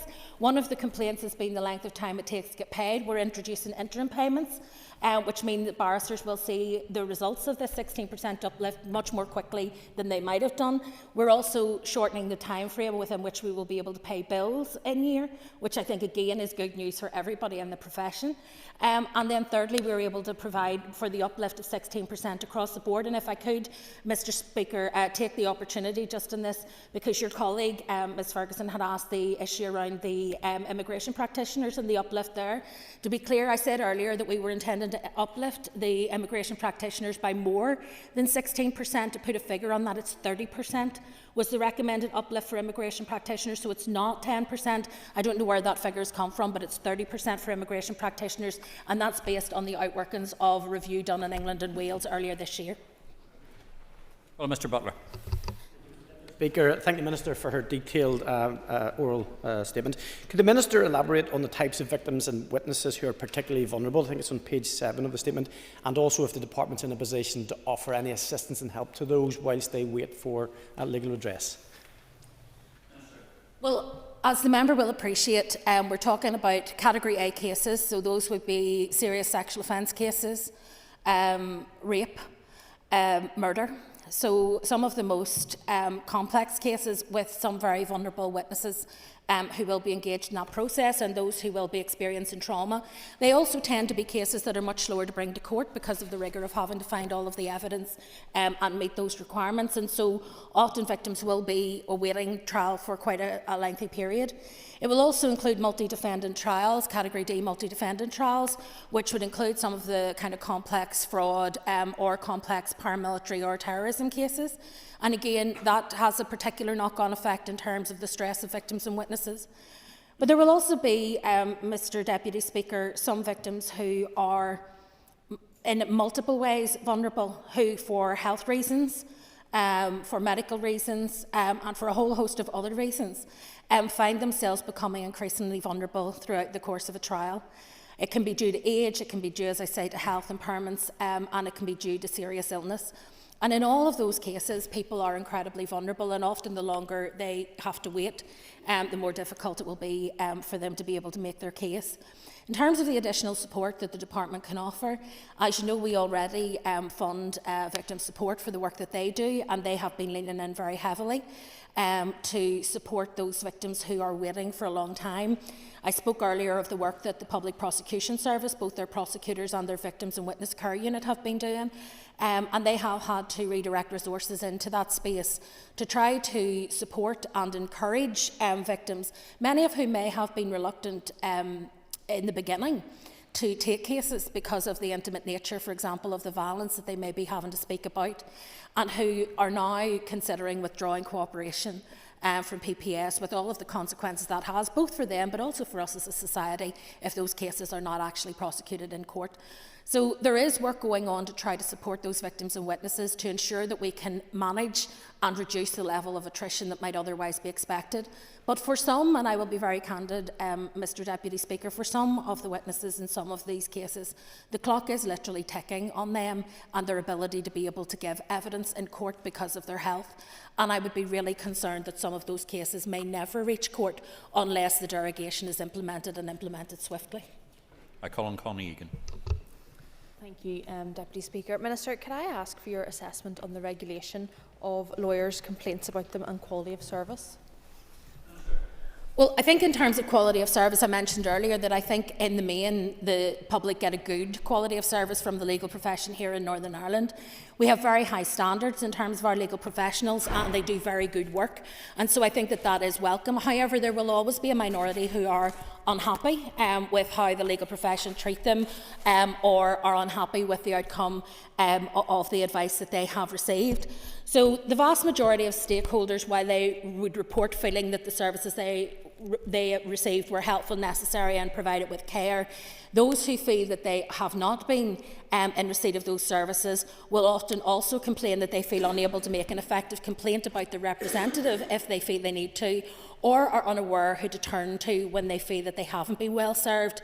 I would be keen, certainly, to explore how governance structures around legal aid can be used in combination with the Law Society and the Bar Council as regulators, and also the work of the Department of Finance and Legal Services Oversight Commissioner, to ensure that people are empowered to demand the quality of service to which they are entitled, particularly when it involves the expenditure of public money.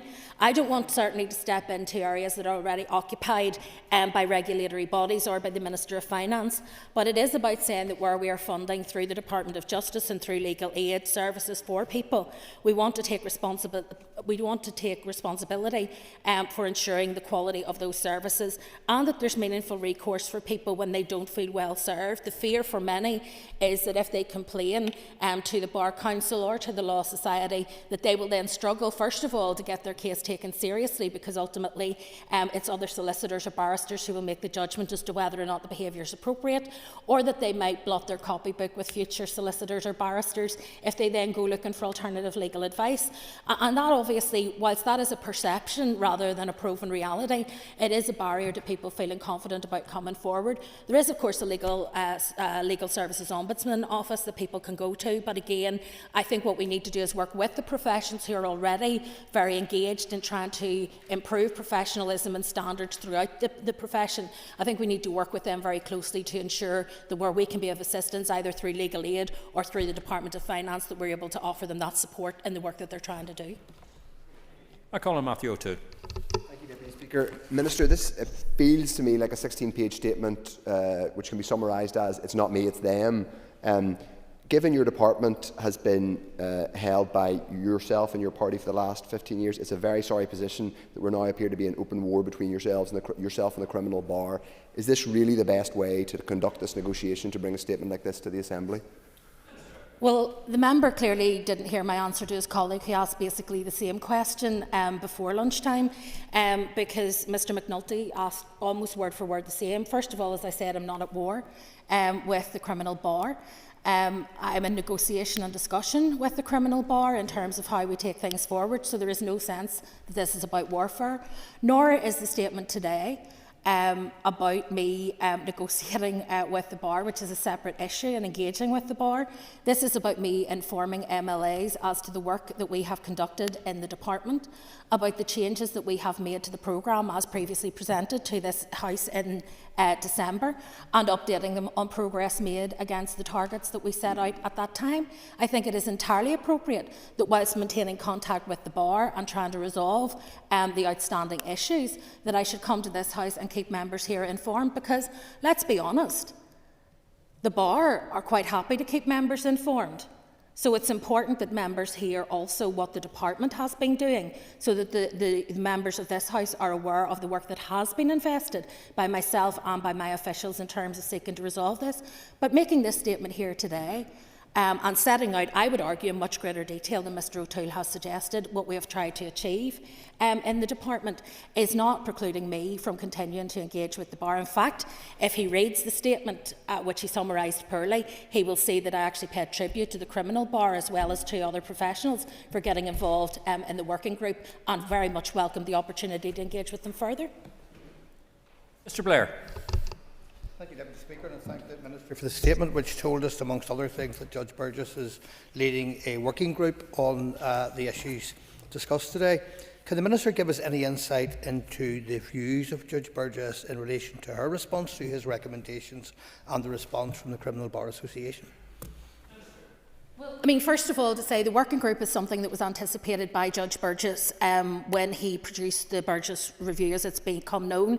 And he recognised that because of the break, just to explain to members the history of this, there used to be a direct time and line equation that you could work out how long people spent on things and how much they were paid. And that was broken in favour of simplification of payments, so that people would not have to account for every minute of every day in the way they previously had, but would be paid a certain set amount for particular kinds of work. The result of that is that the complexity of cases that other members have referred to is no longer able to be measured in the same way that it had been before. In general, there are exceptions, of course, for things like reading excess amounts of discovery. But the idea behind that was to simplify the system for practitioners as well as for Legal Services Agency, and to ensure that swings and roundabouts people would overall be paid appropriately. The issue that Judge Burgess raised was that he is now not available, he doesn't have available to him the kind of evidence that he would need to prove the uplift that would be required for those more complex cases. And so he acknowledged that would be needed, and the working group is taking that forward. Otherwise, the recommendations in the review have been accepted, some with caveats that we will have to await the evidence, and some with caveats that we will need to take some time to work through the logistics, but there's nothing that we have rejected. Indeed, Judge Burgess, when I met with him, has indicated that by backdating the uplift to December, I have gone further than he recommended or anticipated, and was welcoming of that. Fundamentally, as I said in my statement, I do not believe that Judge Burgess would continue to work with me and with the department if he felt that we were not respecting the spirit and integrity of the review, or if he felt that we were ignoring his recommendations, which were based on his engagement with the criminal bar, with the Law Society and with the Bar Council more widely. Thank you. And I call on Mr McMurray. Thank you, Minister. Can the Minister explain the issue that led to immigration solicitors withdrawing their services, and what engagement subsequently have you had with them? Well, the issue, I think, with immigration solicitors withdrawing their service, I think, is one that obviously causes us some concern. It really ties in with the increasing complexity of immigration and asylum cases. As you will know, the landscape with immigration and asylum under the last government and this government is constantly evolving, and the work that immigration solicitors have to do to prepare work for their clients and to be able to prepare representation for them has become much more involved and complex and time consuming during that period of time. We had obviously looked at an uplift right across the professions of 16% for legal aided work. However, we were aware that a discrete piece of work was being carried out in England and Wales, which looked at immigration particularly, because practitioners there were particularly under pressure, and the outcome of that was that we should consider an uplift of around 30% to the fees for immigration solicitors. The engagement that we have had in terms of the work that those immigration solicitors are doing has been very positive. They've set out 3 proposals for resolution. We are now responding to those with our own analysis and our own calculations, and hopefully, and certainly it is the Department's intention, that we can get agreement on a way forward ahead of the end of this month and ahead of the drafting of the secondary legislation, which we hope to bring to the Chamber in May of this year, which will allow them to benefit from the uplift to which they're entitled at the earliest opportunity. And that would be my intention as well. So we have, as I say, the proposed fees won't address all of the issues. There are some issues also relating to supply in this area, but I think this is an important first step in terms of stabilising immigration practice, and then we will need to look at some of the other consultation we're doing in terms of how we can look at either increasing retention in that space, and also looking at how we can provide additional mechanisms for people to get the support they need, whether that be through legal aid or otherwise. So it is something that we're engaging very robustly with at the moment, and I am hopeful still that we will be able to get a resolution to that well ahead of the May deadline. Thank you, Minister. And that concludes questions on the statement. The Assembly will take its ease while we get ready for the next statement and the statement from the Minister of Agriculture.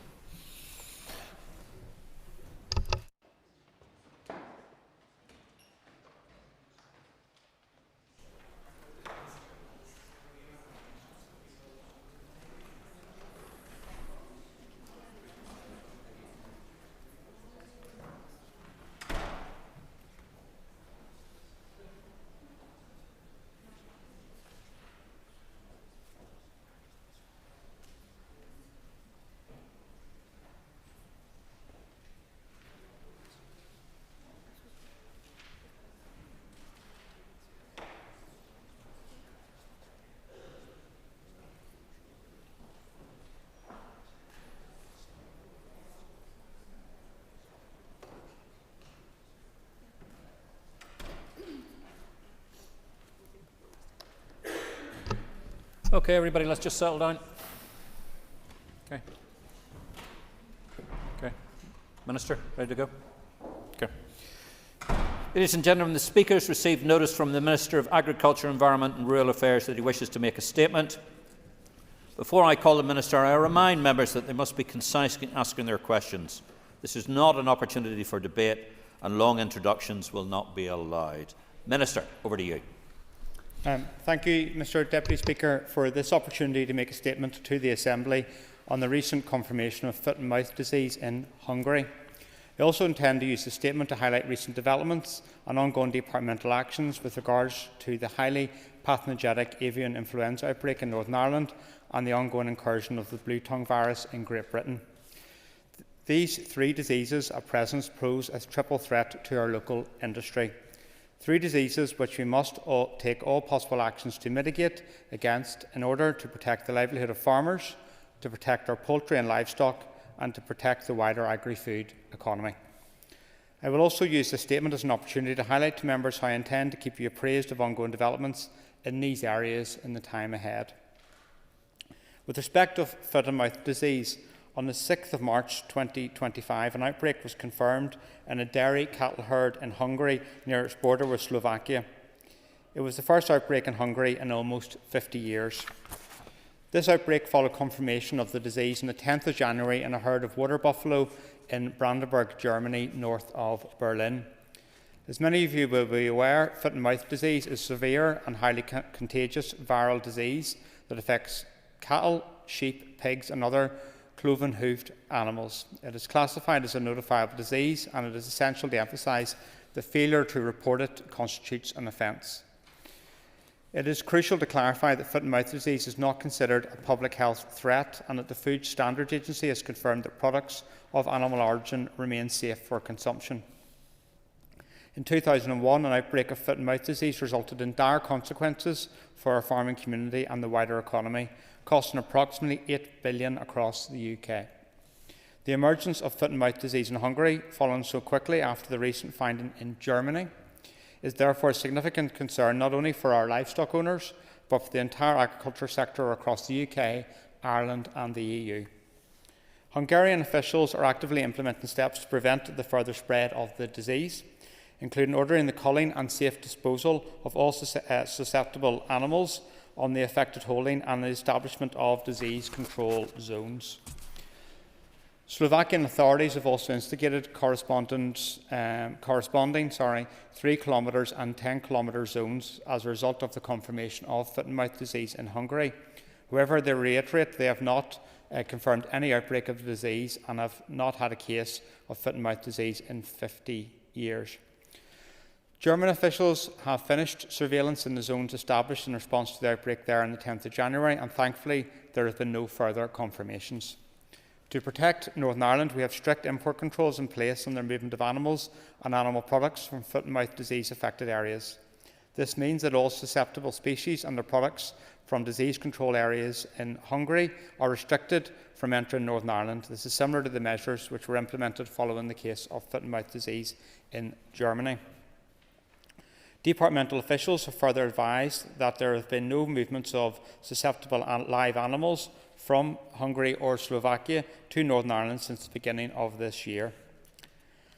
I hope to have a meeting scheduled shortly with my counterpart at the Department of Agriculture, Food and the Marine, Martin Hayden TD, and I'm requesting urgent meetings with DEFRA ministerial colleagues to discuss these developments and will seek to ensure a unified response across the UK and also, may I note, Ireland. The Chief Veterinary Officer for Northern Ireland, Brian Dewar, and officials are also maintaining close and frequent communication with their counterparts across these islands to facilitate a comprehensive response. My departmental officials have already met with key industry stakeholders on Friday evening to keep them appraised of the situation, and I want to say thank you to my departmental officials for the work in relation to this and many other areas.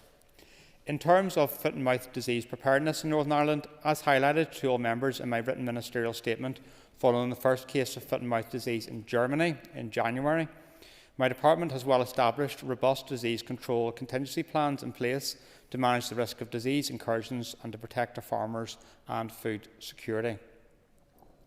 The Foot and Mouth Disease Response Plan outlines clear procedures for responding to suspected cases of foot and mouth disease, including rapid diagnostic testing, protocols to restrict animal movements and the establishment of disease control zones to mitigate for onward spread of the disease. This plan was tested extensively during a UK national exercise in 2018 and subsequent UK tabletop exercises as recently as last year. Actions that would have been taken alongside our strong veterinary surveillance system to detect unusual disease symptoms include prompt follow-up investigations of any suspect cases. Turning to avian influenza. As members will be aware, there have to date this year been 3 incursions of highly pathogenic avian influenza in commercial poultry premises, all in County Tyrone, and 1 incursion in a captive bird premises near Magherafelt. There have also been 42 cases in England and 1 in Scotland. There have been no cases in the Republic of Ireland. Avian influenza, commonly known as bird flu, is a highly contagious viral disease affecting the respiratory, digestive and/or nervous system of many species of birds, and it is essential to emphasise that failure to report it constitutes an offence. The advice from the Public Health Agency notes avian influenza is primarily a disease of birds and a risk to the general public's health is very low. The advice from the Food Standards Agency notes avian influenza poses a very low food safety risk for UK consumers, and that properly cooked poultry and poultry products, including eggs, are safe to eat. Northern Ireland relies heavily on the wider agri-food industry as a source of employment. Poultry and egg production contributes significantly to the agri-food economy and is valued at over £600 million, and it is vital that we protect this industry. I want to outline the measures being taken by my department in response to the recent incursions of highly pathogenic avian influenza here in Northern Ireland. My department has completed the depopulation of the 4 sites where the disease was confirmed. The total number of birds culled was approximately 110,000.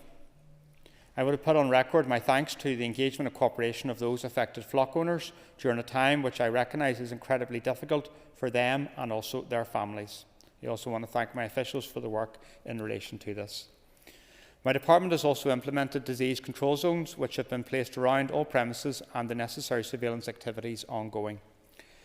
The captive bird monitoring zone around the premises near Magherafelt has now been lifted as of the 4th of March. The control zones around these 3 commercial premises will be lifted once all the required surveillance activities are complete. All flock keepers who are within a disease control zone will have been contacted with information on the restrictions and the requirements laid down by my department for the movement of poultry and poultry-related products. A movement licensing centre has been established to facilitate these movements. As members be aware, I introduced an avian influenza prevention zone across Northern Ireland on the Saturday 18th of January 2025.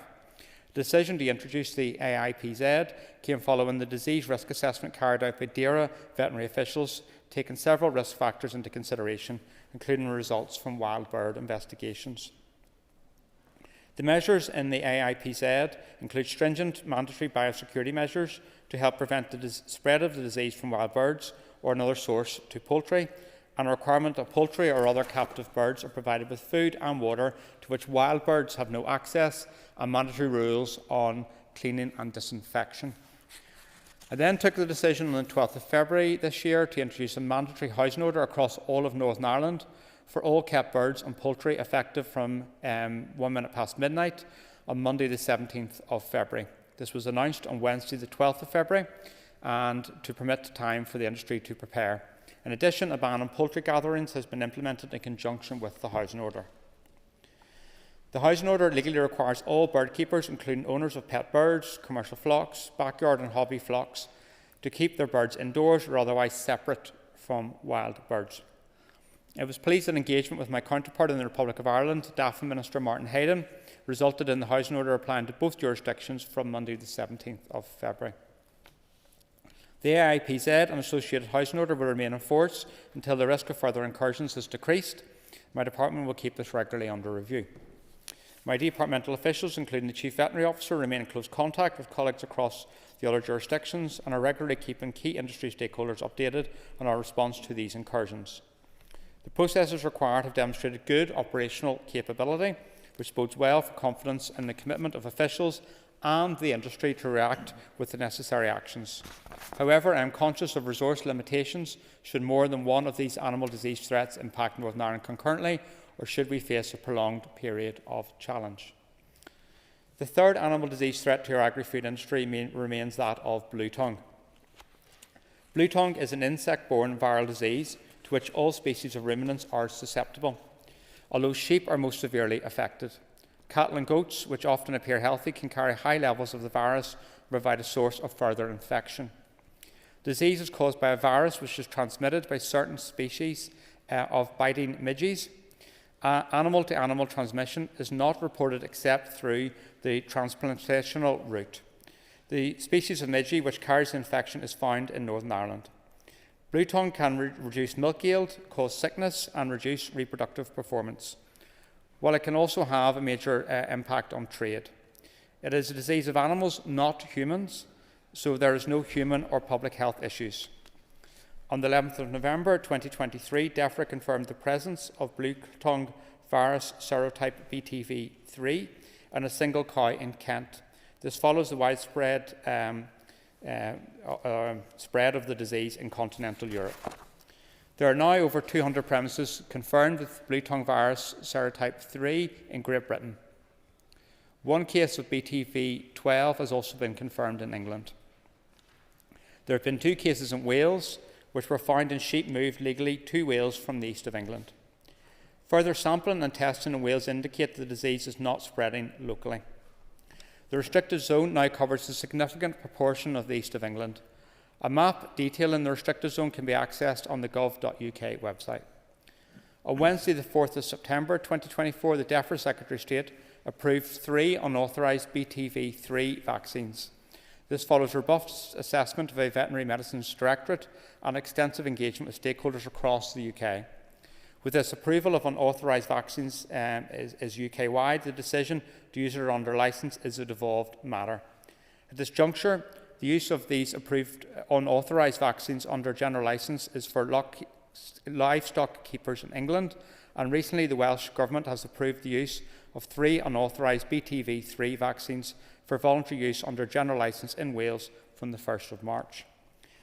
Direct movement of all live ruminants and camelids from Great Britain to Northern Ireland is still suspended. The use of approved unauthorised vaccines in England and Wales does not impact upon this. At present, the disease threat to Northern Ireland has been determined as medium, and the highest risk of disease incursion is controlled, as susceptible animals cannot be imported here from Great Britain. My officials will continue to monitor the developments across Great Britain and work closely with all stakeholders, including colleagues in the Republic of Ireland, who they met most recently only last week, to determine next steps and what approaches we would advance immediately in the face of any incursion.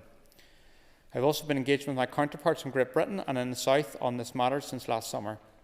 It is crucial we work closely together to mitigate against any spread of this devastating disease to the island of Ireland in particular, which, as you know, is considered one epidemiological unit.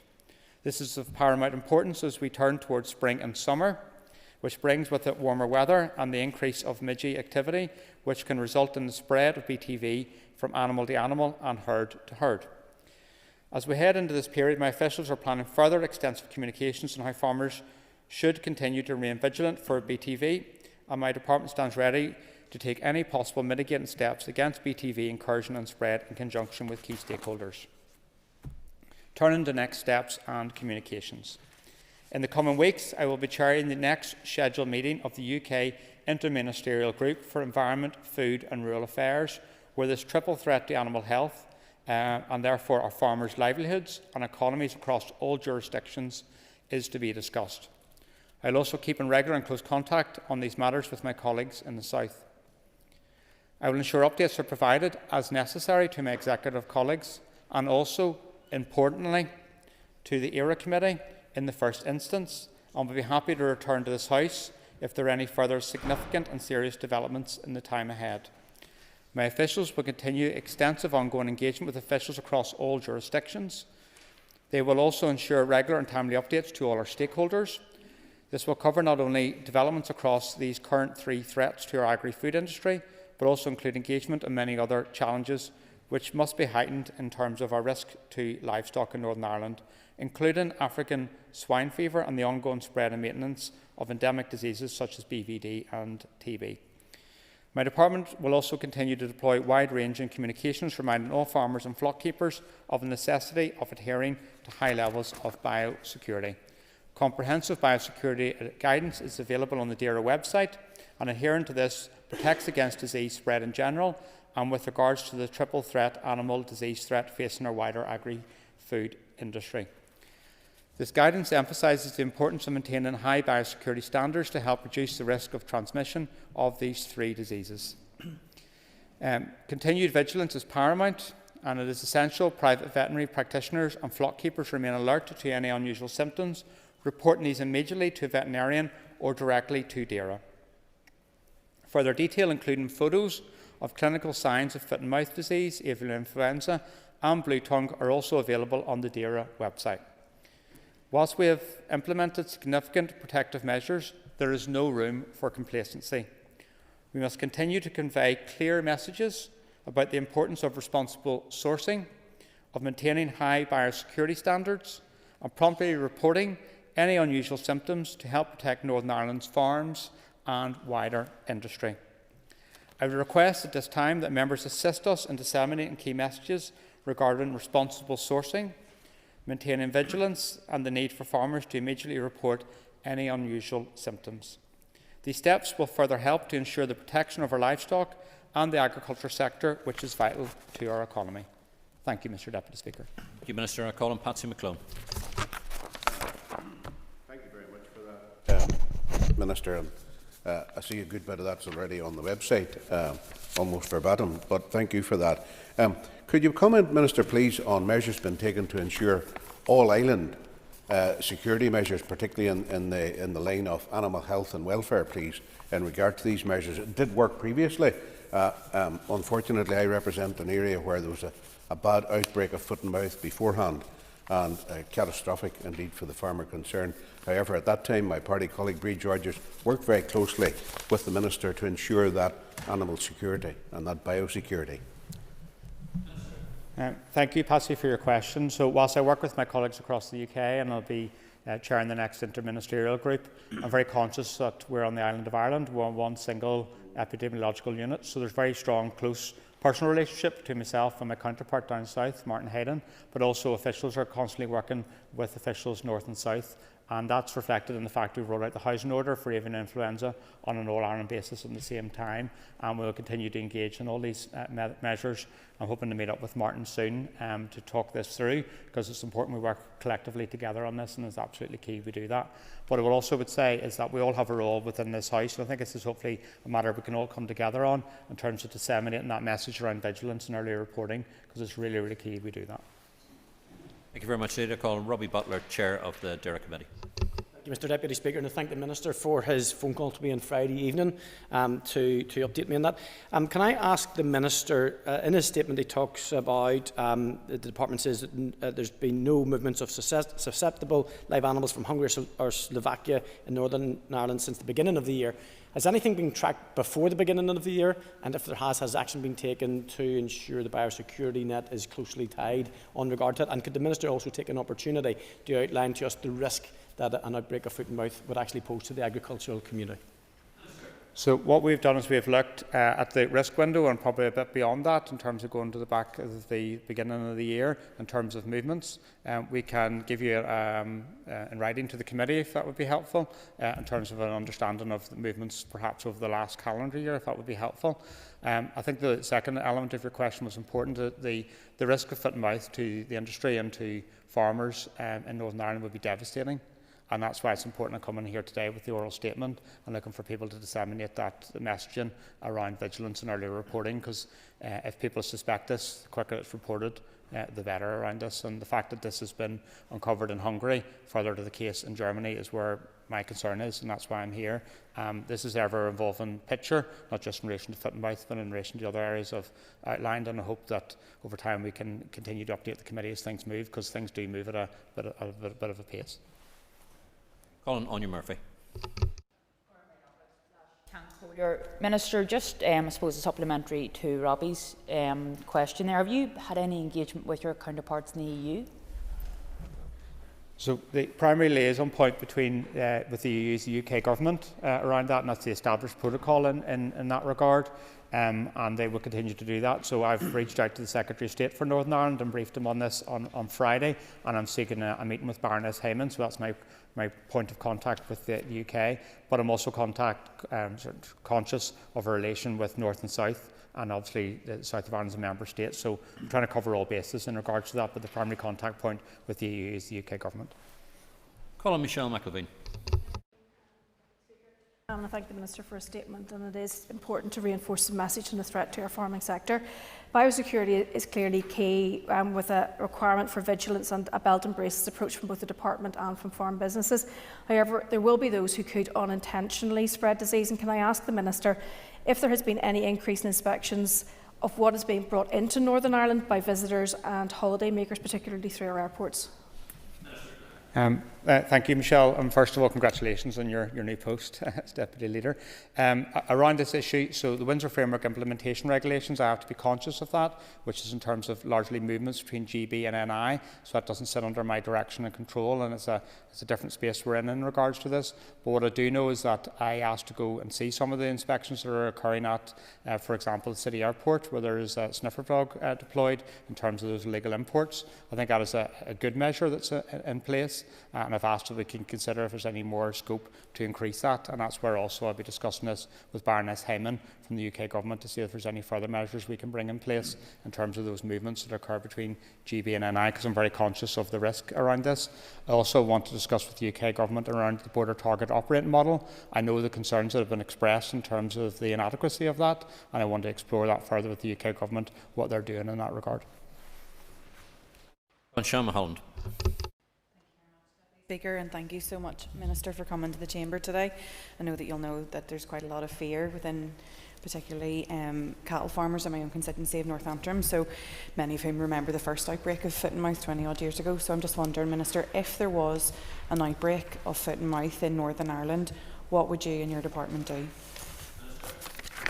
Thank you, Sian. So my department has well established and robust disease control contingency plans in place to manage the risk of disease incursions and to protect our livestock, farmers and wider industry. The foot-and-mouth disease control strategy outlines clear procedures for responding to suspect cases in Northern Ireland. Foot-and-mouth disease is listed as a Category A disease under EU Animal Health Law. Category A diseases do not normally occur in the EU or Northern Ireland and require that immediate eradication measures be taken as soon as they are detected. In the event of an outbreak of foot-and-mouth disease in Northern Ireland, disease control actions taken by Department are mandatory as legislated for in EU and domestic law. Initial actions include restricting suspect premises, conducting veterinary investigations, taking samples from suspect species for testing at AFBI, establishing disease control zones, the humane culling of suspect species on an affected premises, and the cleansing and disinfection of an infected premises. On confirmation of disease, a protection zone will be imposed with a minimum radius of 3 kilometres around the infected premises and a surveillance zone with a minimum radius of 10 kilometres. The size of the disease control zones is based on extensive research and risk assessments to ensure a minimal risk of disease spread. The effectiveness of this approach was confirmed in the foot-and-mouth report published on the 6th of May 2021, which concluded that the disease control zones would comprise greater than 99% of the infections from an affected establishment if transmission occurred. Minister, I call on Aoife Finnegan. And I thank the Minister for his statement. Minister, as foot-and-mouth disease poses an all-Ireland threat, coordinated action and clear communication is essential. What assessment has been made of the risk to the All-Ireland Animal Health and Welfare Strategy due to funding shortfalls? So what I do is I'm approaching the issue of foot-and-mouth disease as a threat, and the funding issue is something I would discuss with the Finance Minister if that became an issue, because what I'm very keen is that we approach this with the seriousness that it deserves, and that's what we're doing. And we're doing that north-south in terms of that cooperation, whether it's between ministers or also through officials, and we think it's important that we do that. The most effective thing we do at the moment is ensure that we keep foot-and-mouth disease out of the island of Ireland, and that's in terms of effective border controls, but also in terms of vigilance and early reporting, and that's what we're focused upon. Thank you, Minister. I call on Keith Buchanan. Minister, with respect to bird flu, to one of the farmers in Ulster, and he was highly complimentary on the department, the way they handled it. Obviously, it was a big loss to him personally, but very highly complimentary the way it was dealt with. On that note, it's been a few weeks since the last outbreak of bird flu. Are you content that biosecurity is still tight enough on farms, considering time can create a wee bit of relaxation? Thank you, Keith, for your kind words about the officials in my department. They've been working night and day and over weekends dealing with this. They were going in personally and affecting the culling of the birds, and I'm very, very grateful to them. And the words from yourself mean a lot to me. In terms of the biosecurity requirements, they're legally mandatory because that zone remains in place across the whole of Northern Ireland. It is a legal requirement to adhere to it. Most premises are doing that. They understand the importance for their own business around this. They're simple measures just in terms of ensuring that there's records in terms of people entering and leaving, that your premises are properly secured. There's issues in terms of access by rodents. Those are standard things, and there's stuff on our website to do that. And I think it's important I re-emphasise the importance of biosecurity, because we've got a number of more weeks in terms of migratory wild birds passing over Northern Ireland, and that's where the concern arises that this could occur again, and it's important we emphasise that importance of biosecurity. Andrew McMurray. Mr. Speaker, and thank you to the Minister. Minister, why is it important that cases of blue tongue are reported? So the issue around blue tongue is that whilst it's not here in Northern Ireland, I have a significant concern around this, and that's in terms of the spread that's occurred in England, and then obviously there's those cases in Wales. On a clear day, I was up in the Glens of Antrim, and when you look across, you can see Galloway quite clearly. So it gives you an idea if this moves within Great Britain. All it takes is the wind direction to come a certain way, and it comes to Northern Ireland, and the impact upon us could be quite significant. So that's really, really important that people have any concerns around this, that they report it straight away, so that we can do testing on this and take action in relation to this. And if you speak to the farming community in England who have been enduring this, and also those within the European continent, this has had a significant impact upon their trade. So that's why I wanted to raise blue tongue, because whilst the weather outside is quite nice, that causes me concern, because as it gets warmer, then this issue of blue tongue becomes a greater threat to us in Northern Ireland. Ron Gildernew. Earlier, thank the Minister for the statement, and very worrying times, Minister, particularly given the extent of farms and food processing companies in my own constituency and from Manor South Tyrone. And with that in mind, Minister, what arrangements are in place for compensation for where people and families, farmers and families, are impacted by some of these diseases? So compensation around these areas is payable to animals culled at the Department's direction for disease control purposes, and that's where the compensation is payable. And what I would say is that I'm guided in terms of the varies from my department on established policy around this issue. So I would help farmers where I can, but I also need to work within the confines of managing public money. Tom Buchanan. Minister, I do note and welcome the action taken by your department in seeking to protect the farming community here within Northern Ireland. I note with regards to the foot and mouth disease that contingency plans have been discussed amongst your officials. Have these contingency plans been communicated to the wider farming community? Thank you. So I know that there was a meeting with stakeholders on Friday evening to discuss through the preparations around this and what we were being reported from Hungary, and I know that that engagement with stakeholders was appreciated. That will be ongoing, not just in relation to foot and mouth disease, because that's an evolving picture, but also in relation to avian influenza and other areas. So whilst I'll do my engagement with my officials and yourselves and my counterparts in terms of ministers across the UK and Ireland, that engagement with stakeholders is ongoing, and something personally I did in terms of ringing the President of the Ulster Farmers Union on Friday as well. Colin Diane Armstrong. Minister, thank you for your statement today. Minister, you confirmed to me in a written response in January that your department had intercepted only one incident of livestock smuggling from Great Britain since the direct movement of all live ruminants and camelids from GB to Northern Ireland was suspended in November 23 due to detection of blue tongue. Do you believe that DAERA has the necessary measures in place to properly police such measures, as only one incident has been detected in Northern Ireland, which seems rather low given the severity of the situation? Thank you. So I'm aware of the incident, and it was widely reported within the farming press, and to be honest, when I heard of that, I was absolutely furious. I was disgusted that someone would do that and threaten them within our farming community here in Northern Ireland. And I would echo the words of the Ulster Farmers Union in terms of encouraging people to have responsible sourcing and stick by the rules in relation to this, because we all need to stand together in terms of those safeguards for our industry.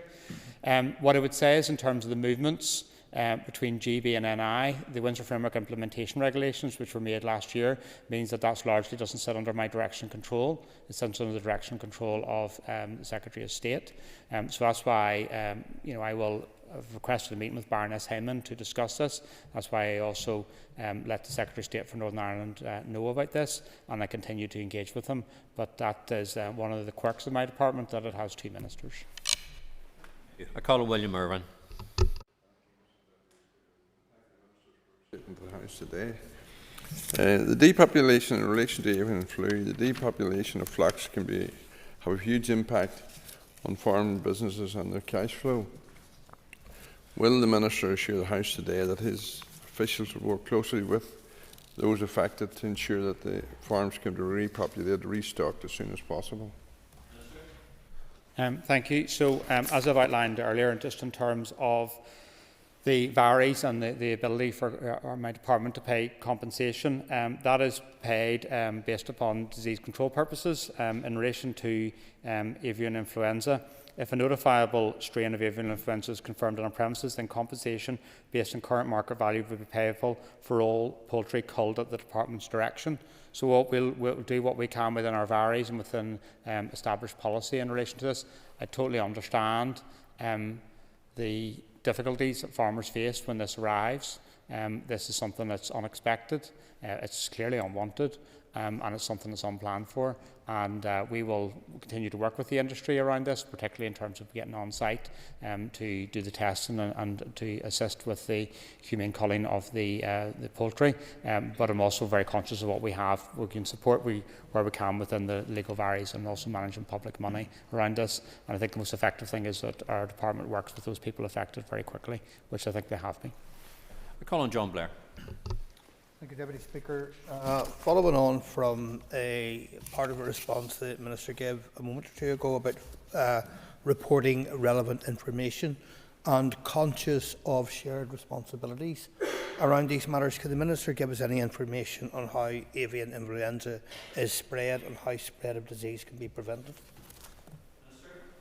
Thank you very much, John.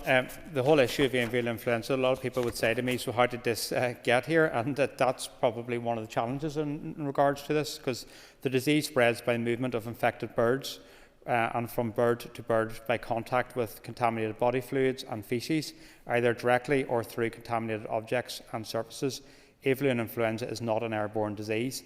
The avian influenza virus changes frequently, creating new strains, and there is a constant risk that one of the new strains may spread easily amongst people. However, there is no evidence that any recent strains of avian influenza has been able to spread directly between humans. I call on Justin McNulty. Can't colour. Minister, I remember the last occasion foot and mouth disease broke out here when on our family farm, and farmers will identify with this, the Wiley boot dip points at all the access points. It was a crazy time, but the response was very strong, and our former SDLP Minister led a very strong response, so you have a lot to live up to if the occasion arises. What engagement have you had with the EU in relation to biosecurity and the risk posed to livestock and farmers by this outbreak of foot and mouth disease? So I do not hope that the occasion arises. And that's why it's important that we're here together and we collectively work on that. As I've already outlined, the key contact point with the EU is the UK government. That's the established procedure around that. And obviously I've reached out to the UK government in terms of Secretary of State on Friday and seeking a meeting with Baroness Hyman at DEFRA, and also reaching out for a meeting with Martin Hayden, my counterpart down south, so we can collectively work together on this issue. And let's hope those dark days that occurred and you've outlined never come back here to Northern Ireland. For his statement and indeed the measures that his department are putting in place. The Minister will know I've mentioned in this chamber a number of times about the mental health of farmers, and when statements like this come out, it always raises fear. But I'm just interested in terms of the timing of the statement. Have you noticed anything to indicate a push to make sure that we get that messaging out as quickly as possible, and then also in terms of the tracking of the diseases and the control of the spread, how often that has taken place, and indeed the information sharing between the different jurisdictions? Is that daily, weekly or monthly? Thank you. So we're quite agile in relation to this. As the situation evolves, Chief Veterinary Officers are talking quite regularly in that regard. But the point you make around mental health is quite important. I think rural support play a significant role within our rural communities, and I encourage anyone who's seeking advice or support to contact them. What I felt it was important to come here today after the confirmation of the case in Hungary at the end of last week was to come to members to outline what we're doing in response to that, but also to outline that going forward around this, some of these situations is very quickly and rapidly evolving, and my plan is to engage quite directly with the committee in terms of written correspondence. We can send that quite in an agile fashion to keep them updated, and hopefully that will be useful. Obviously I spoke to the Chair and Deputy Chair on Friday afternoon, and just going forward, because other situations may evolve, but we just want to make sure people are quickly appraised of it rather than having to wait until a Monday or something like that in that regard.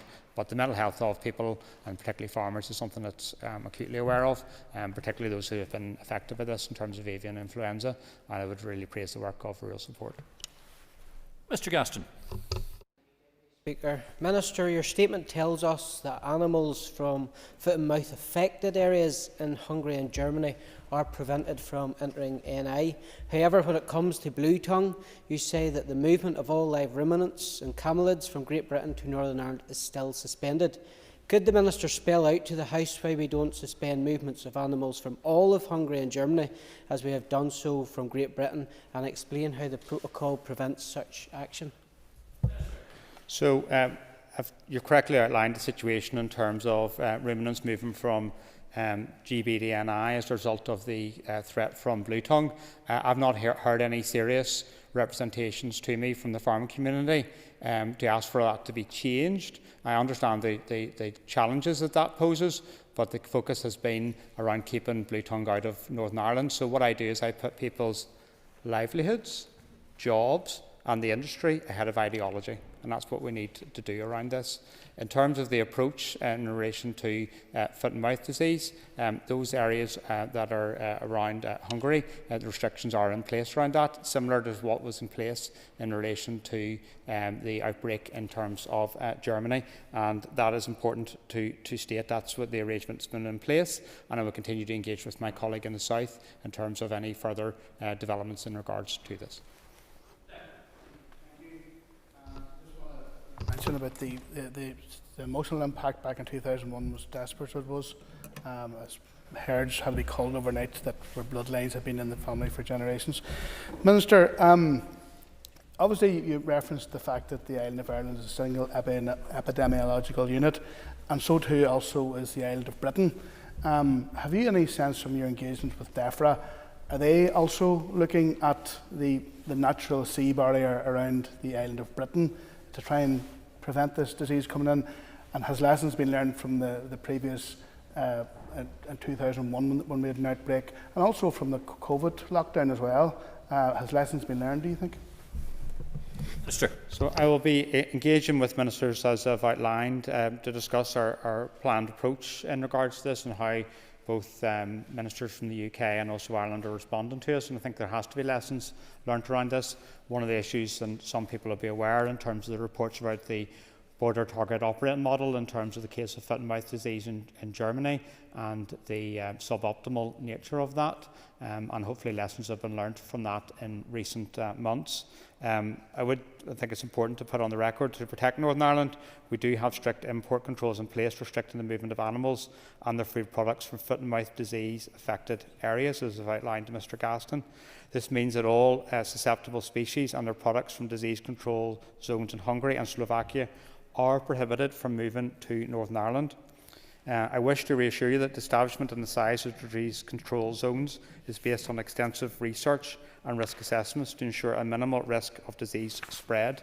The effectiveness of this approach was confirmed in the Foot and Mouth report published on the 6th of May 2021 and concluded that the disease control zones would comprise greater than 99% of the infections from an affected establishment if transmission occurred. This is important to outline as the approach we're taking in relation to this. Thank you, Minister. And as no other members have indicated they wish to speak, that therefore concludes questions on the statement. And thank you, Minister. Just take your ease while we hand over the top table and we move on to the next item of business. Thank you. Take your ease.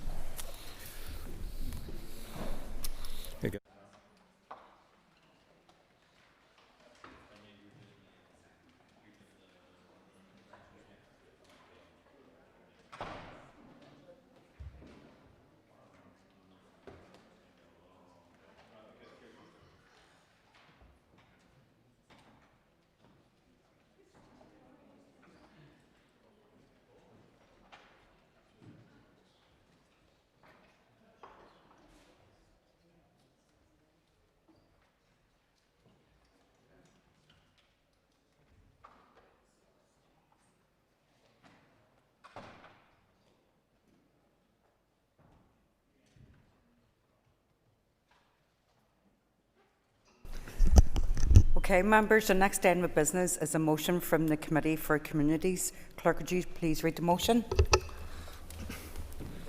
That in accordance with Standing Order 33.4, the period referred to in Standing Order 33.2 be extended to the 13th of February 2026 in relation to the committee stage of the Sign Language Bill. I call on the Chairperson of the Committee for Communities to move the motion. Moved. Thank you, Colin. The Business Committee has agreed that there be no limit on this debate, so therefore I call on the Chairperson to open the debate on the motion. Gormayagat, Prayer Lascan Corlia, and I rise to request member support for the motion to extend the committee stage of the Sign Language Bill to 13th February 2026.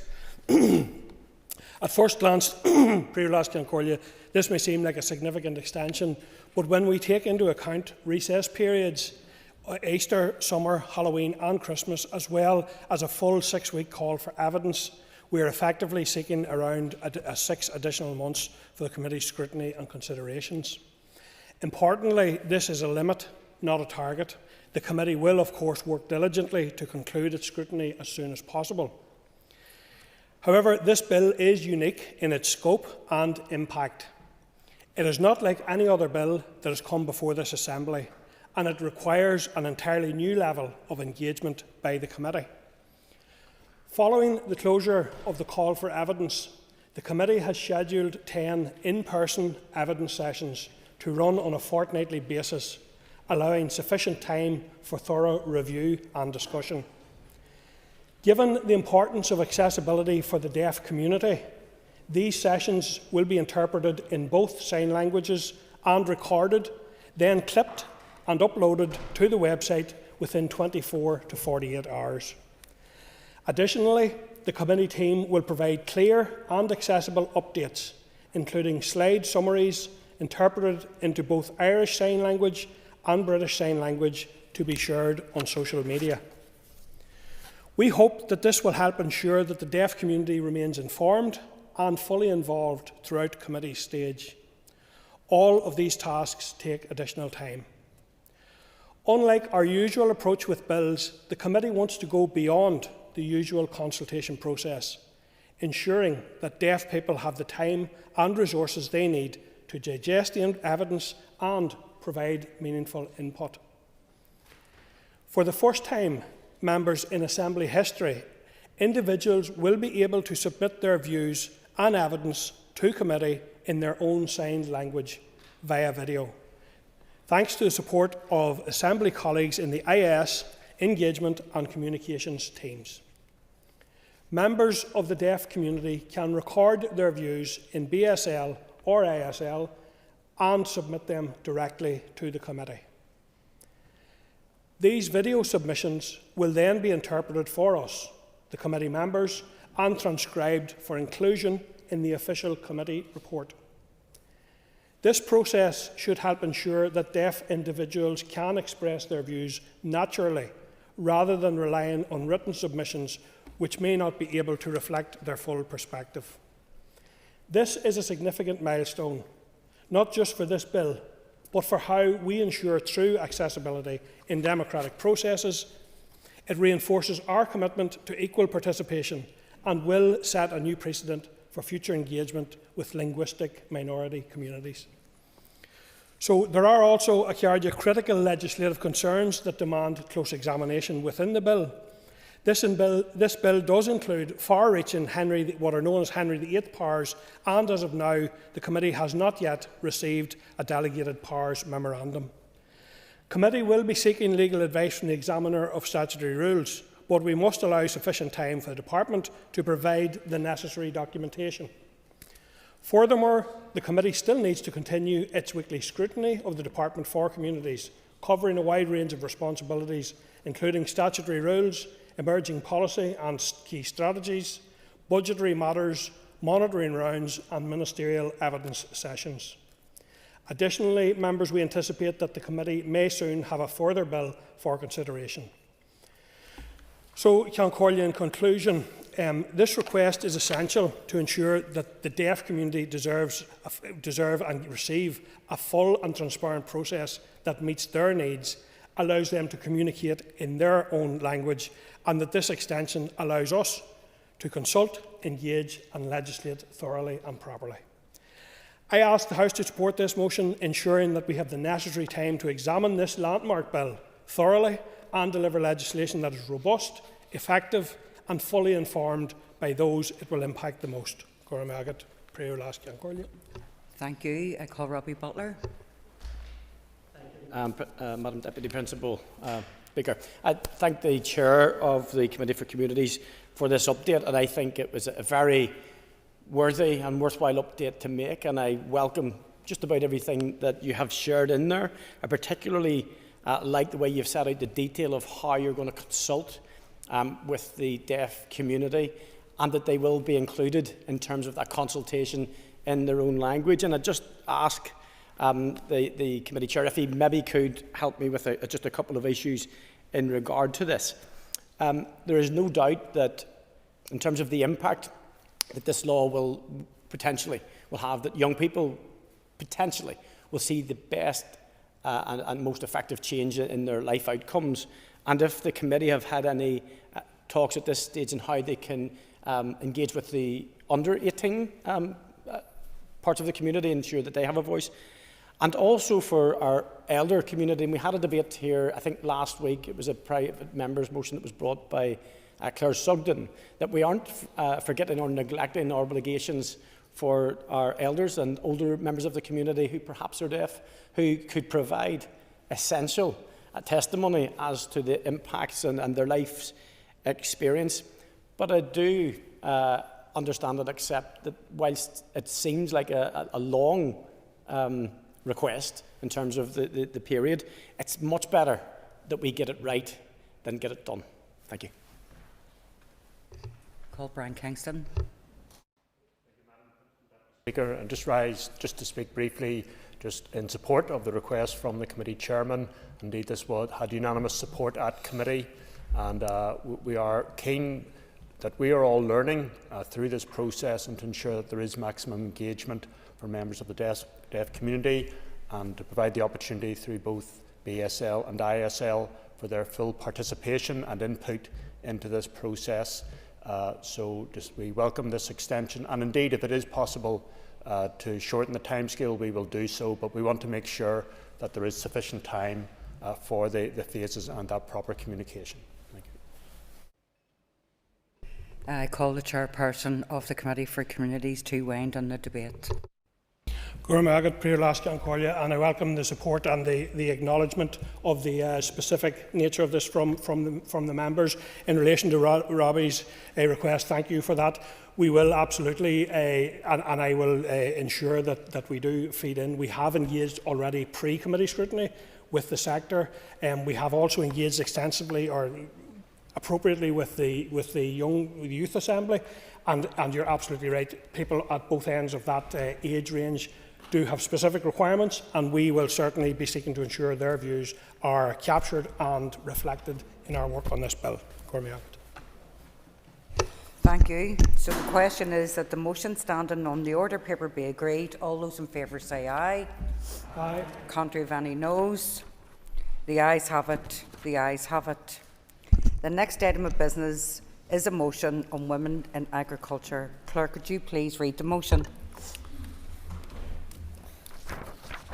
That this Assembly notes with concern the significant underrepresentation of women in the agricultural sector, recognises the structural and cultural barriers that limit women's participation, including traditional inheritance practices, access to land, finance, training and decision-making roles, acknowledges the vital role women play in farm businesses, rural communities and the agri-food industry, understands the huge benefits to be gained from their increased contribution, further notes the recommendations in the Committee for Agriculture, Environment and Rural Affairs Breaking the Grass Ceiling report, and calls on the Minister of Agriculture, Environment and Rural Affairs to develop measures and initiatives to increase female participation and leadership within the sector. Thank you. I call on Anya Murphy to move the motion. Thank you, Anya. The Business Committee has agreed to allow up to 1 hour and 30 minutes for this debate. The proposer of the motion will have 10 minutes to propose and 10 minutes to wind. As an amendment has been selected and is published on the Marshall list, the Business Committee has agreed that 15 minutes will be added to the total time for the debate. Anya, please open the debate on the motion. Gurmiaga Pre Lash Can Collier, I welcome the opportunity to propose this motion today. Historically, women have always played a central role in our rural landscapes, working on farms, running businesses, spearheading community development, all whilst doing most of the domestic labour and caring responsibilities at home. Agriculture is the backbone of our rural communities and a cornerstone of our economy. Yet despite their invaluable contributions, women remain underrepresented in farm ownership, decision-making positions and indeed leadership roles in the agri-food industry. Women face structural and cultural barriers that limit their full participation in agriculture. Daughters are often overlooked as potential inheritors of family farms, and without land ownership, women struggle to access the financial resources necessary to initiate, innovate, expand, or even sustain their agricultural activities. According to government statistics, only 5% of registered principal farmers are women, and only 4% of the participants in business development groups were women. However, there are glimmers of hope. 53% of students in higher educational agricultural courses are women. The interest and ability is there. We now need to harness it within the agri-industry. Studies have shown that gender diversity in leadership takes better decision-making, increased productivity and greater innovation. By empowering women in agriculture, we can unlock the full potential of our rural economies and ensure the sustainability of the agricultural sector for generations to come. This year for International Women's Day, the theme is Accelerate Action, calling us to drive gender equality through bold, decisive actions. The status quo needs to be challenged, as well as the systemic barriers that hold back half of our population. It is our responsibility as legislators to champion policies that will empower women. The need is even more pressing when you see the incentives for female entrepreneurs and farmers in the south of Ireland. Since 2014, the Acorns programme has been helping rural female business owners to establish and grow their enterprises. After the Women in Agriculture Conference in 2023, a 12-point action plan was produced, and efforts are underway to achieve 40% female representation on state boards related to agriculture. Support needs to be provided for women in farm succession and land ownership. We need to also develop funding streams for women-led agricultural businesses. We need to ensure that women have access to the necessary training and mentorships that fit around their many, often competing responsibilities. Decisive action is required to increase female representation in farming organisations. Targeted leadership programmes could help rectify this imbalance. Fundamentally, Príomh Ceann we need to challenge the outdated cultural attitudes and make women's representation in agri the norm rather than the exception. This motion is just not about fairness. It's about using all of the tools at our disposal to secure the innovation and sustainability goals our agri-sector must meet to survive. We need to empower women to help lead and shape that change. Príomh Ceann, thankfully my own personal experience on the farm is one of positivity. For years, my uncle's farm has been a hub of activity where all of my cousins and I would congregate to help out, and thankfully we still do, particularly over grass season.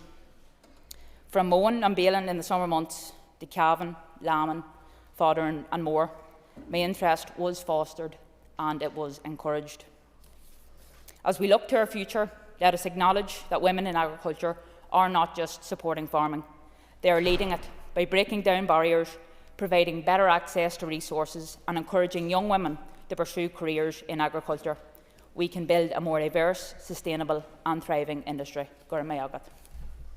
Thank you, Anya. I call on Sean Mulholland to move the amendment. Thank you, Sean. You'll have 10 minutes to propose and 5 minutes to wind, and all other speakers will have 5 minutes. So, Sean, please open the debate on the amendment. Thank you very much. Excuse me, Madam Deputy Speaker. I rise today to support this motion, move the amendment and also to highlight the significant underrepresentation of women in agriculture. But firstly, I want to thank the members for bringing this motion forward, and to Anya for her eloquent speech and the I suppose, stories of engagement on her own family farm. Thank you, Anya, for that. While I acknowledge the structural and cultural barriers that do limit women's participation, I want to also recognise my colleague Minister Muir's commitment to addressing these challenges and working towards really practical and tangible solutions, as we've said, that accelerating action theme. Women have always played a vital role in our rural communities, and so often their contributions do go unrecognised. They're central to family farm businesses, the agri-food industry and to rural life, and yet they do still remain underrepresented when it comes to decision making, business ownership and policy influence. And the barriers that women face in agriculture are so complex. Traditional inheritance practices still make it harder for women to inherit land. Access to finance and training remains disproportionately difficult. Leadership roles within farming organisations continue to be male-dominated, and these barriers persist despite clear evidence that diversity leads to better decision-making, greater innovation and stronger economic outcomes. Women in farming often say it's not just a glass ceiling holding them back, and in a former report that was published, they talked about a sticky floor. It's the systemic issues such as lack of childcare support, financial barriers and outdated membership structures that make that progression difficult, and tackling this requires addressing both the ceiling above and the floor below. The Breaking the Glass Ceiling report was a significant step forward when it was published in 2022, and I look forward to hearing an update on the actions from that report from the Minister, hopefully in his replies. Some of the deeper issues were then further explored in a report of January of this year from the NFU Scotland's Diversity and Inclusion Review. One of those key findings of that review was that no women currently sit on the NFU Scotland main board, highlighting how leadership in farming over there remains overwhelmingly male. The report recommends practical steps such as creating skills matrix, building talent pipelines for women and establishing a dedicated diversity and inclusion committee. That committee's review of 17 Scottish local agri-food organisations found that out of 111 senior board representatives, only 16 were women. That's 14%. That underrepresentation demonstrates an urgent need for action. And I know that this is something being nurtured by the Minister within his own department. Whilst that review was mainly focused on the Scottish agri-sector, I do look forward to hearing from the Minister today about those key learnings that he'll be taking forward, whether that's within the appointment of the boards of his own non-departmental public bodies, or working alongside the Public Appointments Unit within DARE to actively encourage and to nurture that involvement with women to apply for those positions. Looking at my own constituency of North Antrim, the most recent census data showed that only 9.8% of those working in agriculture-related activity are women, compared to 90.1% of men. That imbalance is not just a statistic. It reflects the structural barriers that still exist and that limit women's participation in land inheritance, business leadership and those decision-making roles. A recent study in Maynooth University, funded by the department in the south, identified the same barriers that exist here in Northern Ireland. They noted, and I found it really interesting, the dominant perception of a farmer remains male, so stoic, strong decision maker, while the woman is often seen as the helper, with the son considered the natural heir. And we do hear it in this chamber when we talk about farmers. The pronoun that is most used is he, or referring to male farmers. And it is just, I think it's just a natural consequence of that narrative. And those barriers that exist extend beyond the access to land and succession.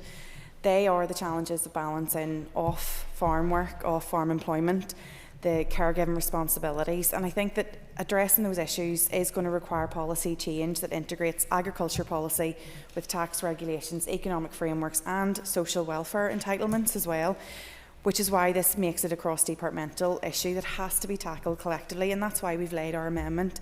We believe if we're to fully be successful in attracting and retaining more women in agri-industries and farming, we need to engage in a partnership approach that involves all stakeholders. We cannot rely on reports alone. We need action, and that action has to be rooted in partnership. If we're to make that real progress, it needs to be a whole sector approach. It needs to work in partnership with farming organisations, the training bodies, financial institutions, local councils and policymakers. So it's not just an issue for Minister Muir or the department.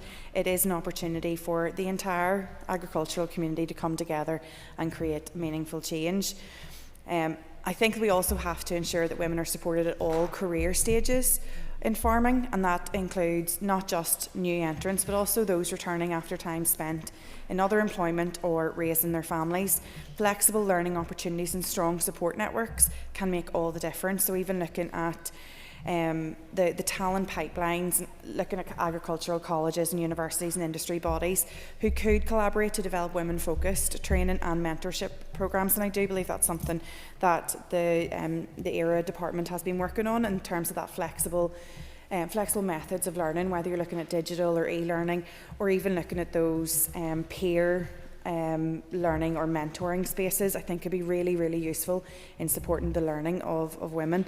In terms of financial support for female farmers, I think there has to be some kind of engagement with financial institutions that creates loan schemes tailored for women in agriculture, ensuring that fair access to capital that so many women within the sector find really difficult.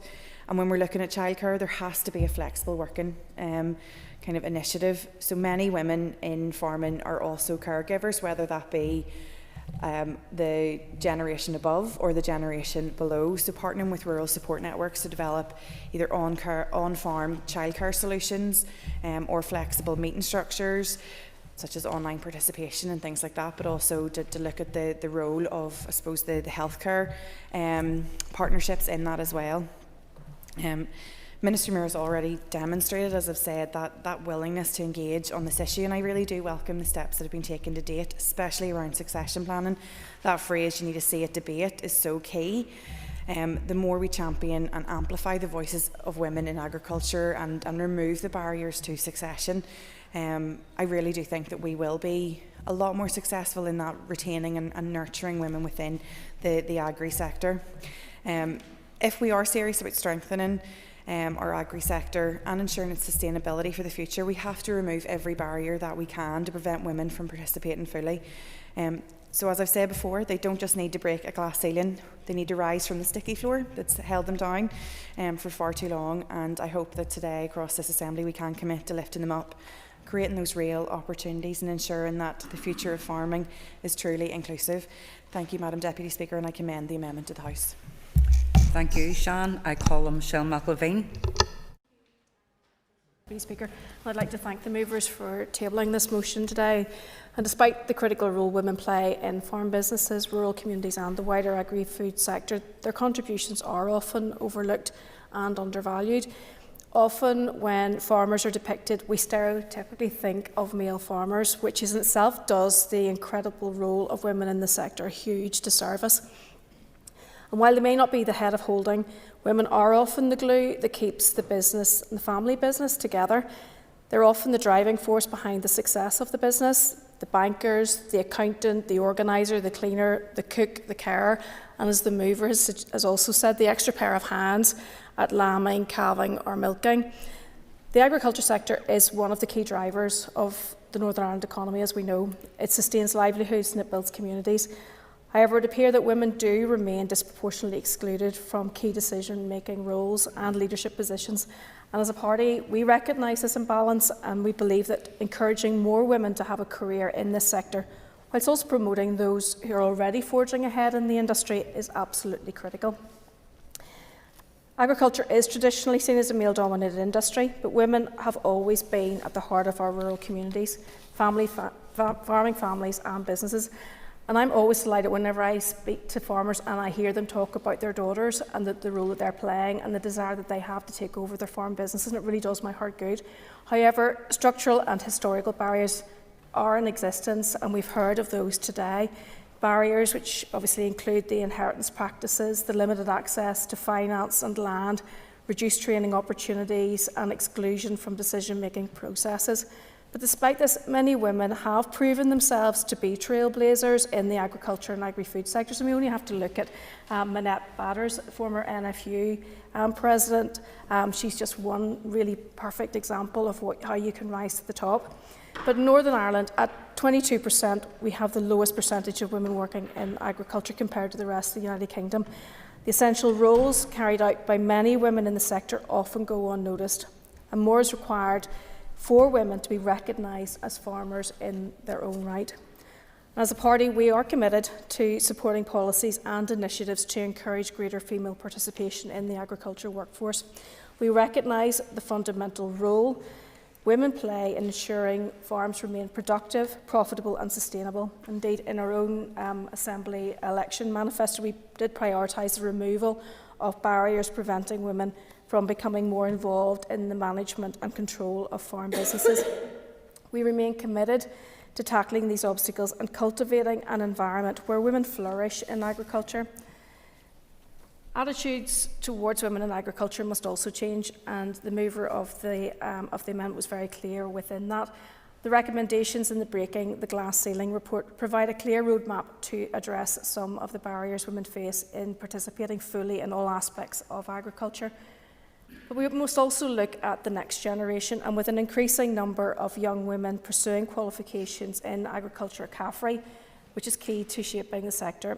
However, continued investment in training pathways and opportunities for young women is needed. Both the Agriculture and Economy Ministers must cooperate to nurture and to support the next generation of women leaders in agriculture.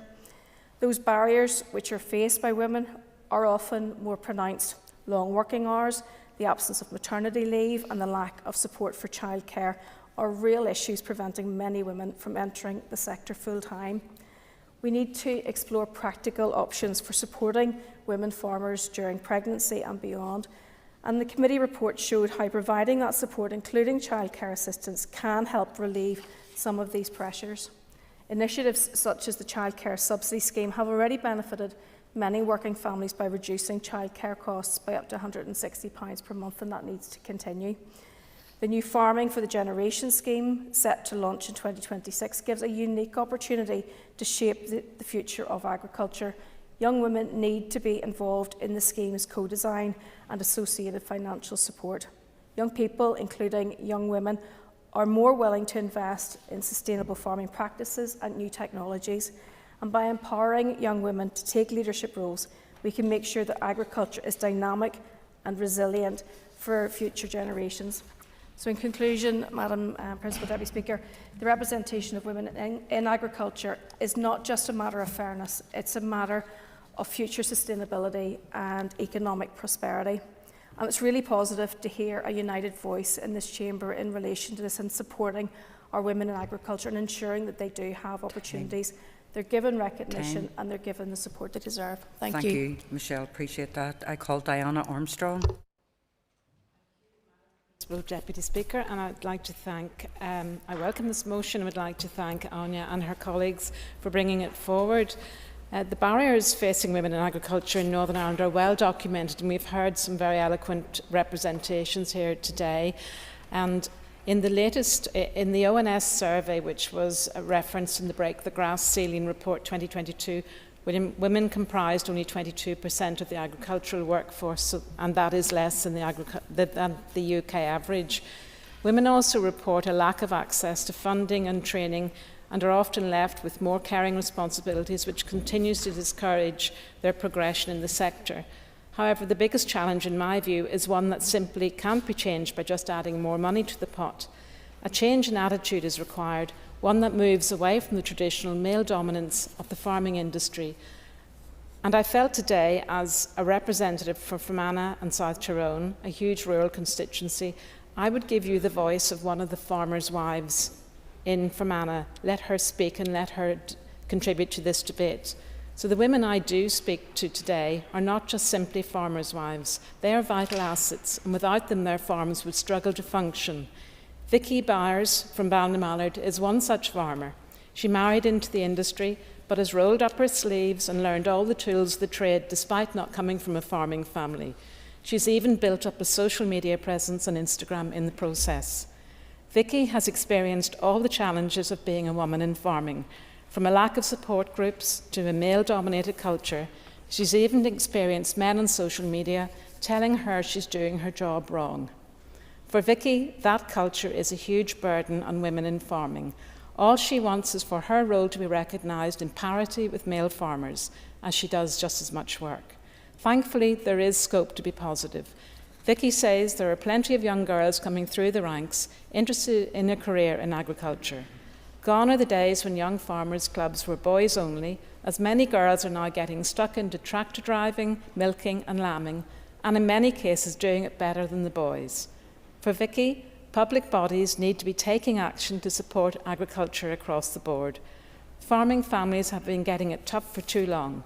The onus is on this Assembly to take forward the recommendations from the Breaking the Glass Ceiling report to help even the playing field for women and recognise the contribution they make to the industry, all while tackling the issues facing agriculture as a whole. From challenges around TB to rising costs and the disastrous inheritance tax plans, farmers are crying out for public representatives who actually care about their views and their livelihoods. And that's why I'm happy to support this motion, calling on the Minister of Agriculture, Environment and Rural Affairs to develop measures and increase initiatives to increase female participation and leadership within the sector, and to find a solution which not only makes agriculture a safe space for women, but also a sustainable industry that encourages even more young women to get involved. And just while doing research, Minister, I looked at some statistics, and I was surprised to see that the statistics classified farmers and their spouses, but in that particular instance didn't. When I searched for women, it didn't contain women in the search mechanism. So I think it's something to take on board, that women can stand in their own entity. But I commend the motion today, and I'm happy to support the amendment as well. Thank you. Thank you, Diana. I call Patsy McGlone. Thank you, and my thanks to those who proposed the motion here today. Proposers of the motion today. Agriculture is one of our most crucial industries contributing to our economy, rural communities and of course our food security. I concur entirely with the sentiments of the motion, in particular that the underrepresentation of women is a major concern, despite them playing a pivotal role in the sector and many farmhouses right across the north. And further, important efforts have been made to try and address gender imbalances and to encourage more women to become involved in this sector. Notably, organisations such as the Ulster Farmers Union and its Women in Agriculture programme have hosted important events, seminars and networking opportunities to empower women in the sector. Excuse me. We commend their efforts to challenge stereotypes and to encourage more women to consider farming as a viable career path. However, despite these efforts, the issue continues to persist. Women in agriculture face too many barriers that can limit their involvement and success in the sector. As we know, the Agriculture, Environment and Rural Affairs Committee published their Breaking the Glass Ceiling report in March 2022. It identified key challenges, including our traditional view of agriculture. We know that traditional views see agriculture as a male-dominated industry, and as the report recommends, these need to be challenged. Likewise, access to land and finance needs to be increased. I've heard and I've listened very carefully to the Alliance Party amendment. I'm not so sure loans just at this stage would be high on the scale around some farmhouses, especially whenever they face into the challenges of inheritance tax. But there are, and we support the amendment from the Alliance Party because that does cross many fields. Indeed, the invaluable work being done at Caffrey, the innovative work, I should say, being done at Caffrey, but also some of the work that is being done through the FE colleges, too, has to be considered and, in fact, factored into any policies going forward. As has been established, agricultural land is typically passed through male lines, and women sometimes have less access to inheritance or ownership rights. Furthermore, obtaining financial support from banks or funding bodies can be much more difficult for women, particularly if they lack experience in certain areas. Similarly, there are limited opportunities for leadership for women. The sector's top positions within agricultural businesses or organisations are frequently dominated by men, with a number of notable exceptions. Crucially, women are also underrepresented in key agricultural organisations and policy-making bodies. This perpetuates problems leading to policy bias, inequality and reinforcement of gender stereotypes. I would also argue that it reduces political engagement and trust. Such situations ultimately slow progress and prevent more comprehensive, well-rounded solutions that benefit the sector and our society. Furthermore, agriculture is without doubt a demanding profession, often requiring long hours and heavy physical workload. This can make it difficult for anyone to achieve a healthy work-life balance, but can be particularly problematic for women, especially those who are primary caregivers, as previously mentioned, when trying to balance work and family responsibilities.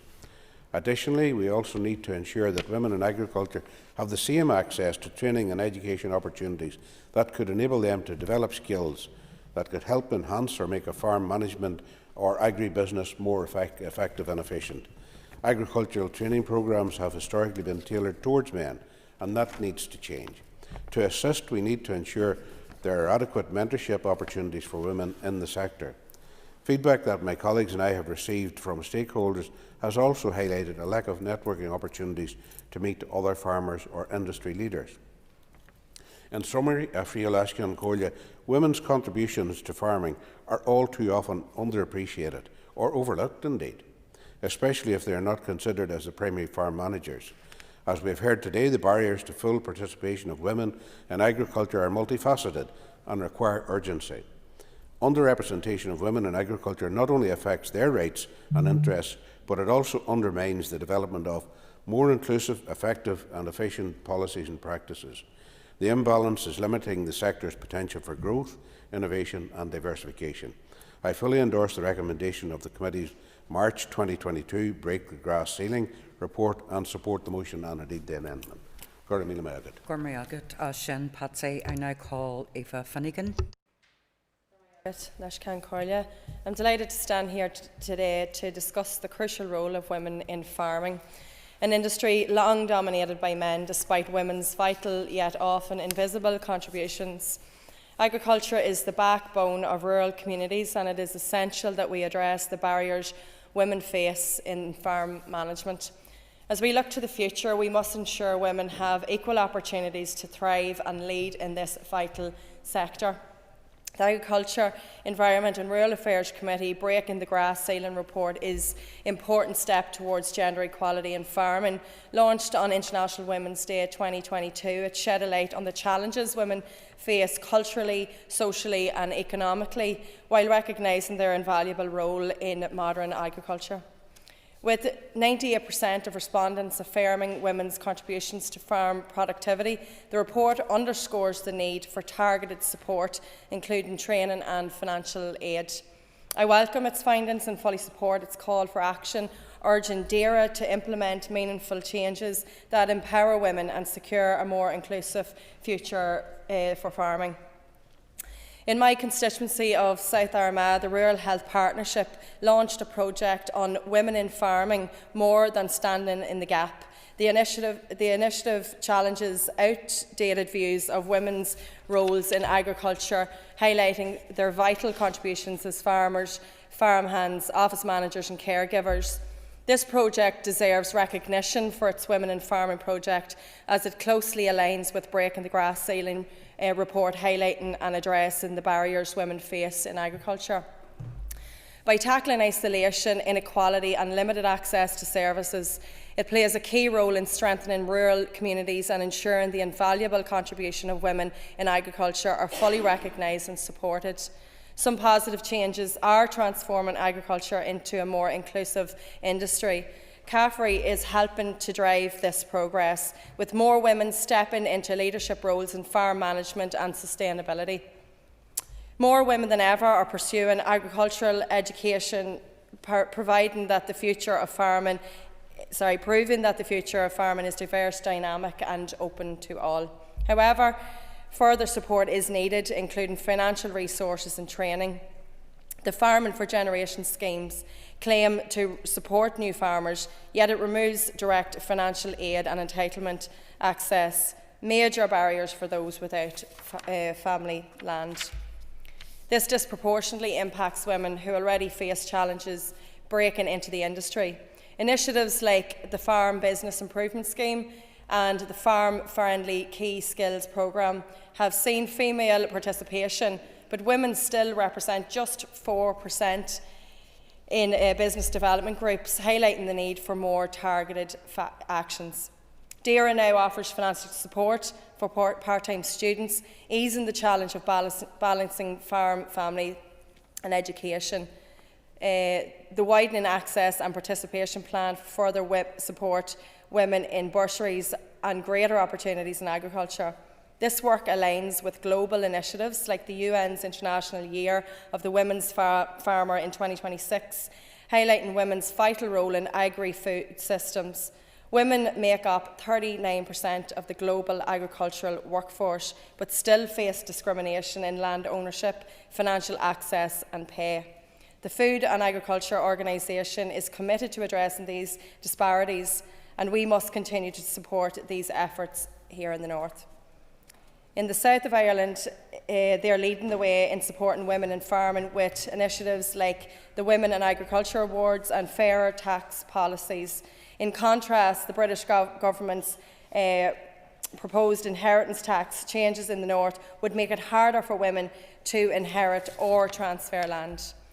Living in South Armagh, I see the stark difference. Just a mile across the border, schemes like Making Farms Work for Women and Thames Tree provide real support, offering grants of up to 60% for trained women farmers, while women in the north have no such opportunities. We need an all-Ireland approach to ensure women in farming, no matter where they live, have equal access to the support and resources they need to succeed. So in conclusion, Cancórla, the future of agriculture depends on full participation of women. Farming is a way of life on passion, dedication and resilience. To any women considering a career in agriculture, I urge you to go for it. Farming needs fresh ideas, strong leaders and hard-working individuals, and there is absolutely a place for you in this industry. Thank you, Aoife. I call Tom Buchanan. Deputy Speaker, for many years women have played a very significant role within our agriculture sector. However, they have never been fully recognised for the work they have done or the support they have provided to their family farm business. In other words, we are far too often taken for granted that this was simply part of their role as a farmer's wife. With agriculture being a catalyst for household prosperity and economic growth across Northern Ireland, ensuring that farm businesses are profitable, productive and sustainable for the future is not only essential, but encouraging more women to have a career in the sector, while at the same time promoting those already forging ahead in the industry, is absolutely crucial. Farming has always been and continues to be a challenging sector for everyone involved in it, regardless of age or gender, with our farmers having to work very unsociable hours, contend with inclement weather, food production, global markets and all the other hurdles that they face on a daily basis. Therefore, if we in this House are serious about encouraging more women into the agriculture industry, action must be taken to remove the barriers that's causing the hindrances to them coming into the sector. A number of these have been highlighted in the motion before us today. However, delivering on these will require a change in attitude across society, and for the Minister to take action on recommendations contained within the Breaking the Glass Ceiling Committee report. For the Minister and even this House, I suppose, to simply pay lip service to these recommendations and fail to take action will be nothing short of an insult to our women already in the sector and those planning to make it a future career. The Rural Women's Network highlighted to the ERA Committee that there were two key issues facing women, and that was childcare and caring responsibilities. While the DUP Minister has delivered for working families through the childcare subsidy scheme, leaving working families £160 per month better off, the Agriculture Minister now must step up to the mark by exploring options for supporting farming families as they develop and grow their business. Reports from other jurisdictions have shown that government initiatives have borne fruit, with increasing numbers of women taking on job roles within the agriculture sector as a result. While agriculture is an accessible career with plenty of opportunities, it nevertheless relies on new ideas, skills and talents from young men and women to provide a sustainable future. With the new Farming for a Generation scheme planned to commence in 2026, it is crucial that young women are involved in the co-design of that scheme, as they have proven through studies to be more willing to invest in sustainable farming practices and technologies. However, should the Minister continue to focus on an aggressive net zero policy that fails to balance the importance of agriculture production, food security and the ongoing vitality of adequate farm support, this will inevitably lead not only to women, but young men as well leaving the industry. Representing the West Tyrone constituency, a vast rural area populated with many farm businesses, I see at first hand the support that women give and the role that they play on the family farm, from hands-on tasks to completing paperwork while balancing a part-time job and looking after the household needs. And in many of these families, the young girls that are in the family perhaps do more work than the young fellas that are in the family. That happens time and again. Support, therefore, for women in the agriculture sector is vital. And I urge the Minister to take urgent steps to address this, bringing forward proposals that will provide hope and support and encouragement to our women within the agriculture sector. Thank you. Thank you, Tom. I call Emma Sheeran. Lash Concordia, and at the outset I want to welcome the broad support across the House for this motion, which really just, I suppose, sets to formalise the role of women in our agricultural sector, because as others have acknowledged, we all know that women are very often at the heart of most farms and very much involved in the operation of any farm on a daily basis, and I can attest to that. I'm a farmer's daughter, the daughter of a farmer's wife, who herself was a farmer's daughter, whose mother was a farmer's daughter and a farmer's wife, but most of the time you'll find in those situations that person is as much involved in the farm business as anybody else in the family. And I think particularly my paternal grandmother, who was a farmer's wife and would have been recognised as such, but milked the cow every day and collected the eggs and reared the family and did everything else in between, so was as much a farmer as anybody else in the house. My own contribution to farming is limited, and I can't boast to be as involved as my colleague Anya behind me. My contribution is confined to standing in the gap or feeding the odd pet lamb, and that's as much help as I provide, otherwise I'd be a hindrance.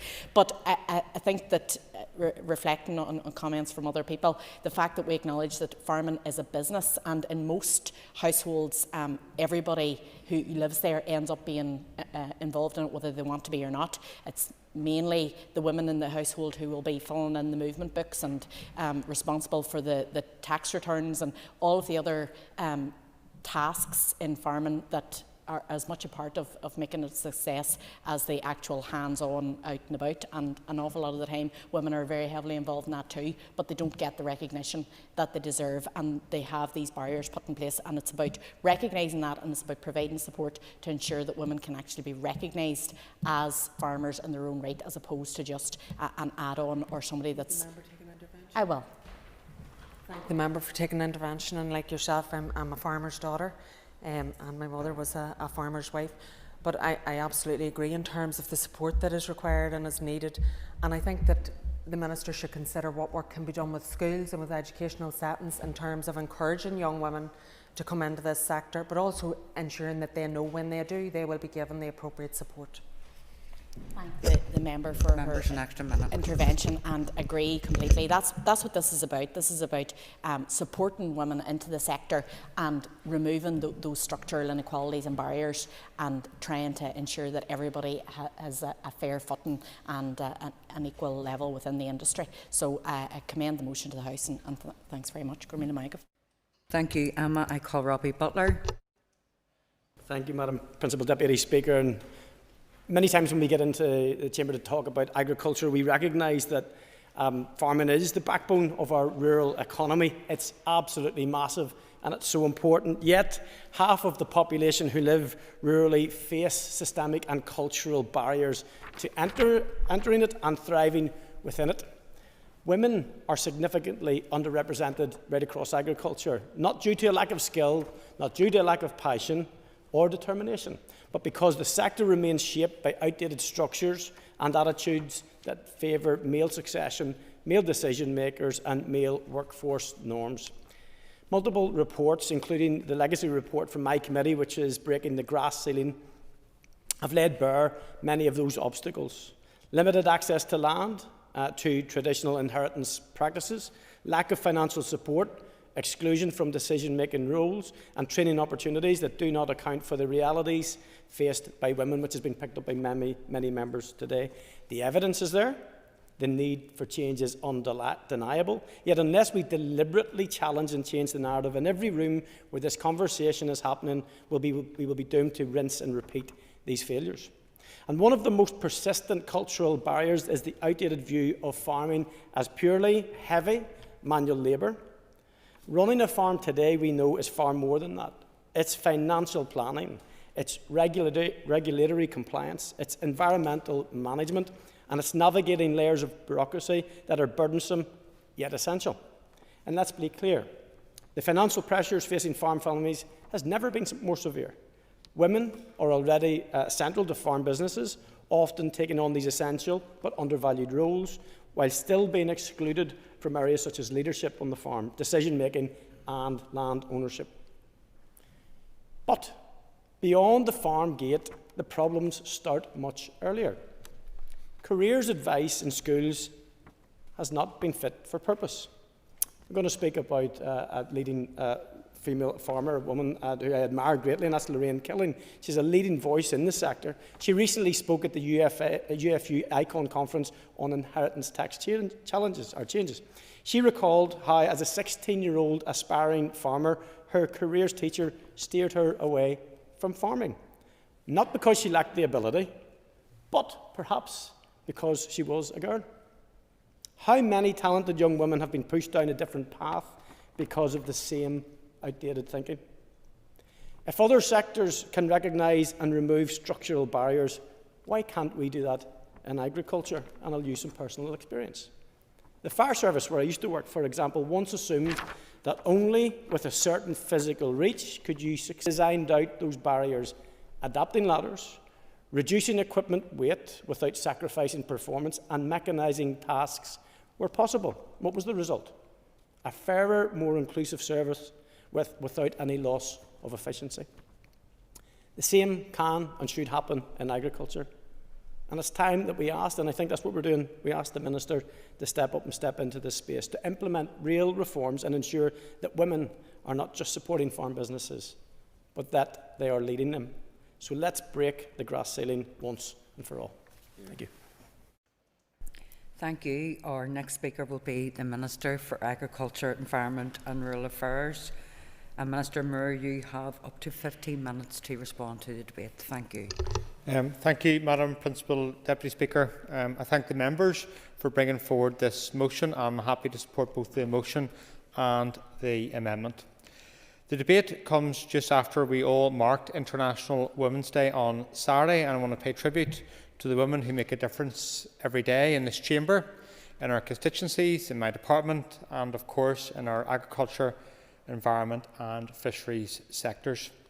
The theme of this year's International Women's Day was Accelerate Action, and there's good reason for that theme. It is clear that progress has been made in public life and in agriculture towards better gender parity. But at the current rate of progress, the World Economic Forum estimates that it will take until 2158, 5 generations from now, to reach full gender parity.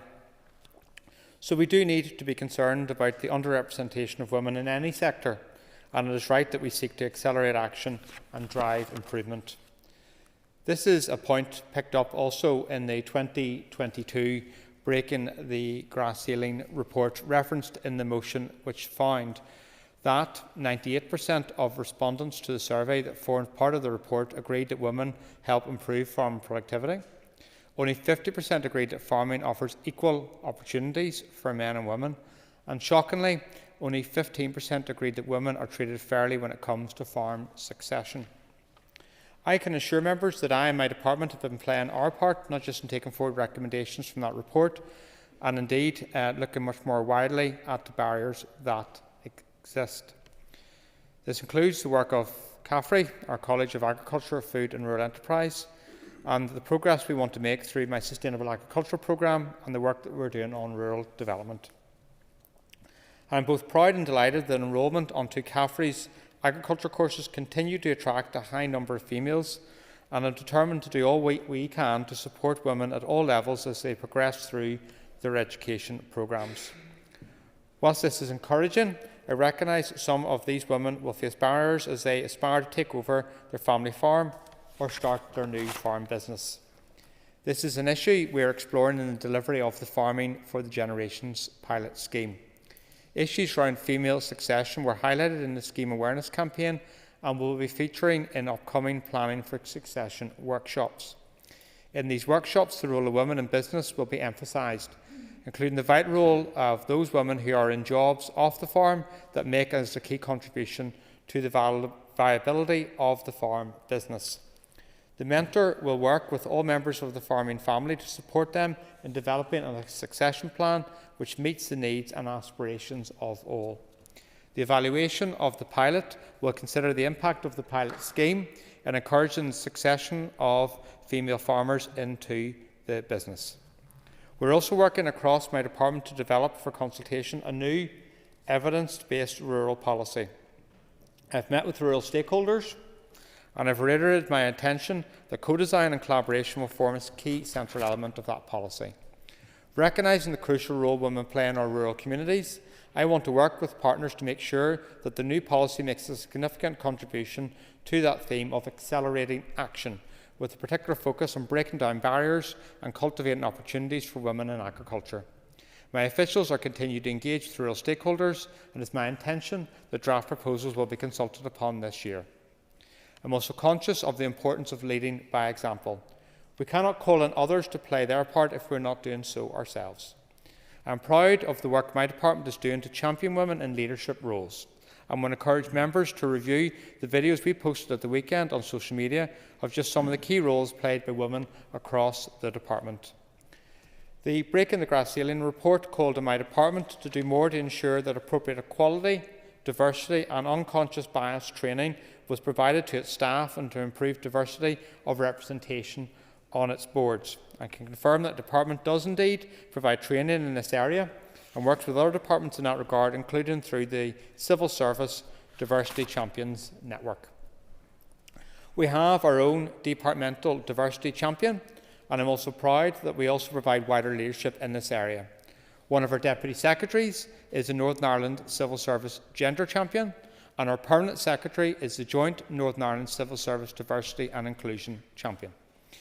We're also working hard to ensure that women are properly represented at the top of our organisations, and particularly on the boards of non-departmental public bodies. I'm pleased with the progress we've made, but there is no room for complacency. Madam Principal Deputy Speaker, the motion and indeed the amendment calls on me as Minister to take action, and I have outlined my commitment to doing so. I and my department will play its part, and have no doubt. But genuine equality of opportunity for women in our farming and agri-food sector must be driven not just by government but by the sector itself. That requires leadership. Leadership not just in encouraging women to come forward, but in creating conditions that make it possible. Leadership in showcasing the significant roles that women play across the industry. Leadership in ensuring that meetings, engagements and public events actively encourage and visibly include women leaders. And crucially, leadership in challenging misogyny and outdated attitudes to women. In that regard, as reflected in the amendment to the motion, the report from the Diversity and Inclusion Review, commissioned by the National Farmers Union in Scotland, makes both interesting and also concerning reading. It recognises the importance of the organisation being more representative of the wide range of people involved in and connected to farm businesses. It also highlights examples including language, behaviours and the management of meetings and events of areas where improvement is needed if diversity is to be truly valued. My invite, therefore, to the industry and those who represent it is to read the Scottish NFU report, consider which of those findings could apply to your organisation, decide now to take action to ensure that, whatever your organisation's role, you do everything you can to challenge outdated attitudes and to ensure that diversity and inclusion are not just talked about, but actively and visibly embraced. Madam Principal Deputy Speaker, the amendment specifically references partnership working to increase women's participation and leadership within the agriculture sector. I think partnership is crucial if we are together to make a difference. I thank the members involved in bringing this important topic to the floor of the Assembly, and I am happy to support both the amendment and the motion as tabled. Thank you. Thank you very much, Minister. I now call on John Blair to wind on the amendment and advise you, John, you have 5 minutes. Principal Deputy Speaker, thank you. Firstly, I would like to thank the Sinn Féin members for bringing the important motion for discussion in the Chamber today. I think this debate has been constructive, featuring many insightful contributions. The debate has highlighted the urgent matter of women's underrepresentation in the agriculture sector. Members have shared alarming statistics today, telling a story of missed potential and talent. Women have long been essential contributors to agriculture, yet their roles often go unacknowledged and their voices go unheard. Addressing this reality cannot be achieved overnight, but we must start by making more significant strides towards change and real progress. As we near the end of this vital debate, Principal Deputy Speaker, I'd like to take a moment to reflect on some of the key points made by members during the debate, and then emphasise after that the importance of our amendment to the motion. The debate began today with Anya Murphy proposing the motion and referencing that women were often spearheading development, yet remaining underrepresented. And I think that very much set the tone for the rest of the debate. My colleague Sean Mulholland, in proposing the amendment, spoke of lack of access to opportunities and also of training barriers, and pointed out that in her own constituent of North Antrim, the participation of women in agriculture was 9.8%. Michelle McElveen then spoke of the stereotypical image of the male farmer, though women were often the glue holding the farm set up together, and spoke of structural and historical barriers. Diana Armstrong said the biggest challenge was change in attitude that was required, and very tellingly shared what she called the voice of farmers' wives, a rural constituency like Fermanagh South Tyrone, and quoted her own constituent Vicky Byers. Patsy McGlone spoke of the UFU Women in Agriculture programme. Other ERA committee members, Robbie Butler as chair, who will not speak officially today, Tom Buchanan and Aoife Ferguson also spoke. So, Principal Deputy Speaker, as my colleague Sean Mulholland has already highlighted, the Alliance Amendment underscores the importance of fostering strong relationship and open channels of communication between the Department, the agriculture sector and different representative organisations. This collaboration is essential for implementing effective and enduring strategies that enhance female involvement and leadership in the industry. A role for representative bodies in this regard is absolutely crucial. The ERA Minister has taken steps to enhance female involvement in the sector, notably through the launch of the Farming for Generations pilot scheme, and he's highlighted today that scheme in particular, but also other progress made and progress planned for the future when he gave us his response. Principal Deputy Speaker, our amendment importantly underscores that the Minister's goals cannot be met by the Minister acting alone or the Department acting alone. That active collaboration that I spoke of and participation from the agriculture sector are vital to this effort, facilitating a greater exchange of ideas and the sharing of resources and expertise. So, in conclusion, although Alliance supports the motion today, I hope members will also endorse our amendment, as it is better suited to bring about the systemic change necessary to amplify women's voices and reinforce our dedication to a more inclusive future for the agriculture sector. It also acknowledges the responsibilities of partners and encourages their participation. Principal Deputy Speaker, I hope that as we move forward, the House as one can support the motion and the amendment with one voice today. Thank you.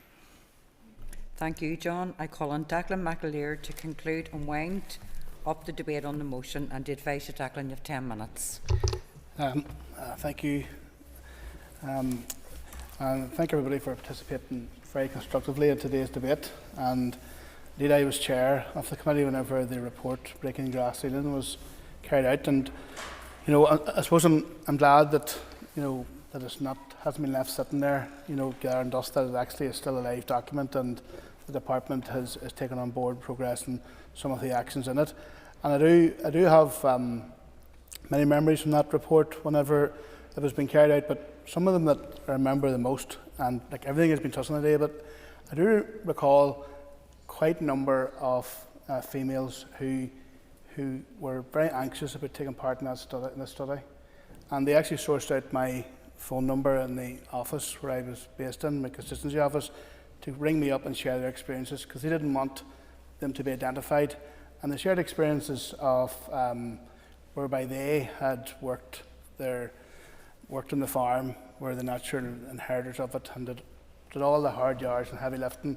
But when it came to the inheritance, they were looked over for the male in the family who perhaps had no role in the farm at all.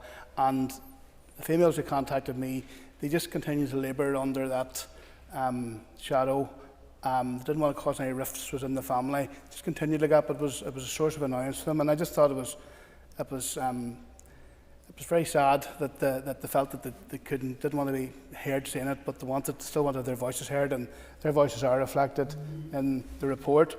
But just to sum up, and John has done a good job at summing up, so there's just a couple of wee bits I want to touch on as well. Anya mentioned, there only is 5% of principal farmers who are male. That's gross underrepresentation. But there is hope that 53% of students in agriculture courses are female, and that's good. And Sean Mulholland famously mentioned not just the glass ceiling but the sticky floor, and that's a very memorable comment as well, and the importance of partnership and the whole sectoral approach. Michelle McElveen made the point that women were the unseen glue that hold the farm business together, and stressed the importance of continuing to invest and to encourage young women into the sector, and that the Farming for Generations is an opportunity to shape this policy. Diana Armstrong said that the attitude needs to be addressed. It's a male-dominated culture, and she gave a very good example of her constituent called Vicky, who wasn't from a farming background at all, but who has embraced farming and is a very strong advocate for it, and she very eloquently explained that. Patsy highlighted there are too many barriers faced by women, and he concluded by saying that this imbalance, not only is it wrong, but it also inhibits the growth of the agricultural sector. Aoife, in her contribution, made reference to her own experience of the Health Partnership report in her own part of the world in South Armagh, and that was very illuminating. And I think that would be perhaps an opportunity maybe to forward that report to the department, if it has already got that report, to look at some of the learning can be got from that as well. And Aoife also mentioned the All-Ireland approach, because she sees the example of farmers just down the road from her own constituency in South Armagh, where there are very practical measures in place by the Irish Government to encourage female participation in farming.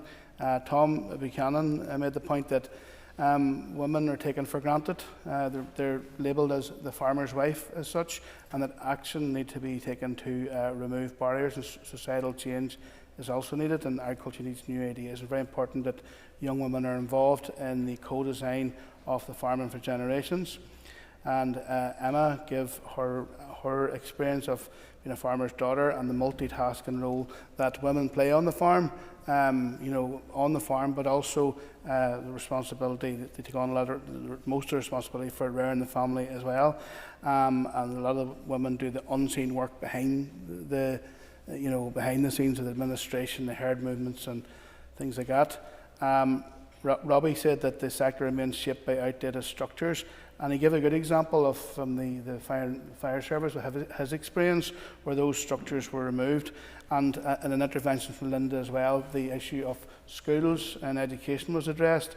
And it's sad, that and Robbie's contribution, he mentioned that because of outdated stereotypes amongst maybe career teachers in some school, that many women have been put off from going into farming. And he gave the example he gave from a personal experience is very good from the Fire and Rescue Service.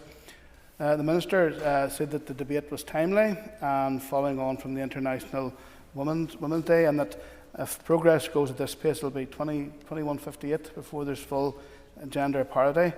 He referenced his own sustainable agriculture policy, looking at the barriers also within the Farming for Generation. He said that his new rural policy, which is under construction, is being co-designed. That's the central feature of it, and it also will focus on breaking barriers and accelerating action. And this is a focus, gender equality is a focus for DAERA and the sector. But he also said there's a huge role for the sector. This can't just be done by the department or by the government. That there's a whole big role for the sector from a bottom-up approach. And he said that outdated attitudes must be challenged. And he also challenged organisations to read the NFU report and implement these within their organisation. And he said that outdated attitudes must be challenged and that partnership is crucial if we want to make a difference. Thank you. Thank you, Jacqueline. So the question is that the amendment standing in the name of John Blair, Sean Mulholland, Owen Tennyson and Andrew McMurray be made. All those in favour say aye. Aye. Conscious of any noes? The ayes have it. The ayes have it. So the question is that the motion as amended be made. All those in favour say aye. Aye. Contrary of any noes? The ayes have it. The ayes have it. Members, could you take your ease, please?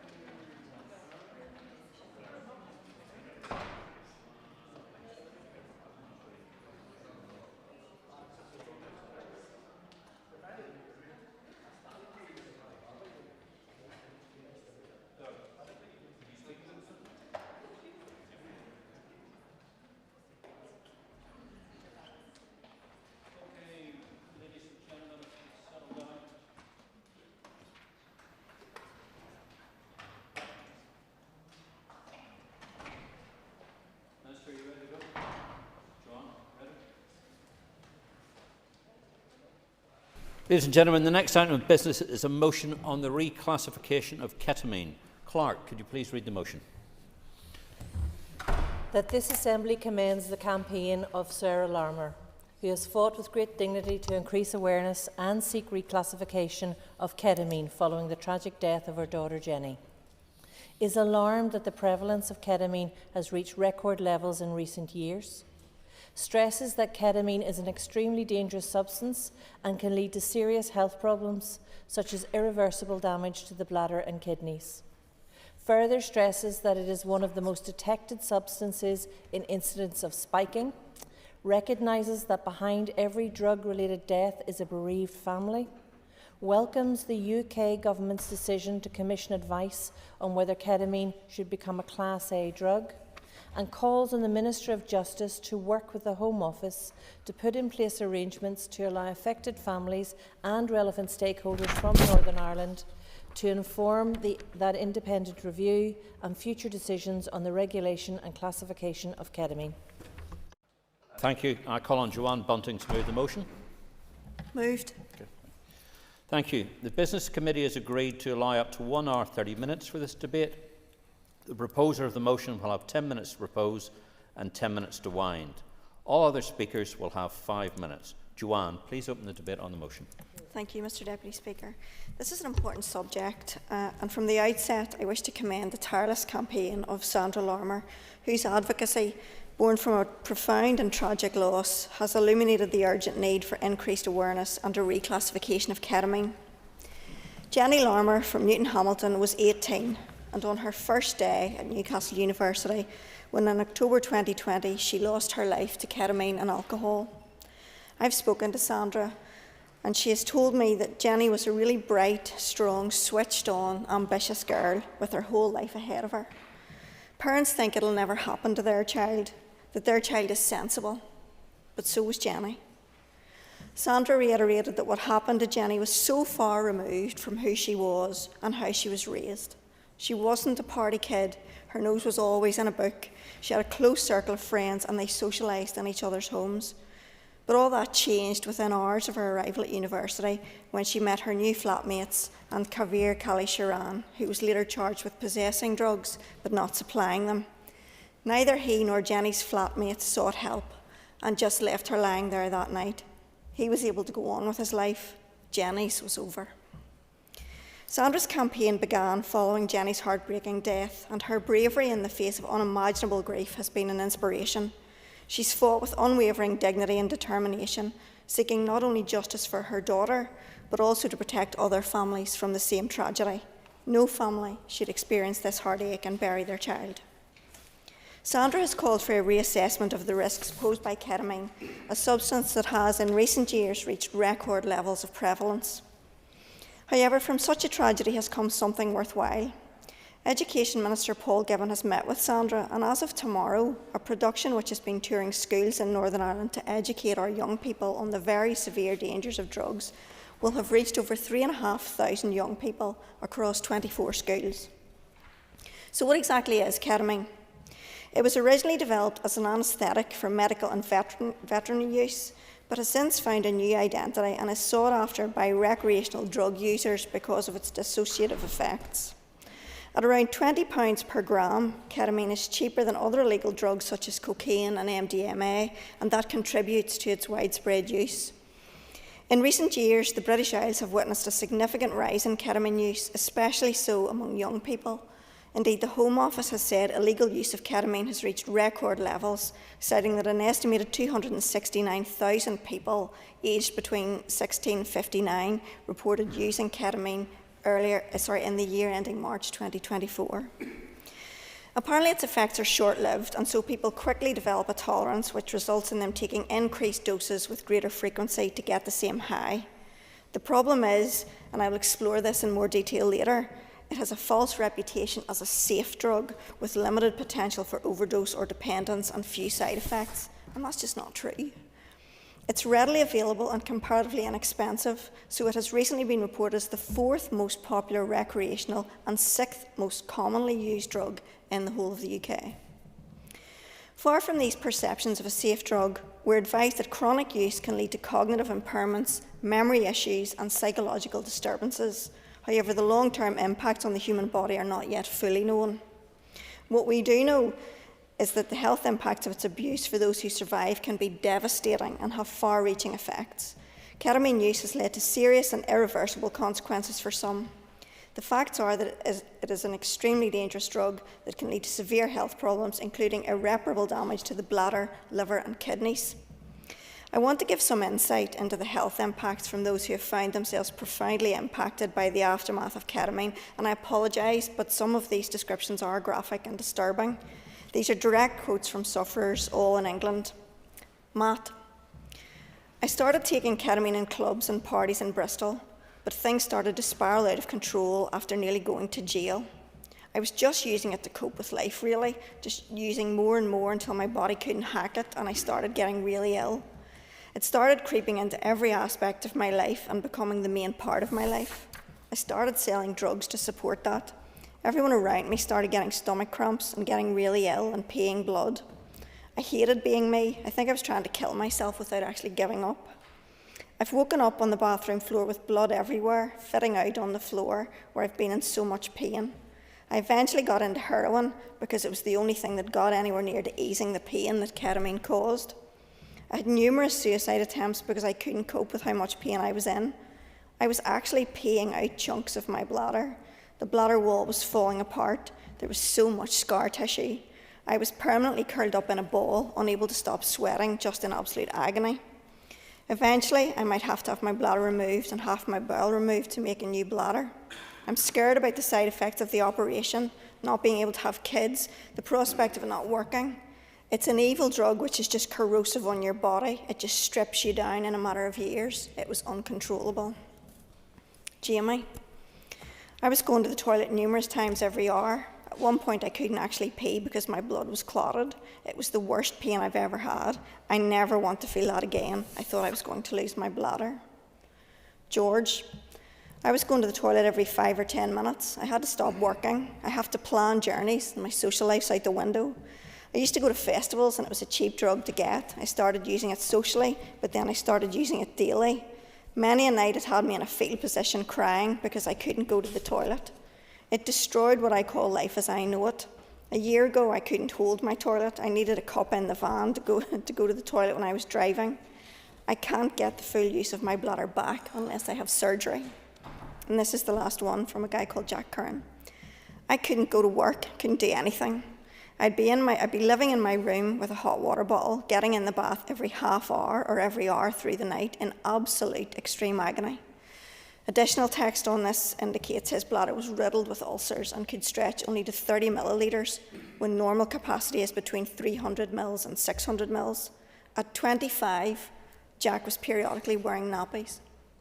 So members can see just how horrific the consequences can be, but the problem is, as with all bad things, nobody ever thinks it will happen to them or their child.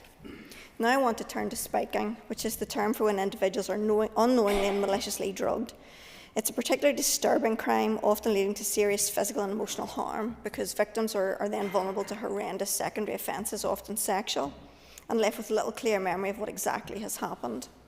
Young women are disproportionately affected by spiking, with the National Police Chiefs Council showing 74% of those reporting spiking are female, with an average age of 26, but there has been an increasing number of males who have been spiked.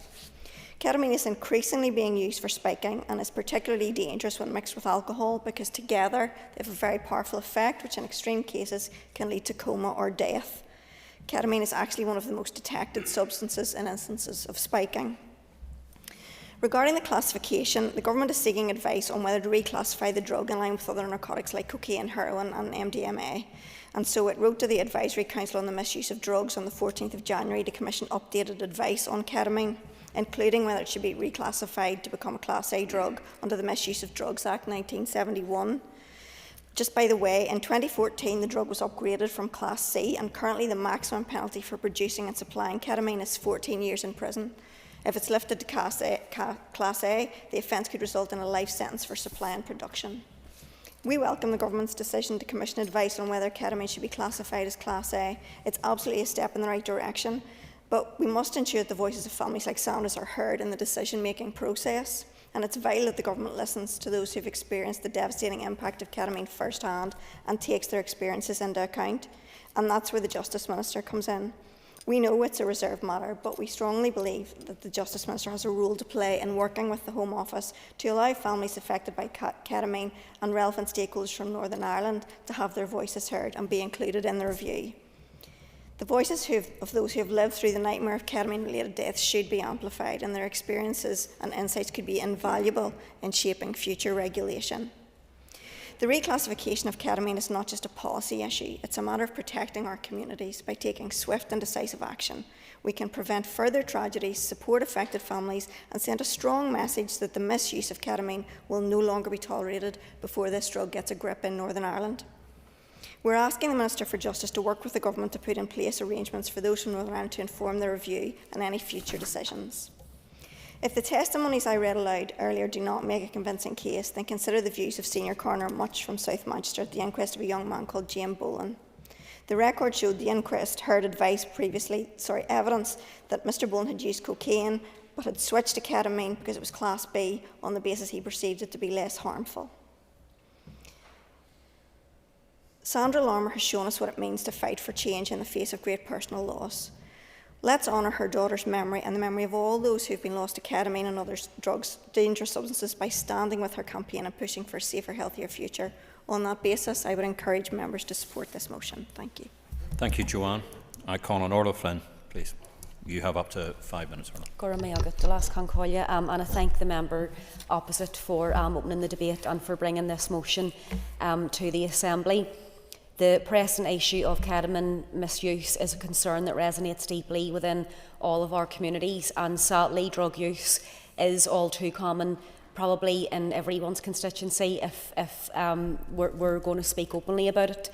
And it is continuing to spread the disease of addiction and of course then spread the risk of premature death, and sadly we have seen that in terms of the numbers of people who are losing their lives to, in what most cases is accidental overdose, because they don't actually realise how potent the mixture of the drugs that they're taking, as the member was saying, even mixed with alcohol, it just makes these substances even more dangerous.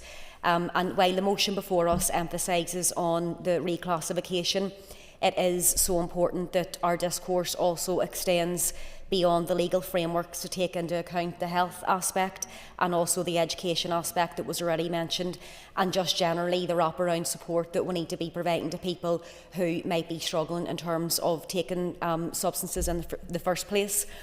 I also want to commend Sandra and her family, who I haven't met just want to say, you know, personally, and I haven't reached out to them or spoke with them personally, so but I do want to mention that and commend their bravery for their unwavering dedication following the absolute tragic loss of their daughter Jenny. And I think that the mother Sandra, in terms of her campaign, this really underlines the impact, everything that she's going through, and the fact that she's obviously trying to use this to campaign for better and to try and save lives. It just shows the impact that these issues can have on families. And I know that I work locally with a mother from West Belfast, Lorraine Brennan, who also lost her son to when Jack took a lethal drug and sadly lost his life, and that was back in 2021, and Lorraine's still been campaigning day and night, just trying to save lives basically, but it's too late for her family, it's too late for Sandra's. And I know this cuts across, I'm conscious that the Justice Minister is here, but this obviously cuts into, and my speech is maybe more directed towards some of the things that Mike Nesbitt can do in his role as Health Minister. And of course my community in West Belfast hasn't been immune to any of these challenges that the ketamine use presents. Reports from local organisations have highlighted a concerning rise in the use of ketamine among our young people, and it's being made worse by the drug's affordability and accessibility. The West Belfast Community Drugs Panel, it was pulled together a number of years ago, and it did note at the time that access to drugs, including ketamine, is alarmingly easy, with substances being readily available on the streets, in local parks, and even through online platforms. And I know it's been raised to me locally by families, just in terms of even the spiking that was mentioned. The online platforms is something. Look, I know it's easier said than done, but we need to get a grip of this, because I have heard about, you know, kids can easily now go on to these apps and TikTok and click on these links, and you know there's clearly you know, these premises and drug houses that, you know, are constantly churning out these dangerous substances. So, but that's probably a wider discussion, and it's going to be a much more difficult and long-term one maybe to deal with, rather than the review that we're talking about here today. But I would just like to welcome locally, and it's not specific to West Belfast, I'm sure in everyone's constituencies we know that there is really brilliant work that's being done from local groups trying to support families that are living and battling with family members with addiction. And there's a lot of good examples of that in my own constituency, and it is really appreciated. But I think that given all the efforts of our health and social care workers, of our community and voluntary sector, we know that still not enough is being done. Yes, yep. Would the member also agree that we need to actually widen access here to vital health-led services in particular, including mental health provision and drug treatment services, and particularly in my own constituency of the Northwest, and additionally how we're going to tackle poverty and inequality, which, you know, that's core area of work that could have a meaningful and lasting impact, particularly to support people to turn their lives around. And the member has an extra minute. Thanks very much, and I totally agree. This is a whole systems approach, so it's not just on justice, it's the anti-poverty strategy, it's a substance use strategy, it's the mental health strategy, it is all of that. It's housing, it's unemployment, it's all of that. And then maybe just bring it back to finally in terms of what I think a positive step would be in terms of from a health perspective. But we know that Danny, who chairs the Addictions APG, there's a proposal in with the department at the minute around trying to introduce a rapid drug testing model here in the north. It's used in Dublin and Cork, it's used over in Britain. It basically, when there's lethal drugs on the street, they can be tested right away. Alerts can be sent out within 24 hours, and then people are notified if there's drugs on the streets that they may be about to take that can take their lives. So I'm hoping there might be a wee bit of work with the Justice Minister. The PSNI are on board, but I think it would be funded through health for the first year as a pilot, which wouldn't cost much money, but it's via Queen's University and the pharmacy, and the PSNI would hopefully have a role to play there. But even if coming out of today would get that over the line, as well as the reclassification review. Sorry. Thank you, member. And I call on Danny Donnelly. Thank you, Mr Deputy Speaker. I want to thank the DUP for bringing this motion forward today. Tragically, 18-year-old Jenny Larmour died on the 3rd of October 2020 after consuming alcohol and ketamine on her first night at university. She was a former deputy head girl at the Royal School in Armagh and clearly had her whole life in front of her. I cannot imagine the pain of such a loss. Since then, her mum Sandra has been campaigning for more awareness on ketamine, and I welcome her campaign and the importance of raising awareness of ketamine and its dangers associated with its use. Ketamine is commonly used in healthcare and in veterinary medicine, however it is also misused. Following the Advisory Council on the Misuse of Drugs, the ACMD review in 2013, ketamine was moved from Class C to Class B under the Misuse of Drugs Act due to its potential harm when misused. And we have heard about record levels of its use in recent years. It was initially a Class C drug, moved to Class B, and now there are calls for reclassification to Class A along with cocaine, heroin and ecstasy. It is currently seen as less dangerous in Class B, while it carries potentially serious health problems, mainly involving irreversible damage to the bladder and kidneys. This can cause chronic pain and mean issues with kidney function and urination, and also risk of addiction and even death. Concerning it is also used in spiking incidents. The UK Government has invited the ACMD to provide an updated harms assessment of ketamine and advise on reducing harms in response to emerging evidence, and in particular whether it should be moved to Class A. One experimentation with ketamine can be fatal, and there is a need to educate young people on this risk. Mr. Deputy Speaker, people have used mind-altering substances almost since the beginning of time. Some are or have become socially acceptable, whilst others have been made illegal. Alcohol and tobacco have a long tradition of social acceptability in the majority of countries across the world. There is a clear dichotomy that some substances that cause the most harm in our society, like alcohol and tobacco, are legal and even taxed to raise revenue by the government, but substances that are less harmful are illegal, and their possession and use can lead to criminal sanctions. Prohibition area in the USA from 1920 to 1933, when the production of importation and sale of alcoholic drinks was marked by the emergence of black market networks and violent criminal organisations who made huge profits from distributing illegal alcohol. The policy was far from universally popular and eventually repealed in 1933. It was widely seen as a failure, and there are obvious comparisons with today's failing war on drugs policies. In the UK, drugs are legislated under the Misuse of Drugs Act 1971. This is a reserved matter, and this Assembly does not have an input into that. Patterns of drug use have changed significantly over the last 50 years, and the 1971 Act puts more emphasis on punishment of people who use drugs rather than rehabilitation.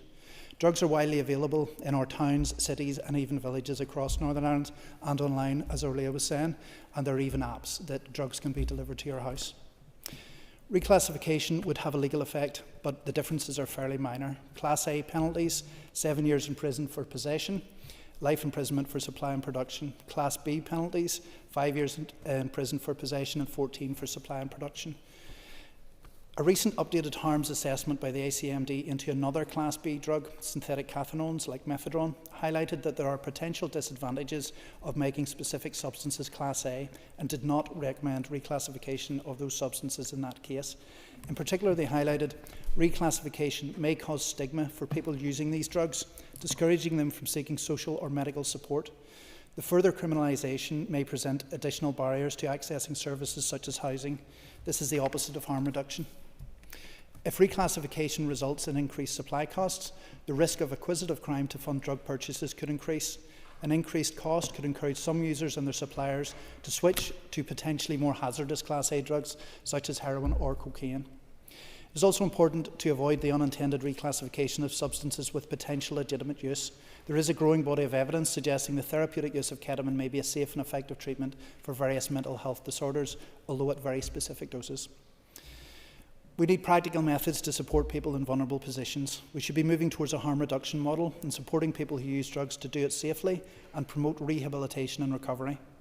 Since ketamine is often used as a spiking drug, one such method would be ensuring the availability of drug testing services, such as earlier mentioned, in places like nightclubs, so that people can keep themselves safe. We welcome the decision to commission advice, and we would encourage affected families and relevant stakeholders to help to inform the review. This review will help to inform the public about the risks of ketamine at a time when its use is increasing, but a different approach is needed, and we need more practical solutions to reduce harm from drug use and address the underlying factors. There is a need to educate young people on the potential harms of misuse of ketamine, particularly around the risk of addiction, irreversible bladder and kidney harm, and even death.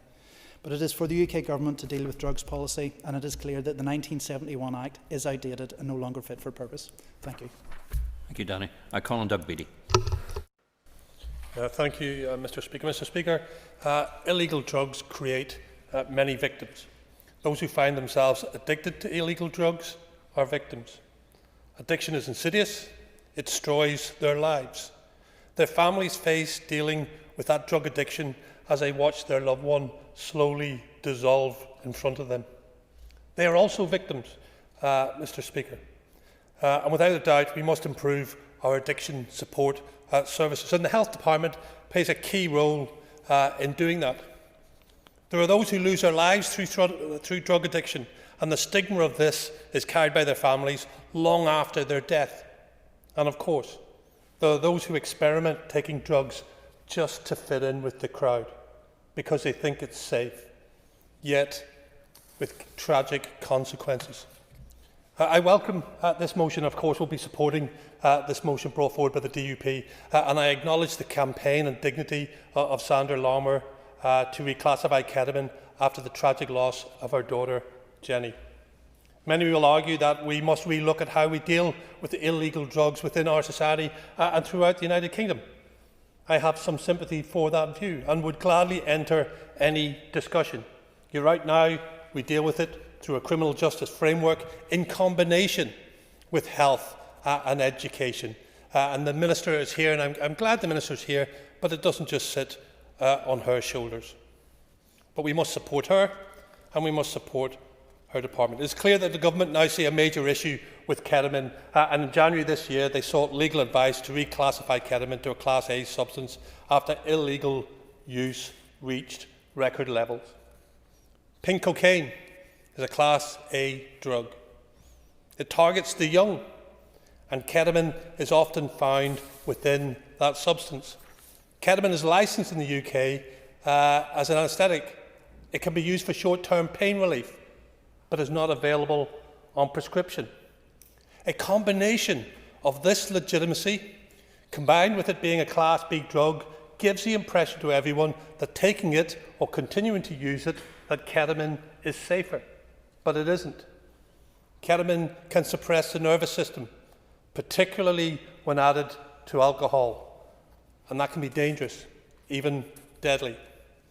Sadly, the majority of ketamine users are aged between 16 and 24 years of age. Drug dealers know this. They deliberately target this age group. Earlier this year, a £6.4 million shipment of illegal drugs, including ketamine, was seized by the PSNI. It is clear that if action is not taken, the organised crime groups, such as the Firm, which is in my constituency area, will exploit the lower classification of ketamine. The misunderstanding is that somehow it's a safer drug, but it will create more victims. As I said at the start of my contribution, we need to have the difficult conversation around our strategy in dealing with illegal drugs and how we deal with addiction. But taking into account how dealers are using ketamine to exploit young people and mixing it in drugs such as pink cocaine, I am absolutely in favour of ketamine being reclassified as a Class A drug. My respect and condolences are with Sandra Larmour today, as her tragic loss of her beautiful daughter Jenny reminds us all how fragile life is. Thank you, Mr. Speaker. Thank you very much, D. Doug. I call Justin McNulty. I welcome the opportunity to speak on this motion today. Ketamine, originally developed as an anaesthetic for medical use, has become increasingly common in recreational drug use. It has a reputation for inducing dissociation, hallucinations, and a distorted sense of reality. But the consequences of ketamine misuse are far more severe and far-reaching than many may realise. Chronic use of ketamine can result in long-term damage to the bladder, liver, and brain, leading conditions like memory loss, cognitive impairments, and the debilitating ketamine bladder syndrome, so shockingly and gruesomely described by Ms. Bunting earlier, which often requires invasive surgeries. What makes this issue even more tragic is the loss of young lives, and I think today, in particular, of the family of young Jenny Lamar from over the road from me in Newtown. Jenny was a bright and promising young woman, and she was tragically passed away as a result of ketamine on her first night away at university in Newcastle. Her death is a stark reminder of the dangers this drug poses, particularly to our youth. Jenny's family has been so courageous in speaking out about their loss, raising awareness of the devastating consequences of ketamine misuse and calling for action to protect others. Jenny's family, despite their grief, has become a powerful voice in the fight to raise awareness of the dangers of ketamine. Their strength and resolve are commendable, and we must honour Jenny's memory by ensuring that no other family has to go through such an unimaginable loss. At present, ketamine is classified as a Class B drug in the UK. However, its dangerous and unpredictable effects make it clear that this classification is inadequate. A Class B drug classification means that the penalties for possession and trafficking are far too lenient, especially when we consider the severe harm this drug causes. The rising number of ketamine-related hospital admissions, particularly among young people, highlights just how urgent this issue has become. Jenny Lamar's tragic death must be a turning point. It should be the catalyst for change in how we classify and address the misuse of ketamine. Reclassifying ketamine to Class A would ensure that law enforcement agencies have the necessary tools to combat its distribution effectively. It would provide the foundation for more comprehensive public education programmes to raise awareness of the risks of ketamine, particularly among young people. Prevention is vital, and by raising awareness, we can reduce the chances of more lives being ruined, more families being torn apart. Jenny Lamar's family has shown incredible courage in their grief, and their call for change shall be met with a united response from all of us. It is time to act before more lives are lost, before more families suffer. The time for change is now. We have an opportunity to make a real difference, to save lives and to prevent other families from experiencing the heartache that Jenny's family continues to endure. Let us stand together in support of this reclassification for Jenny, for her family and for all those whose lives are at risk. Thank you, Justin. I call on Deirdre Hargey. Speaker, today's motion is an important one, and I want to also thank the member for raising it. I too want to recognise the work of Sandra Larmour in the aftermath of losing her daughter Jenny, in highlighting the important issue and impact drugs have on the user, their families and indeed the wider community. I also want to take this opportunity to thank all of those who are working in this area of work right across our communities. I see these impacts on a daily basis in my own community and constituency, and these can be emotive debates as they often involve people who have been impacted through losing a loved one, those who are living with addiction, and the wider impacts on families and communities. And often the public discourse can be around the criminal justice and enforcement approach. But we also know from years of work at the grassroots and internationally that this in isolation does not resolve the issues and the impacts. Health, education and prevention are key in tackling these issues that have an impact right across our society, with a key focus on addressing inequality also being looked at. It's important that through a holistic health-based approach that we don't stigmatise users and those often impacted by addiction. It's also vital that we don't stigmatise the ability to have an open conversation, as often the stigma can perpetuate the silence and disempower those who have been impacted and the community to tackle these issues in a meaningful way. In my own community in the Market area in South Belfast, they have launched the Amplify project, which is a community toolkit that aims to break the silence in tackling health inequalities such as trauma and addiction through the power of building creative communities. This allows the community to bring these issues to the fore and, importantly, to talk about them in an open forum. They have created a toolkit, a podcast, a community tapestry photographic exhibition, and they're in the middle of doing a play that will be shown in the Waterfront Hall later this year. And all of this work is being supported through Queen's University, Queen's Community in Place.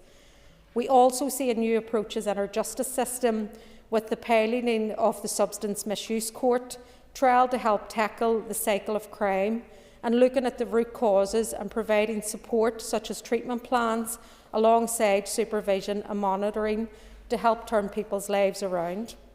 Tackling substance use and the impact of drugs is an important issue, and of course reviews are important, but they also must be driven by the data and by best practice. We must also look at how substances are used in our healthcare system, and if changes are to be made, we need to know and understand the knock-on effects and the unintended consequences. Co-designing interventions with communities, therefore, is vital, as we know the opposite of addiction is connection. Connection to tackling the underlying causes and building those community connections where people feel isolated. So together, let's break the silence, let's amplify our voices, and let's build healthy and connected communities for all. Gor Mila Mayogad. Thank you, Deirdre. I call on Connie Egan. Thank you, Deputy Speaker. I would like to start today, as many others have, by paying tribute to Sandra Larmour and her family's campaign to raise awareness on the issue of ketamine, as this motion rightly references. Jenny Larmour, her daughter, sadly passed away after consuming ketamine and alcohol, and Sandra has channelled her grief into tirelessly lobbying and raising awareness. She has publicly said she does not want Jenny's death to become just another statistic reported on, and I couldn't agree more. I welcome the opportunity that's been given by the UK Government and Home Office for a review into the reclassification of ketamine to a Class A substance. And I agree with the motion. We must facilitate affected families and loved ones being involved in this review. In fact, I would go further and say that previous users or victims of harms relating to ketamine must also be consulted to ensure a truly wraparound interventionist and preventionist approach to drug use policy frameworks. As mentioned by others around this chamber today, legal frameworks relating to the misuse of drugs is a reserved matter, particularly looking at the Misuse of Drugs Act 1971 and the Psychoactive Substances Act 2016. The responsibility for this legislation is for Westminster and for the Home Office. However, with that being said, it would be remiss of me not to recognise, as others have, that all executive ministers, including both the Justice and Health Minister, have a responsibility to take any action they can to minimise and end the harms created by drugs. The opportunity for a review into the reclassification of ketamine is a welcome one. It's a highly dangerous substance, as my colleague Joanne Bunting pointed out earlier, and it's becoming increasingly popular amongst our younger communities. It's also often been found in the systems of victims of spiking, a legal area where our Justice Minister Naomi Long is key to strengthening. There are record levels of use of ketamine in recent years. Home Office statistics estimate 269,000 people aged between 16 and 59 used ketamine from March 2023 to March 2024. Something I thought would be useful to pull out is that data on users and dealers of ketamine, specifically in Northern Ireland, is hard to track, and a contributing factor to that is due to the general Class B category. Instead of it having its own specific offence code, it goes under in our reporting systems. In this review, or in its outworkings, it would be really interesting to explore how, if it's segmented into a Class A, how operationally here in Northern Ireland we can aggregate police data into a wider, more accurate picture. That is going to be absolutely vital to produce tangible results, tracking and preventing further use and harm. If Class A status is achieved through this review, that would mean possession of ketamine results in 7 years of prison time instead of 5, but the real change would be lifelong imprisonment for supply and production instead of 14 years. Affected families and stakeholders must be consulted upon these changes to affirm public confidence to our UK-wide approach. However, within all of this, the Alliance Party position is that the 1971 Misuse of Drugs Act is outdated and in itself needs reviewed in the long term. We need to look at other ways, as my party colleague Danny Donnelly, MLA, and others in this chamber have outlined, of supporting vulnerable people who find themselves addicted to substances. The 2021 Northern Ireland Executive Substance Use Strategy, Preventing Harm and Empowering Recovery, a strategic framework to tackle substance abuse, led by the Department of Health, highlights the need for harm reduction, joined-up working, early intervention and support for recovery. I know the Justice Minister is committed to playing her part, both in terms of reducing offending, working with the PSNI to respond to community safety concerns, but also in empowering recovery through supporting alternative approaches like the substance misuse courts. We need to ensure that our approach to drugs misuse is as person-focused as possible, and the review of reclassification opens up an opportunity to discuss these matters further. Stakeholder involvement, including families who have lost loved ones and users in recovery themselves, must play a key role in that. I want to finish by thanking Sandra Larmour again for putting this on the agenda of MLAs and for her tireless work to ensure that no other family has to endure the pain of losing their loved one. Thank you. Thank you, Connie. I call on Mark Durkin. Thank you, Mr Deputy Speaker. Ketamine can no longer be dismissed as just a party drug. It is a serious public health risk, and we've already heard about its severe health impacts and its role in spiking incidents. Access to this drug, along with others like pregabalin, is often just a click or a DM away. Both are frequently and wrongfully seen as low-risk substances, possibly or probably due to their current classification, and as such we'd like to see not only the reclassification of ketamine but also pregabalin and gabapentin. However, let me be clear, there's no such thing as a low-risk drug. Taking these tablets is playing Russian roulette. These substances are often combined with other drugs such as cocaine and alcohol, creating a lethal cocktail.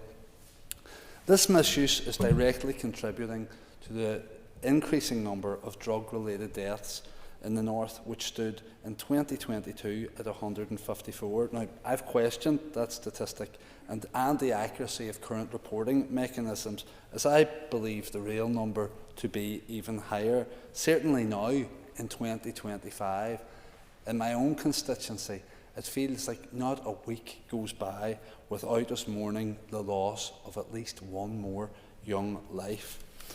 This worrying trend is often highlighted more deftly and harrowingly on social media by devastated family and friends. Recent data shows that Northern Ireland's rate of drug-related deaths is alarmingly high, more than 5 times the EU average. So what is the Executive doing about it? Not much, going by the programme for government. Addiction wasn't mentioned once, and drug-related deaths don't even make it onto the list of priorities.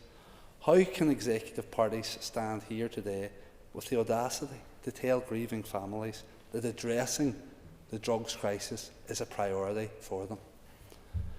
This epidemic has left hundreds of parents mourning the unnatural loss of a child, young people grieving the loss of their peers, and children left to navigate the life-altering reality of life without a parent. And sadly, I'm sure we've all witnessed too many times how loved ones of the deceased begin to follow the same perilous path, sinking deeper into their own grief, darkness and addiction. In many cases, it's a chain reaction that sets off one tragedy after another. The slow-motion collapse of a life, often played out online, the excessive party lifestyle, the vulnerable people crying out for help but turning to support systems that simply aren't there or take months or even years to access. This is unacceptable. I join others in commending parents like Sandra Larmour, or more recently Pauline Duddy as well in my own constituency, for their determination and unwavering commitment to campaigning for change, for channeling their grief into action, trying to spare other families the same suffering. Reclassification is one part of this jigsaw. We also need to see not just tougher penalties available for supply, but actually being used. For example, has the reclassification from Class C to Class B seen a reduction in use? No. Instead, we see what appears to be a revolving door in our courthouses that leaves communities feeling powerless. Danny Donnelly there mentioned the war on drugs, and that's a war that sadly we can't win until we fight and win a war against the reasons that lead to drug dependency. Adverse childhood experiences trauma, poverty. We need to invest in better education and mental health and addiction services, tackle the root causes of substance misuse, and in doing so, we can stop these tragic and entirely preventable deaths. Thank you. Thank you, Mark. And I call on the Minister. Minister, you have up to 15 minutes. Minister. Thank you, Mr Deputy Speaker. And at the outset, I want to acknowledge the overwhelming impact that drugs can have right across our society. And I say drugs. I don't talk about illegal or illicit or prescription drugs, because all drugs can be dangerous if not taken under medical supervision. And we need to be really clear about that, because sometimes we try to say one drug is more dangerous than another. If you're taking drugs and it isn't being monitored and it's not prescribed for you, then it is a dangerous substance and you shouldn't be taking it. And it's really important that we recognise that and encourage people who are suffering from addiction or dependency to seek the help that they need urgently. All too often, lives are blighted by the devastating consequences of taking those drugs. Tackling drugs and the harms they cause is clearly a shared priority for all of us. And I also want to pay tribute and commend the bravery and the relentless efforts of Sandra Larmour to raise awareness of the dangers posed by drugs following the tragic and untimely death of her daughter Jenny. It's vitally important that we listen to those people impacted directly by substance use, and that we learn from the harrowing experiences as people such as Jenny and Sandra. I recall Sandra giving an interview in the aftermath of Jenny's death, and how impactful it was, and that I can still remember everything that she talked about in terms of Jenny's experience. And what young person hasn't experimented in some way when they're at university or done things that they might not otherwise do?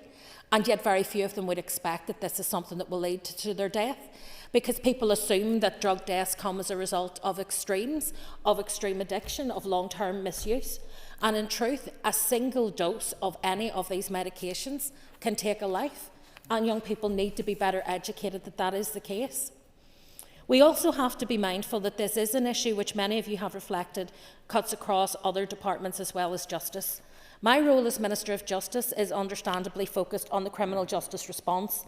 That includes enforcement of the law as it stands, and I take cognizance of those who have said whether or not the law as it stands is the right thing, and in another time and in another way we can have that conversation, because I think it is a conversation that needs to be had.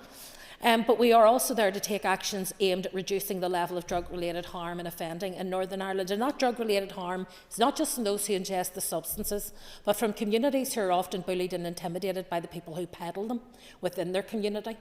People who are tortured as a result of people seeking those drugs in desperation, and the harm that they can cause within communities. So this is multi-layered and requires us all to work together. Colleagues will be aware that the Department of Health leads on the Northern Ireland Executive Substance Use Strategy, Preventing Harm, Empowering Recovery. That strategy focuses on ensuring that people in Northern Ireland are supported in the prevention and reduction of harm and stigma related to the use of alcohol and other drugs, have access to high-quality treatment and support services, and will be empowered to maintain their recovery. Members will also be aware that the classification of drugs is a reserved matter, and any decision will ultimately rest with the UK Government.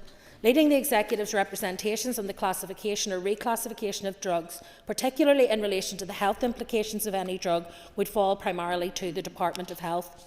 However, I am sure that I speak for most members of the Assembly when I welcome the announcement from the Home Office on the 8th of January this year that they are seeking expert advice on reclassifying ketamine as a Class A substance. Both the Health Minister and I are entirely supportive of the planned review, and whilst we respect that there is due process that the Advisory Council on the Misuse of Drugs will be required to follow before a decision can be made, it is important that we also have a voice in the way forward. Recently, the Health Minister and I both attended a quadrilateral meeting with ministers from all other regions of the UK in respect of drug-related issues. During that meeting, there was a discussion on the reclassification of ketamine, and it is something that we are likely to discuss again at future UK ministerial meetings. It's clear that addressing the harms associated with ketamine is a priority right across the UK. Subsequently, the Minister of Health and I wrote jointly to the Minister for Policing, Fire and Crime Prevention in the Home Office to convey our concerns at the harms that ketamine can cause, especially the associated serious health problems such as irreversible damage to the bladder and kidneys, and the serious mental health problems that can be protracted after people take the drug. And that is whether they take it through one-off experimentation or are addicted to it via long-term use. We also confirmed that these concerns are echoed by colleagues across the Assembly, and within that letter we asked the consideration be given to putting in arrangements in place to allow affected families and relevant stakeholders from Northern Ireland to inform the independent review. Whilst my remit for Minister of Justice is limited on this particular issue, I will of course do all that I can to address the harms caused by drugs and to support other executive ministers who lead more directly on the issue. For example, I know that ketamine is one of the most detected drugs in spiking due to its dissociative impact and the fact that it can cause both paralysis and amnesia. Members may be aware that the UK Government is bringing forward measures in the new Crime and Policing Bill which will update legislation in relation to spiking. My department has engaged with stakeholders on this issue and, subject to this Executive and Assembly's approval, it is my intention to extend this new offence to Northern Ireland via the legislative consent process. Let me also assure you that there is considerable local cross-governmental work on these issues. The Organised Crime Task Force Drugs Subgroup provides a forum for engagement between PSNI and other stakeholders in response to the challenges posed by the misuse of drugs and related threats, and to identify solutions to effectively deal with enforcement with regard to the supply of drugs. Indeed, yesterday when we met with the An Garda Síochána and the Irish Minister of Justice, it was really important that drugs were part of that agenda in terms of cross-border smuggling and cross-border supply, and that is something where the JATF is also very actively engaged. The harms caused by substance use extend widely to families and communities who are often left facing bereavement, despair and fear. This debate is particularly relevant following the publication of the annual NISRA report in relation to drug-related and drug misuse deaths in Northern Ireland for 2023, which further highlights the devastating impact drugs have on our communities. It also shows the growing issue of polydrug use, including mixing illegal and prescription drugs and alcohol. It's worth remembering that ketamine, a derivative of PCP, replaced PCP as an anaesthetic because it was judged to be safer than its antecedent. And it is a reminder that it is the misuse of that drug that is the problem. It's interesting that the member for Foyle actually raised the issue around pregabalin. Pregabalin was the specific drug mentioned most often in 67 of the 169 deaths registered in 2023. The rise of pregabalin, which is a completely legitimate pain-killing drug, but being used without supervision, is taking people's lives, and it is also often being used as part of polydrug use, which is an increasing problem. We must therefore be mindful that there are no easy solutions, and the issues around drugs cut across the whole of the executive: health, communities, education and justice. We'll only succeed in improving outcomes if we see substance use in this broader context, working collectively together to target supplies, educate our young people, raise awareness and prevent the young and the vulnerable from turning to drugs or experimenting with drugs. While a reclassification of ketamine would bring increased penalties and possibly provide increased deterrent for its use and supply, I should also add that it is vitally important that we address the broader substance misuse in a holistic way, and primarily as a medical issue requiring therapeutic interventions rather than focusing on only criminal justice outcomes. Substance use has a tragic impact across Northern Ireland, according to those most recent figures. And as I say, 169 people lost their lives in 2023 as a result of drugs misuse. But the impact and the ripples in our community go much, much wider. We can only therefore deal with this if we deal with it together. It is important that we do all we can to ensure that young people who may experiment with drugs, in some cases under peer pressure, understand that there is an extreme risk associated with taking any drug which is not prescribed. It only takes one episode to cause life-changing or life-ending harm. There is no safe level of drug consumption in our society. If only one message reaches the public today as a result of this debate, I hope that it is that drugs can and do cause harm to individuals, to families and to communities, and to those young people who may or may not hear this debate, and to those who may or may not be suffering with their own demons in terms of addiction. Do not take that risk with your health and your well-being. Reach out, seek support. There are a range of substance use-related services available across Northern Ireland on the PHA Drug and Alcohol Info website. Please use them. Please get the help you need, and please keep you and your family and your community safe. Thank you, Minister. I call on Stephen Dunn to wind, and Stephen, you've got up to 10 minutes. Thank you, Deputy Speaker. And I rise today to conclude on what I think has been a very useful and timely debate on such an important issue. And I would like to thank everyone for their contributions, including the Minister for her attendance here today. And I would like to join others in commending the Larmour family for their tireless and courageous efforts on this important campaign.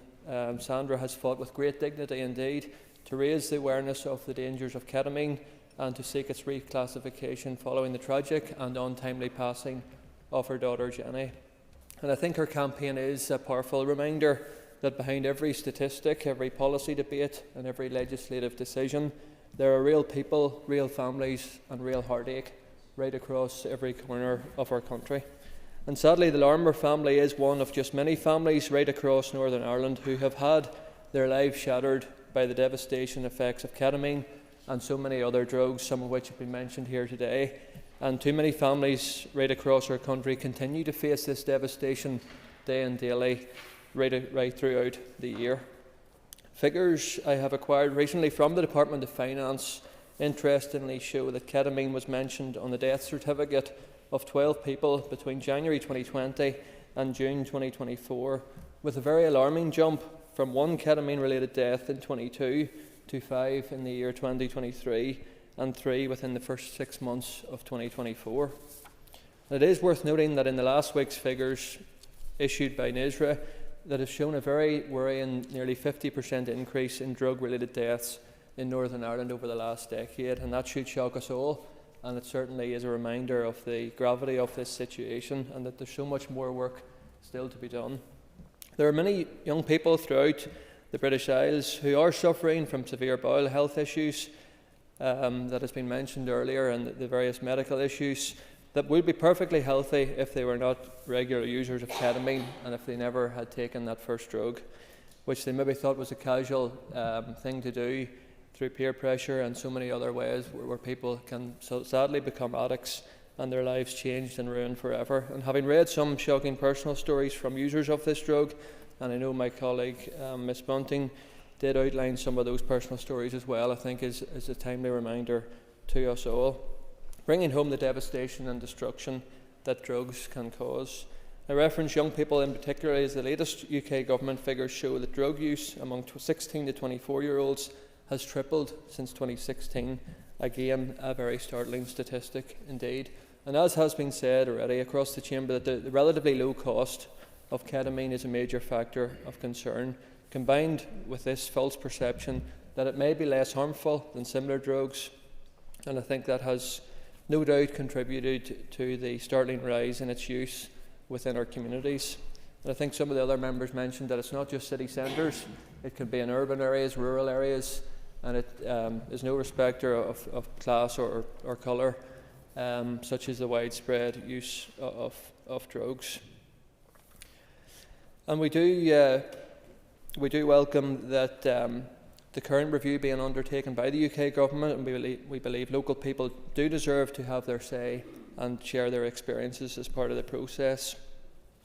And I recognise that in response to written questions on this topic, the Minister has stated, and she has repeated again today, that there is this role for the Department of Health and that it is a cross-cutting measure with a number of departments, and I think it's all really an executive-wide place and space to make change as well. But there's no doubt the reclassification would be a positive step forward, and it's something that we can all get behind. And I do welcome, and the Minister has stated it again today, where the Health Minister and yourself as Justice Minister did write to the UK Home Office, and I think that certainly is positive indeed.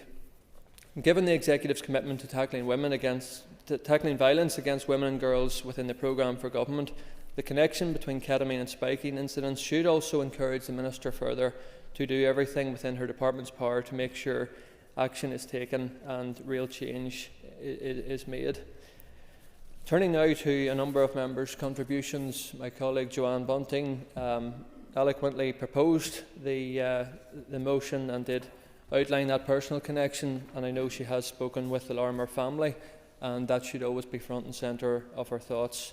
And she also highlighted about the production within our schools, which I think is a very positive demonstration to our young people, reaching over 3,000 people, and hopefully that can be built upon and rolled out further within our schools, reaching thousands of children and young people. And as I said, she highlighted some shocking personal testimonies from users, which really does highlight the impact of drug use. Or Leah Flynn spoke about the widespread use of drugs across every constituency in the country, and the role for the Health Minister, as well as the ever-rising use and dangers of online platforms and apps, and the widespread accessibility, which really is very much at the heart of the drug use today. And talked about the rapid drug testing system, which I think is something should be certainly prioritised. I think anything at all like that can make a difference should be certainly looked at and considered seriously. Danny Donnelly outlined his support as well for the family, the Larmer family, and talked about tackling the war on drugs in the UK. And I think that is, a very fitting terminology, that it is, a war on drugs is required and is needed, and how the pattern of drug use. Yes, sure. Sorry, just to correct, the point I was making is the war on drugs has failed in the UK. We have drugs available in cities, towns and villages across Northern Ireland. The war on drugs policies do not work. Prohibition has not worked. We need to move on and try something else. Thank you for that intervention. If I was coming to that in your notes, that you had said that the pattern of drug use has changed so dramatically since 1971, and I think that does reinforce the need for updated legislation, given how the time has passed and how the widespread use has increased so dramatically during that period. Duke Beattie talked about the many victims and the tragic consequences that drug use can have, and it's not just those who take it, it's their families and loved ones and friends that are severely impacted, and the need for additional addiction support services and how they must improve as well. Justin McNulty talked about the consequences of using ketamine, the tragic loss of young lives within his own community, and indeed that the penalties are too lenient, and the importance of prevention campaigns and educational awareness. Deirdre Hargey talked about the impact within her own communities and about addiction, and the importance of not stigmatising, and talked about the community toolkit within her own community and constituency, which she believes has positive impacts on tackling drugs. Connie Egan talked about how previous users should also be involved within the review, and I think that's an important point, that they have a key role to play in telling their story and how lessons can be learned as well, and highlighted how it is the whole executive have a responsibility ultimately to end the harm. Mark Durkin was our final speaker and talked that, rightly so, that ketamine was not just a party drug, and tackling those misconceptions should be front and centre, and about the severe health risks, and that it is not a low-risk substance, that there is no such thing, and is supportive of reclassification. So in conclusion, Mr Deputy Speaker, I think we have had a useful debate, and I would urge all our colleagues to support this motion, and I think we can send an unequivocal message here today that those who push and peddle these drugs need to face the full weight of the law as we tackle this drug problem. Thank you, Mr Deputy Speaker. Thank you very much indeed, and thank everybody for contributing to this debate. The question is that the motion standing in the order paper be agreed. All those in favour say aye. Any contraries? The ayes have it. The ayes have it. Take your ease for a few moments while we change over the top table and get ready for the next debate. Thank you.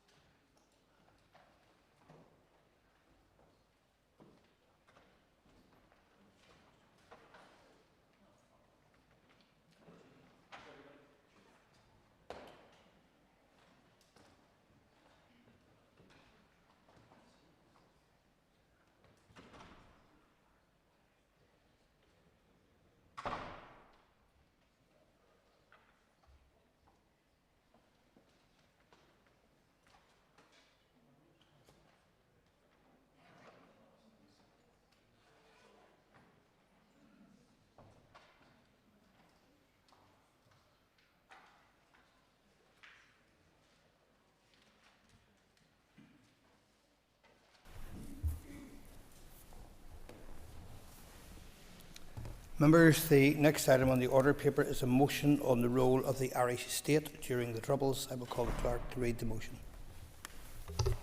That this Assembly acknowledges the powerful and harrowing testimonies of victims' families and those affected by the Omagh bomb as part of the ongoing public inquiry and supports their quest for truth and justice.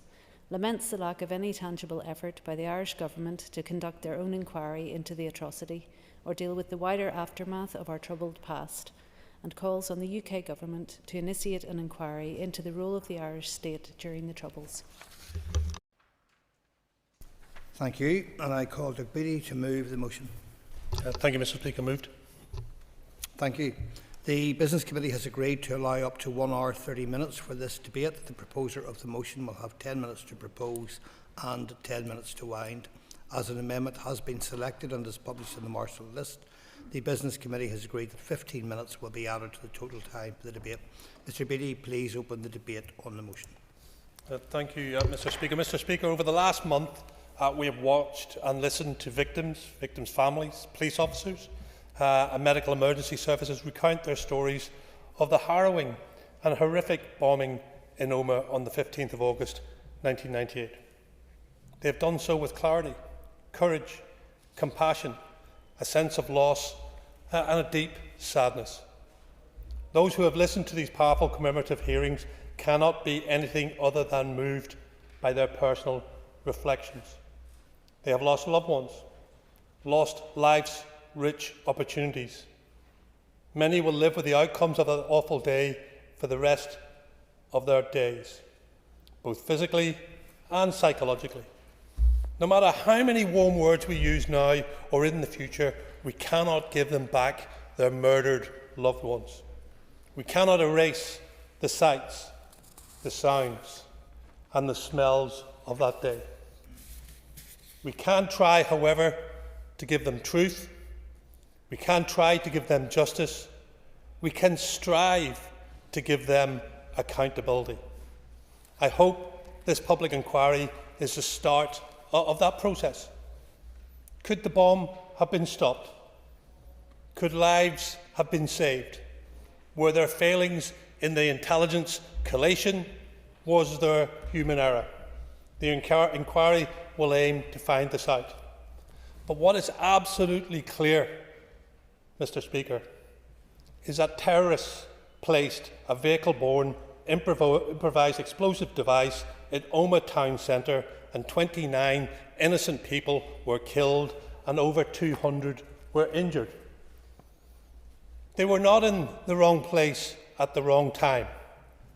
They were in the right place at the right time, and they were murdered for no reason and no excuse. Mr. Speaker, the vehicle that delivered the IED to Omagh on that fateful day was stolen in the Irish Republic. The explosives were sourced in the Irish Republic. The TPU, Timer Power Unit, was made in the Irish Republic. The IED was assembled and placed on board the car in the Irish Republic. The plan was made and rehearsed in the Irish Republic, and the vehicle-borne IED left the Irish Republic to cross into Northern Ireland and detonated, killing 29 people before the bombers escaped back into the Irish Republic. Yet the Dublin government doesn't feel the need to hold a public inquiry in parallel to the UK inquiry, or even a commission of investigation. They clearly do not take their commitment to victims seriously, and many victims do not trust their hollow words. They do not trust some weak memorandum of understanding in regards to information sharing. And they have good reason not to trust them. They promised much to the King's Mill families and delivered little, even though they said they would bring in unprecedented legal measures to facilitate the cooperation to deliver upon its commitment. Let's compare that statement to the statement of just 10 days ago from the Irish Justice Minister. If new legislation is required, it will be enacted by the House of the Oireachtas. The Taoiseach and the Taoiseach are fully committed to cooperation with the inquiry. Well, Mr. Speaker, unless that legislation gives the Omagh bomb inquiry the powers to compel witnesses from the Irish Republic, to compel members of the Garda, to compel members from the Director of Military Intelligence, It's pointless. And that's simply not going to happen, regardless of any memorandum of understanding. We also know from our engagements around the floored Stormont House agreement with the Irish Government that both the Garda and the Irish Military Intelligence will redact information before investigation. So why on earth do we think an MOU will be any different? Just look at the Dublin Monaghan bombing. Another despicable bombing from our troubles. 17th of May 1974, 34 killed, 300 injured. And the last time they did a commission of investigation were missing documents from the Garda Síochána, missing documents from the Defence Force, missing documents from the Department of Justice. The reality to all this is simple. The Irish Government criticise much, but deliver little. Even when some were hell-bent on the Stormont House agreement, the Irish Government never saw fit to have a parallel process. When the Conservative government brought forward legacy legislation, and it was a disaster, nobody standing over that, the Irish Government brought forward nothing. Nothing. And they haven't brought forward anything in regards to legacy. And we're letting them away with it. We're not holding them to account while they hold our feet to the fire. I am not dismissing the sacrifice of the Defence Forces or Garda personnel who gave their lives fighting terrorism. But let's face it, the territory of the Irish Republic was used as a base to murder thousands of UK citizens. Yes, of course. Sorry. I see you're nearly at the end of your speech, and I just wanted to get in before you get there. You haven't addressed how the inquiry, or what the inquiry would actually achieve. If there's no ability for compellability of the Irish state, then what purpose would a public inquiry by the UK government deliver for people? Thank you. Yeah, and I thank you for that question. And it's a very real question. So here's the issue as I see it. If you can imagine that the UK will have their inquiry and they will come out with a series of outcomes from that inquiry. Of course, they will be redacted for security reasons. That's always going to be the case. But that's what I would expect the Irish to do in a parallel process. Come out with some of the things which says, here's where we got it wrong. So what we in the UK are saying, we maybe could have stopped it, and I'm surmising here, maybe they could say, well, actually, if we'd have done this, it may never have left our territory in the first place. But if they're not willing to examine that, they've no way of knowing. And there's no way that they can do a joint one, because legislation just wouldn't allow it to happen. And we all know that.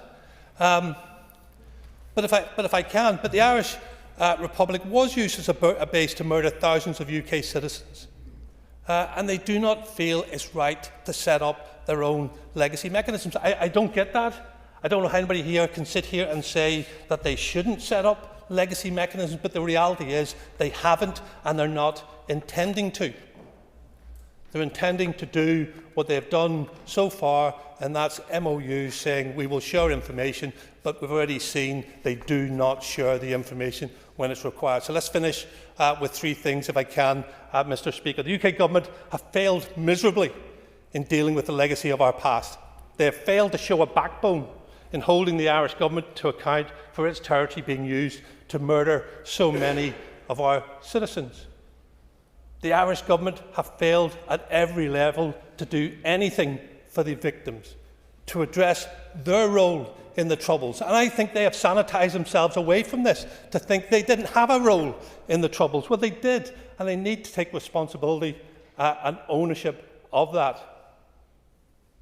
And stop just being critical of everybody else and start looking inwards to themselves. And lastly, it's a reminder. The Omagh bomb victims deserve answers. They deserve the truth, as do thousands of victims right across these islands, and the Irish government must step up to help provide that information. Thank you, Mr. Speaker. Thank you. And I now call Tom Buchanan to move the amendment. Moved, Deputy Speaker. Thank you. You will have 10 minutes to propose the amendment and 5 minutes to wind. All other speakers will have 5 minutes. Mr. Buchanan, please open the debate on the amendment. Thank you, Mr. Deputy Speaker. Saturday afternoon of the 15th of August 1998 is a date that is etched on the hearts and minds of many people in Omagh, throughout West Tyrone and beyond.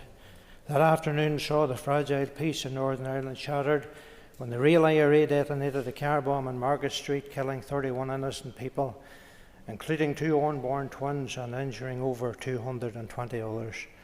That premeditated, murderous act of violence against humanity tore the very heart out of Omagh, leaving many families in deep sorrow and suffering, causing devastation of a generation of people. For the past 27 years, many of these victims' families have suffered in silence as they have continued to pursue a path of truth and justice.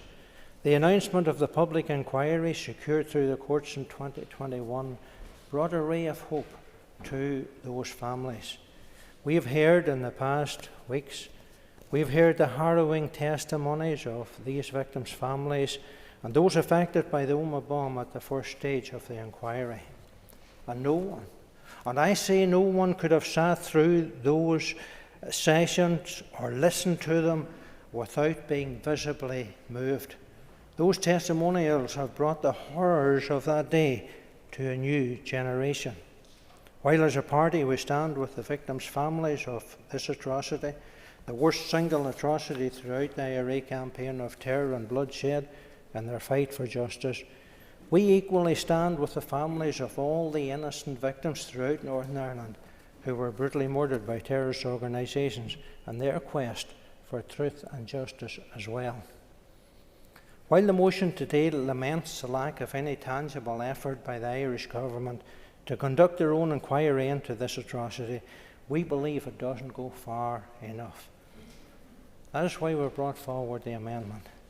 A memorandum of understanding between the Omagh Public Inquiry and the Irish Government will be entirely deficient to providing answers for the victims and their families. Therefore, the amendment is calling on the Irish Government to do the honourable thing as recommended in the Honour Court judgment in 2021, that the Irish Government should similarly hold an inquiry with powers to compel any person in the Republic of Ireland to provide evidence, information and material pertinent to a full and unfettered investigation on behalf of the victims and survivors. We must not let the Irish Government off the hook on this issue. The fact remains that the Omagh bomb was planned and built and delivered from the south of Ireland, and the proposer of the motion has gone into more detail actually in that issue. The Dublin Government cannot therefore wash their hands of these murders, and the Justice Minister must ensure that she is not giving cover to this double standard. She must practically demonstrate her commitment to seeking parallel investigative mechanisms in the Irish Republic. While the Taoiseach seeks to justify the long-standing Irish Government position of not supporting a public inquiry by stating that Dublin will ensure full cooperation with the inquiry in Northern Ireland, the fact remains that the UK inquiry has no authority to call witnesses from the Republic or to compel them to give evidence. Who then? The member has just acknowledged that an inquiry set up by the UK Government under the auspices of the Secretary of State has no power of compellability. Could he perhaps elucidate for me how he expects me to compel the Irish Government to do anything?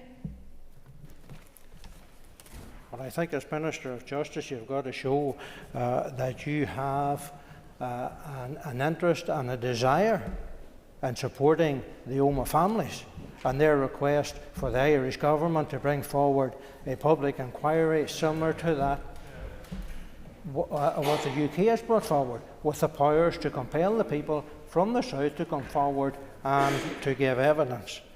But who does the Taoiseach think he is fooling by his fine words that Dublin will fully cooperate with the inquiry without the proper powers in place within the Republic? Well, let's weigh the evidence, folk. We look at the Kingsmill inquest when the Irish government's submission amounted to little more than newspaper clippings. And when we look at the murder of Ian Sproul in Castlederg, Assistant Chief Constable Harris stated under oath at the Smithwick Tribunal that he was satisfied beyond doubt there was a leak from the Garda to the IRA in respect of his murder. Yet both the Dublin government and the Garda Síochána Ombudsman blatantly refused to sanction an investigation into this murder. So does anyone in this House today believe that without the appropriate mechanism in place in the Irish Republic to compel evidence gathering into the Omagh bomb, that things will be different this time round? I challenge the Taoiseach and the Irish government. Are they going to provide the same cover for the perpetrators of the Omagh bomb as they provided for those of Kingsmill and all the other such atrocities throughout Northern Ireland? The facts and evidence speaks for themselves. We must listen to the voice of the victims, engage with them, and not run away from the responsibility to help uncover the truth. The Republic of Ireland cannot therefore continue to ignore their overriding moral and legal duty and what was the deadliest atrocity of the Troubles, orchestrated, planned and delivered from their jurisdiction. The victims and their families deserve truth, accountability and justice on both sides of the border. I commend my party leader and MP colleagues who have raised the need for the Republic to step up to the plate by providing a public inquiry similar to that of the UK government with the Prime Minister. No inquiry will bring the loved ones back. It will not fill the empty chair at the dinner table. It will not ease the trauma from that dreaded knock on the door. However, every decent and right-thinking person should listen to the families, heed their call for an inquiry, and the Republic of Ireland that has the power to compel people and papers to bring the families the truth and justice that they deserve. In closing, I want to remember those of the security forces and the medical support that day who were left to deal with the aftermath of that bomb, who saw scenes and dealt with issues that no one should have to deal with.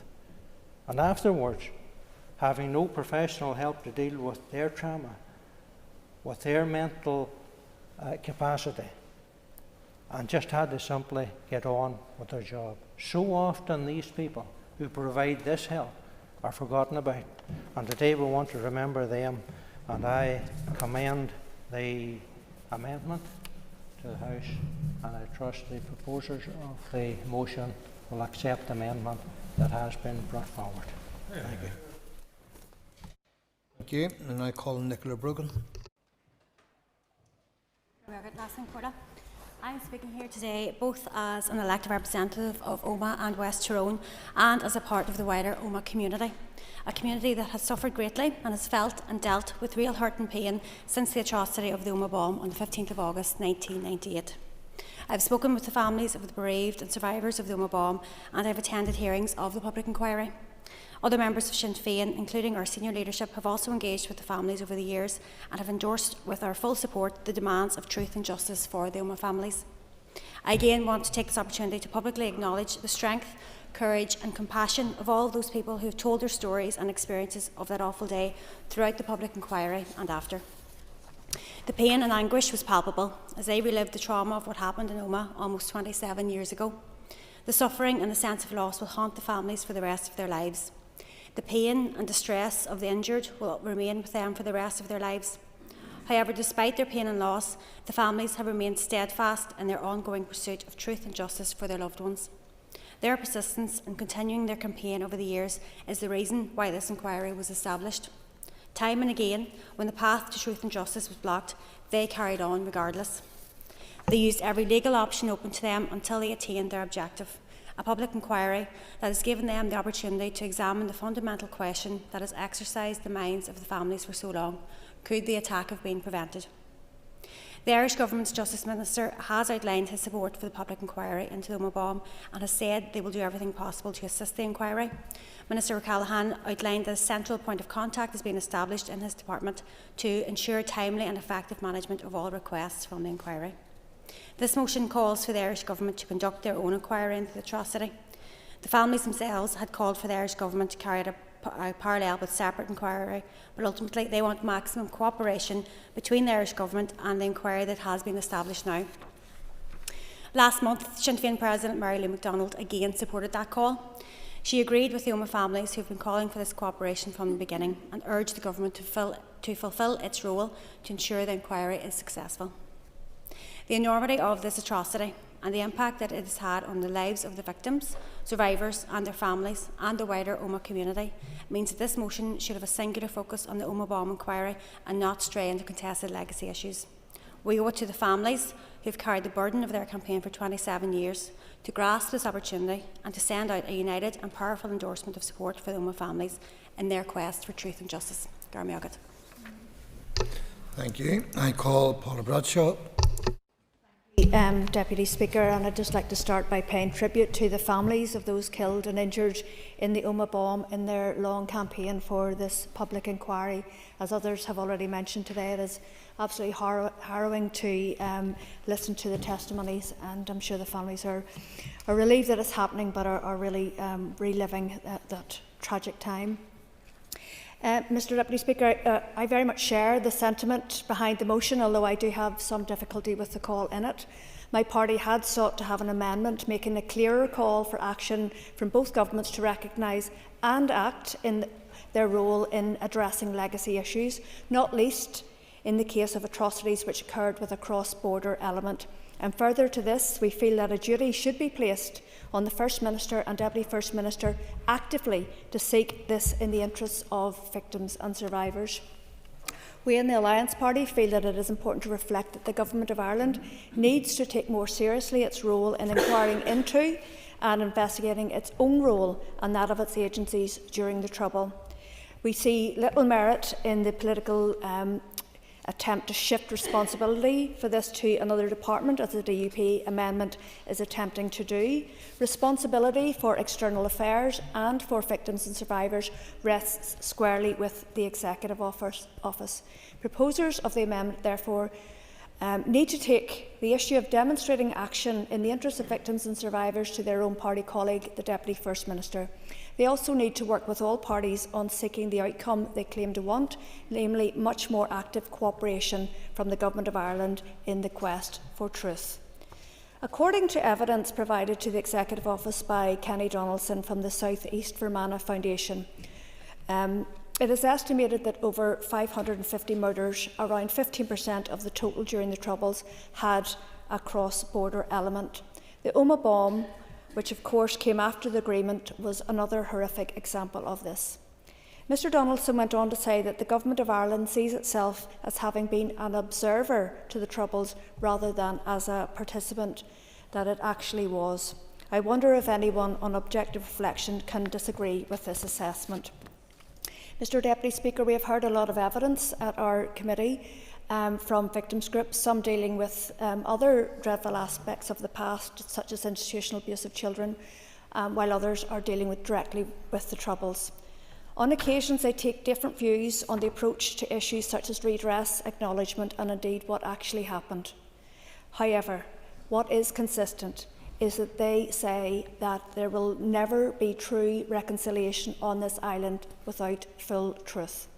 The idea that Ireland, Northern Ireland, is some sealed unit on its own makes no sense. It is defined by its relationship with its neighbours, including to the rest of Ireland, and it will always continue to do so. This is the case socially, it is the case economically, it is the case environmentally. So the idea that it is someplace apart entirely it was someplace apart during the Troubles, and that the Government of Ireland could play a role as some observer set aside from what was happening up the road, or indeed on some occasions within its jurisdictions, is purely ridiculous. I'll leave it there, Mr Deputy Speaker, but I do think it's important that we note that we have to prioritise the needs of victims and survivors, and that is in the pursuit of truth. Thank you. Thank you. I call Matthew O'Toole. Thank you, Mr Deputy Speaker, and I welcome the fact that we're able to debate this motion here today. The first and most important thing in this debate is that we locate everything in empathy with, solidarity with, and the needs of the victims of Omagh, the 29 people plus 2 unborn children callously murdered that day in the middle of Omagh deserve nothing but justice, and the public inquiry that is now happening is a reminder, first of all, of the barbarity of that day, but a clarion call to all of us to ensure that they get clarity, decency, justice, and all that they are entitled to. Hume's words on that day when he described the perpetrators of the attack as undiluted fascists remains as clear and resonant now as it was then. The families have been extraordinarily resilient and dignified in their campaign for truth and justice over the past 27 years. It's extraordinary that it has taken 27 years. At the beginning of my remarks, I do want to say that the SDLP has always been clear about the immorality of the acts that took place in the conflict and the obligations that fall not just on the non-state actors, the paramilitaries who undertook violence, but also on the 2 states, both the British state and the Irish state, to do right by the victims of this conflict. Paula Bradshaw was correct when she said that it is wrong to characterise this conflict as simply cut off from the rest of this island and indeed the rest of these islands. Those 2 states, the British state and the Irish state, have a moral and legal obligation to do right by the people, not just of Northern Ireland, but of all the people of these islands who were caught up in that conflict. You can go back to 2001, Mr Deputy Speaker, when the Police Ombudsman for Northern Ireland concluded that the RUC had ignored warnings before the Omagh bomb took place. There has been a consistent failure on both sides of the border, in both jurisdictions, to properly, not just protect the interests, but to properly pursue and investigate the perpetrators of the Omagh bomb. Those families have been failed consistently. We are clear that the governments both need to take their responsibilities, and that includes the Irish state. I welcome the fact that there have been new commitments from Minister O'Callaghan, but we support the call for the Irish state to do more. I think there is a slight concern with the first motion, in the sense that, or the original motion, calling for the UK state to compel the Irish state to do something purely because they don't have the VIRES, and so it's not entirely clear that they would be able to compel the evidence that we all want. I will happily give way. Thank you for giving way. Sorry, that might just be my clumsy word. I guess the point I'm saying is the issue by not having an inquiry down south is we cannot compel people from south of the border to give evidence. So I'm actually outlining the problem, and that's the solution if they have it. Why I think there's not much merit in the DUP amendment is that it does specifically call for the Irish state to initiate its own parallel inquiry, and that is something the SDLP has called for and has no difficulty agreeing with. We wouldn't have used precisely the wording that the DUP do in their amendment, but given the importance of this issue and the gravity of the issues at stake, we will be supporting the DUP amendment. Let me also say that when we talk about these issues, it's important that we ground all of our contributions in honesty, because the victims of our troubles still today face double talk and evasion from states and from non-state actors and from certain political parties, it has to be said. The Omagh bomb was a grotesque and squalid act. As somebody who passionately believes in a new Ireland, I find it grotesquely offensive that someone could think that planting a bomb in the middle of a town with innocent people was a legitimate or effective way to achieve a united Ireland. But it also must be said, if that act was grotesque and illegitimate in August 1998, it was grotesque and illegitimate in August 1997 and 1996 and many, many years before that. The Good Friday Agreement was an extraordinary and transformational thing on this island, Mr Deputy Speaker, but it did not magically delegitimise car bombs placed in towns with innocent children and shoppers. That's a point that has to be made. Both the Irish state and the British state need to do right by victims. The Squalid Legacy Act passed by the previous British government needs to be replaced in full. We need to have a human rights compliant legacy process which does right by victims in this place. And yes, that has to include the Irish government and the Irish state being clear and being absolutely transparent, and yes, engaging in a public inquiry in relation to Omagh, but more generally any cross-border components to its participation or to issues that have arisen. We wouldn't precisely have put down this motion or this amendment, but the gravity of the issues at stake and the importance of them and the seriousness with which our party takes its moral responsibilities to victims of our troubles means we will certainly support the amendment, albeit, as I said, we would not have precisely phrased it in that regard. The thing we should all be attempting to do is to move this society towards reconciliation and to move beyond our brutal and horrible past. But that does not mean not being honest and clear about that past, and that has to include states and state actors. Thank you, Mr. Deputy Speaker. Thank you. And I call Stuart Dixon. Thank you very much, Deputy Speaker. Deputy Speaker, I wish to begin, as others have done today, by recognising the courage and indeed the resilience of those involved in the Omagh bomb inquiry. The bravery and testimonies shared by victims and those affected have been deeply moved and serve as a powerful reminder to the human costs of the Troubles. It's essential, as we reflect on this period of our history, that the priorities of the voices of the victims and their families, ensuring that the pursuit of truth and justice remains at the forefront of our discussions. Deputy Speaker, 1 week previously, at the same time and on the same street, my wife and I shopped, 1 week apart. The Troubles and the violence of the past, as we all know, were an incredibly dark chapter for everyone on these islands. Significant progress has, as members said, been made since the Good Friday Agreement. The subsequent efforts and the work of reconciliation and truth recovery must continue.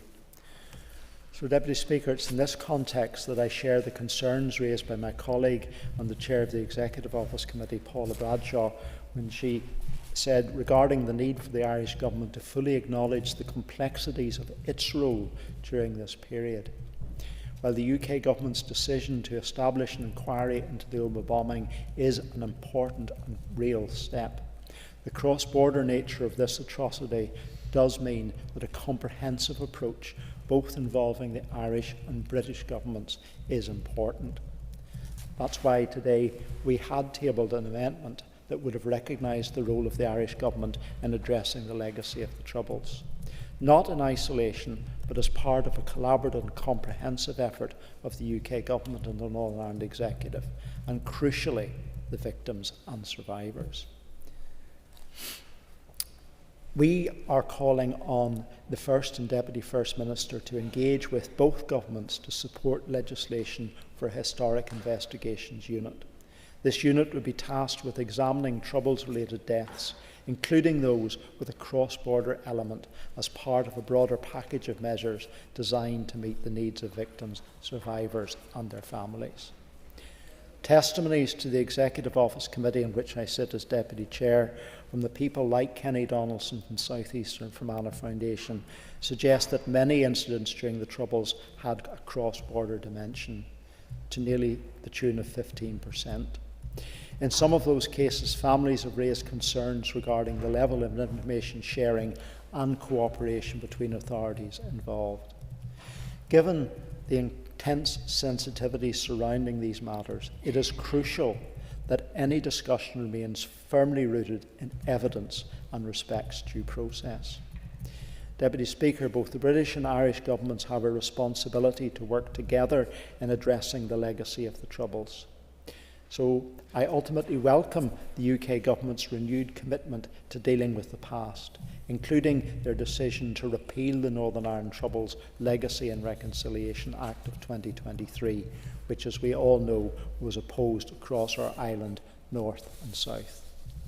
To conclude, Deputy Speaker, it's important and necessary that both the UK and Irish governments take further steps to engage with these issues in the spirit of cooperation and reconciliation.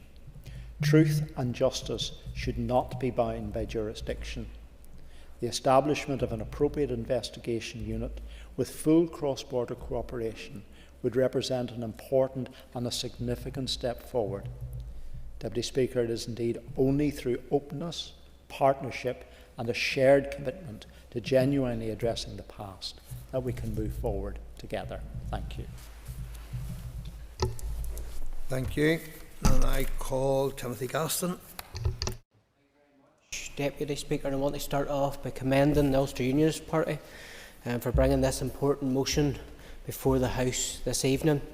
It is particularly pertinent that these matters should be raised on the 11th of March, a day when across Europe people pause to remember the innocent victims of terrorism. The record of the Irish Republic when it comes to legacy is quite sickening. To date, they have sat back and acted as some sort of independent party which can equality-proof proposals from the UK government.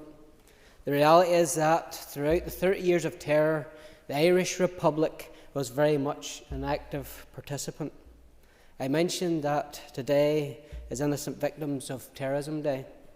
Yesterday I held an event to mark that, and afterwards a member of the public passed a member of my staff this booklet, Newry and a Border Between Truth and Justice. It contains many interesting facts and statistics, but I will highlight just one. It contains a table obtained from the Irish National Archives. These were stats supplied by the British Embassy in Dublin, showing that between 1976 and 1984, between 100% and 66% of commercial explosive finds in Northern Ireland were manufactured exclusively by Irish Industrial Explosives Limited. In 1976 alone, over 540 kilograms of Irish industrial explosives was discovered in Northern Ireland, accounting for almost 90% of the total that year. The Irish Republic has never answered questions as to why explosives from their jurisdiction ended up in the hands of Republican terrorists in Northern Ireland and were deployed to murder and maim people who in their own constitution claimed they wanted to unite with in harmony and friendship.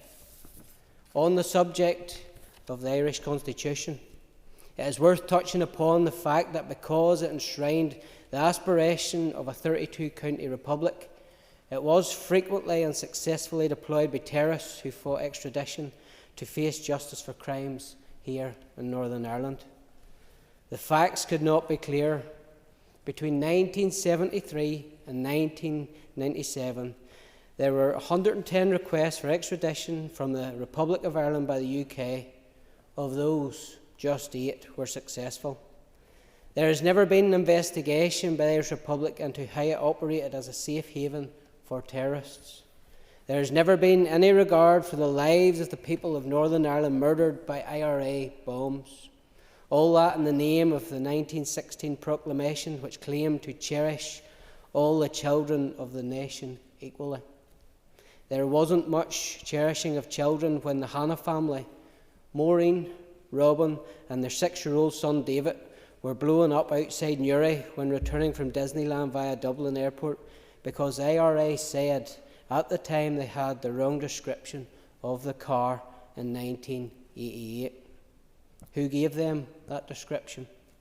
It was suggested at the time information came from the Garda, but to this day Dublin has resisted demands to come clean. When Smithwick concluded that he was satisfied there was collusion in the murders of RUC officers Harry Breen and Bob Buchanan, there should have been a wider investigation into the links between the Garda and the IRA. There has never been one. We have already heard from the chairman of the TEO, who quoted Kenny Donaldson from his evidence session, where he made the point that on the basis of research, there is between 550 and 570 killings that have a cross-border element. Chillingly, he added that victims of Republican terror and border areas are effectively stateless when it comes to justice. To put it bluntly, Dublin doesn't care and London doesn't want to rock the boat. Frankly, it is sickening that the Irish Republic, where the majority of Republican attacks were planned, in the case of incidents like Narrow Water, that was executed from and to which killers fled to for sanctuary. They continue to wash their hands of their role in the IRA years of terror, while all the time presuming to pass judgment on the UK state. The Omagh bomb relatives deserve truth and justice from the Irish Republic. So do the relatives of the families of the 550 to 570 murders carried out with a cross-border element. Thank you. Call Philip Brett. Mr. Deputy Speaker, and today on International Victims of Innocent Terrorism Day, can I commend the member for Upper Bann for bringing this important issue before the House. The Omagh bombing and surrounding incidents hold a special place in our household, Mr. Deputy Speaker. My father was one of the first responders to the Omagh bomb. As a paramedic, called and airlifted to Omagh to find a scene of utter devastation. He returned home to our house in Glengormley the next day and never uttered a single word again about what he had seen that day. That was the tragedy, the mayhem and the murder that he witnessed. He stayed in close contact with the Gallagher and other members of the Omagh families, and they repaid their debt of gratitude to our family when terrorism visited us. I want to commend the work of my colleague Mr. Buchanan, who has for years proudly championed the cause for a public inquiry both here in the United Kingdom and in the Irish Republic. I had the pleasure of being with Mr. Buchanan and members of the Omagh family when our party publicly committed to supporting their call for a public inquiry both here in Northern Ireland and in the Republic of Ireland. I think this House has an opportunity today to send a clear and unequivocal message that all parties, be it here in the United Kingdom or in the Republic of Ireland, need to step up to the mark. And it was perfectly articulated by the Leader of the Opposition that whilst members in this House may disagree with parts of the wording of our amendment, the intention of it is to make clear that no person, no state actor or no government should be able to avoid their moral duty to the families of the Omagh atrocity. I do, Mr. Deputy Speaker, though, however, wish to call out some of the hypocrisy that has been generated here today. It is welcome that all members of this House have made clear that there was no justification for the Omagh bombing. But if there was no justification for the Omagh bombing, Mr. Deputy Speaker, how was there justification for the Shankill bombing? How was there justification for the bombing at Le Mans? As others have rightly articulated, all terrorism, regardless of where it came from, loyalism, republicanism, or those pretending to act in the good of anyone in Northern Ireland, was wrong in 1985, 1995 and 2005. And that should be the message that comes from this House today. This has been a respectful and important debate, and the members of the Omagh family are listening on to what we are saying today. So let this House send a clear message and support the amendment that was so eloquently articulated by the member for West Tyrone. Thank you, Mr. Deputy Speaker. Thank you.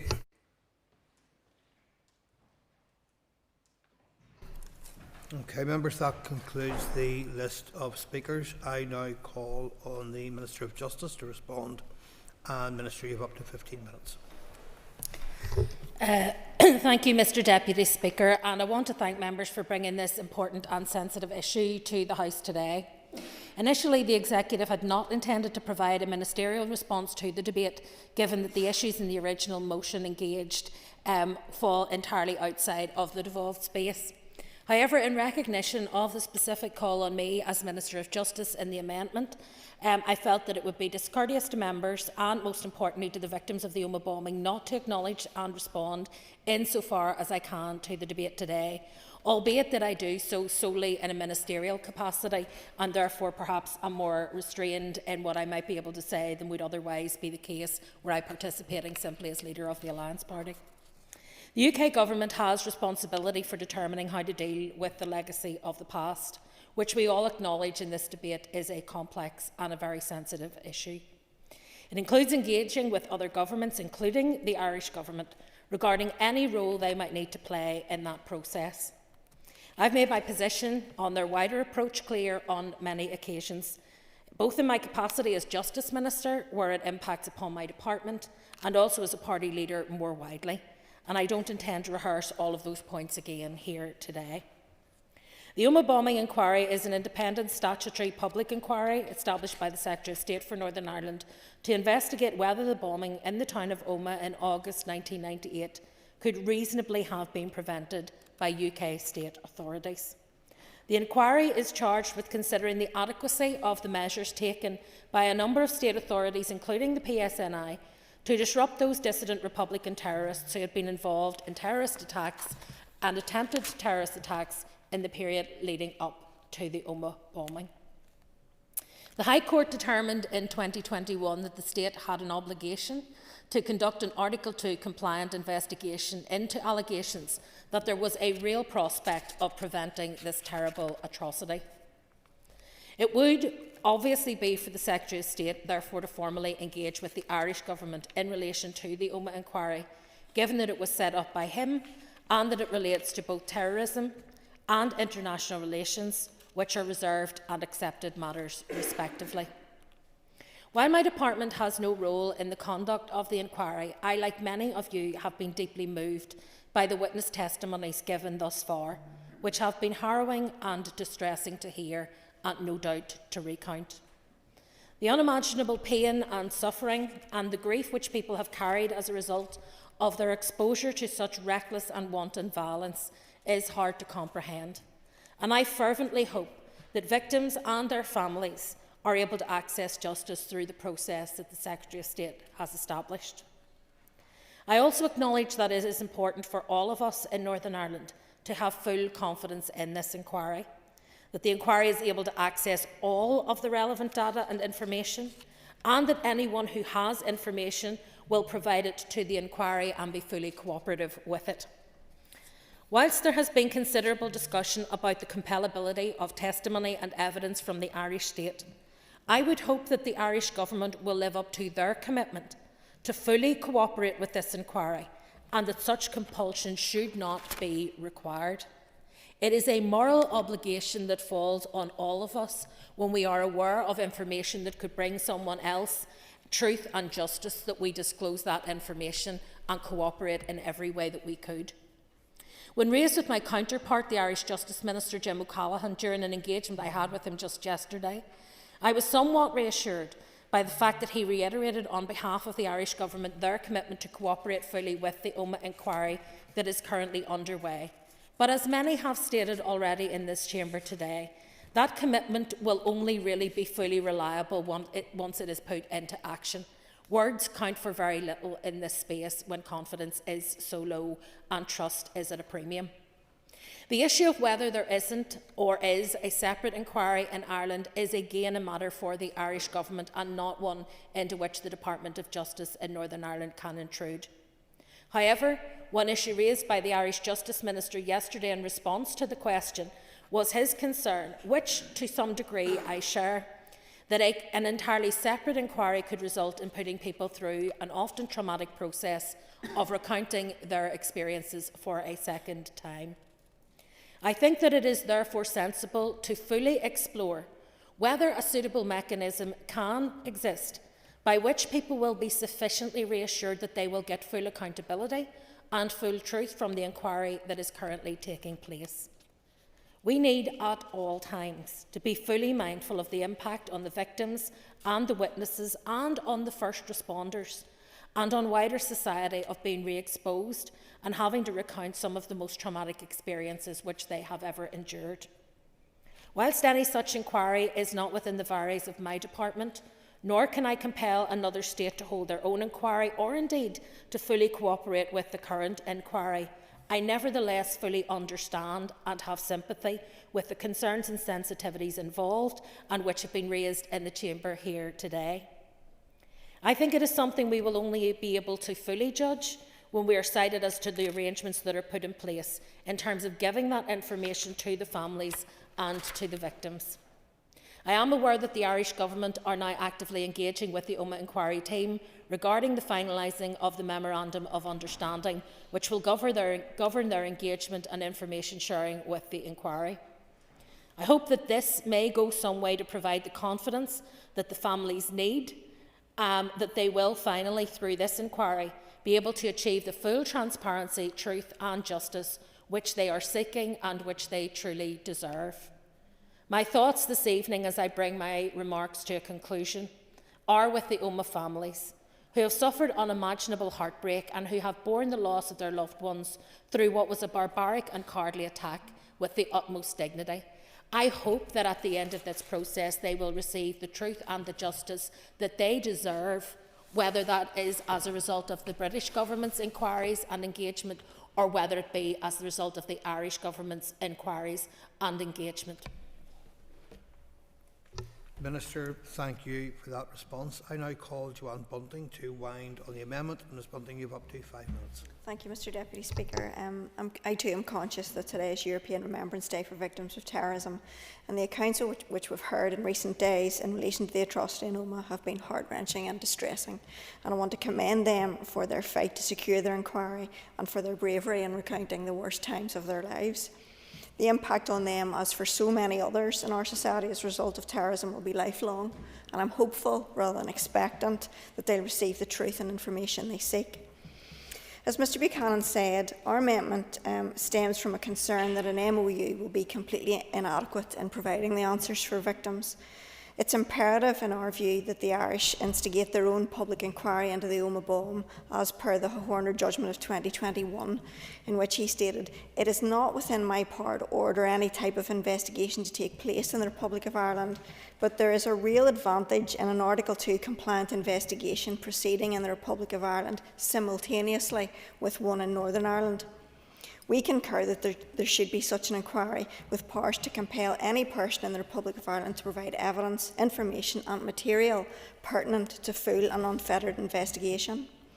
The families deserve truth, and any inquiry must have and must use the power to compel people to participate, to interrogate individuals and to provide any and all information and evidence which they hold. To our minds, that would be a much better and more valuable and meaningful method of demonstrating their cooperation than signing a document. Cooperation is entirely subjective and completely insufficient. As has been said, the families of Kingsmills have seen exactly what cooperation looked like when it amounted to being sent newspaper clippings as part of disclosure. That's created a genuine concern amongst the families that key evidence from the public may never be examined. And key evidence is exactly what it may be, given that the bombing was planned there, the bomb itself was built there, and it was transported from there. For us, and I hope the rest of this House, it's unacceptable that the Dublin Government is refusing to provide a structure which would help bring answers for the Omagh families. The victims and families deserve truth, accountability and justice on both sides of the border, and our party leader, Gavin Robinson, has raised this matter with the Prime Minister. Truth and justice must be delivered for the families of those who so needlessly lost their lives to Irish Republican terrorism. We all, the Irish included, must listen to the voices of victims, engage with them and not run away from the responsibility to help uncover the truth. The Republic cannot, should not and must not ignore its duty in this regard. It's difficult to understand how or why it's ignoring the comments of Justice Horner, yet it's not surprising. For years, there have been double standards when it comes to legacy and something of a say-do gap in their approach. Ever content to tell His Majesty's Government what it should be doing whilst doing nothing themselves, failing to investigate repeated allegations of collusion, harbouring those who perpetrated heinous acts of terrorism and fled over the border to safety, and then refusing to extradite them to the UK. Just for the record, between 1973 and 1997, 113 extradition requests were made to the Republic on terrorist-related offences, but only 8 people were actually extradited. Between those same dates, 296 extradition requests were made relating to non-terrorist offences, and that resulted in 124 extraditions. Interesting, isn't it? Yet as members of Europe, they too are subject to the European Convention of Human Rights Articles and Obligations, including Article 2. It was noteworthy to hear from Lord Keane in an answer to Lord Macrae that the then Secretary of State wrote to the Irish Deputy Prime Minister in January 2024 challenging the Irish Government's own approach to addressing legacy issues, including the number of troubles-related prosecutions brought in Ireland since 1998.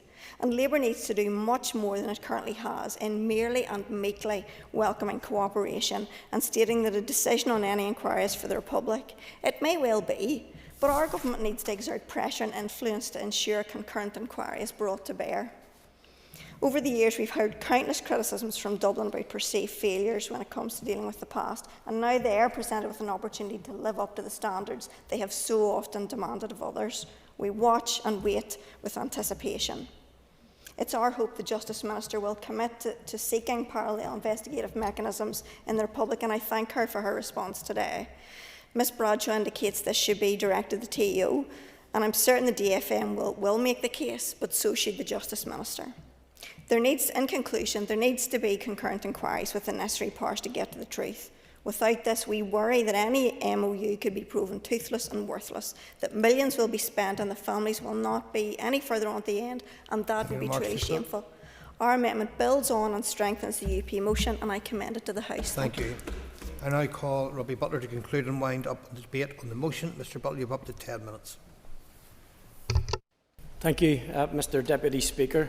And in the final debate of the day, it is incredibly serious, incredibly incumbent upon all of us to remember who we're here to represent, who we're here to speak on behalf of. And I'm kind of nervous because, to be fair to those that have spoken in this chamber tonight, it has been a debate thus far which has been respectful.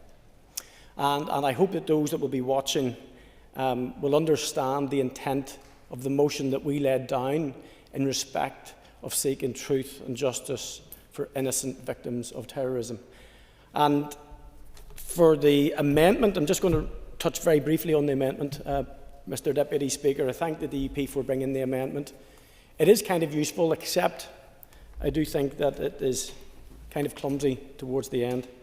Because in reality, when we are bringing any motion to this House and we're looking at the varies that we have for instructing any other legislature, whether that be in Westminster or the Republic, it's important that we do it with a collective voice. That's accepted. But the Justice Minister has no more fist in this game than the rest of us, and I do believe she has set out quite well that she has been on record previously in this matter. I was looking through and listening to some of the testimony of the inquiry in Omagh so far, and I make no excuse for this, Mr Deputy Speaker, but a former colleague of mine gave testimony at the inquiry himself. I joined the fire service in February 2000, and Paddy Quinn, who was a retained firefighter in Omagh, joined on that same day with me, and unbeknownst to me, and it was a long time till Paddy shared his story, but he was one of the first emergency responders to attend the Omagh bomb site on that day. And much of his story, even when he told it to us in broken fashion, wasn't actually revealed until this year, where he revealed, for instance, that on that day when he turned up to the site, his mum was caught up in the explosion, and she was standing, I think, with a toothbrush in her hand, with the shards of a plastic bag that had been ripped out of her grasp. But as they looked around the scene and they saw what looked like, and these are Paddy's words, it looked like a scene from Vietnam, as if a napalm bomb had destroyed the centre of their very town. And the horrors that those people faced 4 months after the Good Friday Agreement, 4 months after the work had been done to deliver peace, there were still those who were so bound by fear and by hate, thought that they would perpetrate such a violent act. And in regard to the motion, and it was brought by, introduced very well, I thought, by Doug Beattie, and he did lay down a lot of irrefutable facts in regard to that fateful day, where the vehicle came from, where the explosives were perhaps made, certainly where they were stored, where the timer was attached, where they were assembled, and where the plan and escape was made from and 2, and that is irrefutable. But there was a stat that was fired out in this debate, and it's never struck me before, but it said, and I think it was Timothy Gaston, thank you for this, it was, I think it was you, and perhaps not, or maybe it was Paula Bradshaw actually, 15% of the violence over the period of the Troubles is attributed to the borders, but the reality for that is if you lived on the borders, it was 100% of the violence perpetrated in your area. Because the violence, if it happened in Belfast or it happened in Lisburn, you were slightly detached, but if you lived in a border area, your life was completely different to that of someone who lived in the town or city. And for anyone who has any recollection of the Troubles and can remember what it was like, Omagh, because of the scale and the ferocity of it, is simply unimaginable. Unimaginable. 29 deaths, over 200 injured, but many, many, many more lives shattered. And the people that died in that bomb weren't just from Omagh. We have international visitors that were there, people from different towns. So the legacy spread way beyond Northern Ireland.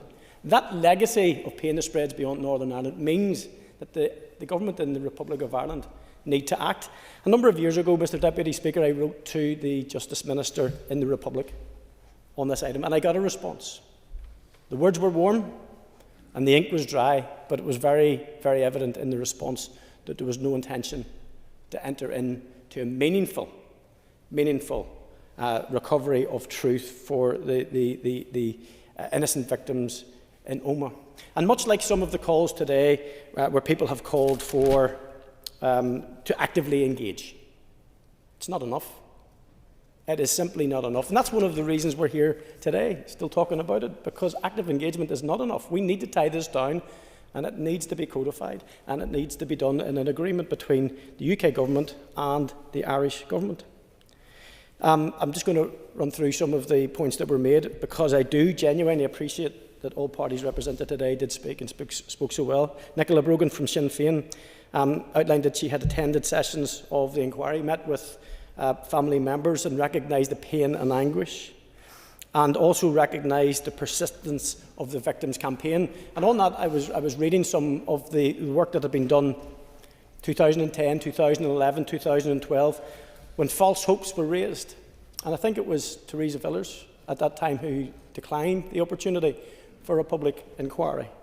But persistence does, and persistence will pay off, because this has to change, and the Irish government will have to act. But it is not enough that it would be warm words and dry ink. This needs an inquiry in the Republic of Ireland. Paula Bradshaw also paid tribute to the victims of the Omagh bomb. And I agree that the First and Deputy First Minister and the Executive Office have a role absolutely to play in this, as all of the politicians in this chamber do. Matthew O'Toole talked about the immorality of terror, and he reiterated a number of times that the two states have a moral and legal obligation to do the right thing. There was a comment, I'm not sure, someone talked about a contested narrative for the past.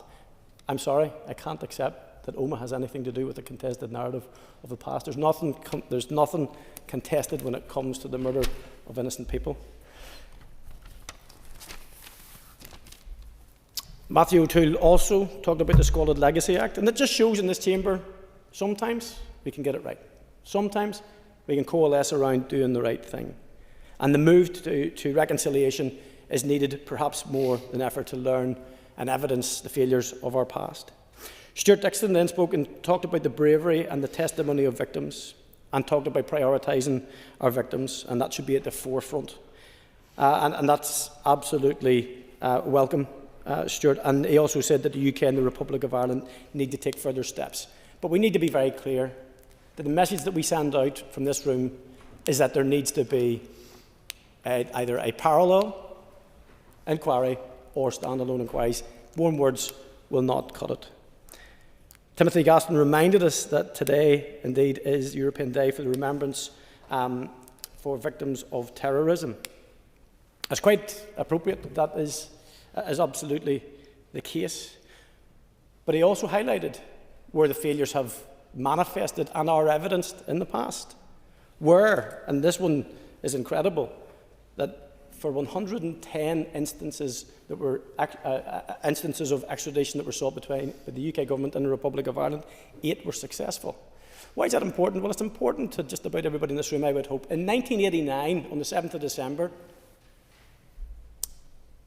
I made the journey from a butcher shop to another part of Lisburn. I came out of the shop to witness a policeman waving at me like this. I just walked past the car, and I kind of knew it was a suspicious-looking car. So I ran, and I ran past the car. And about 40 seconds later, a 500-pound IRA bomb exploded behind my head. Behind my head. In Omagh, sadly, they didn't get the chance to run. They didn't get the warning that they should have had. I'm the lucky one. I'm lucky to be standing here today.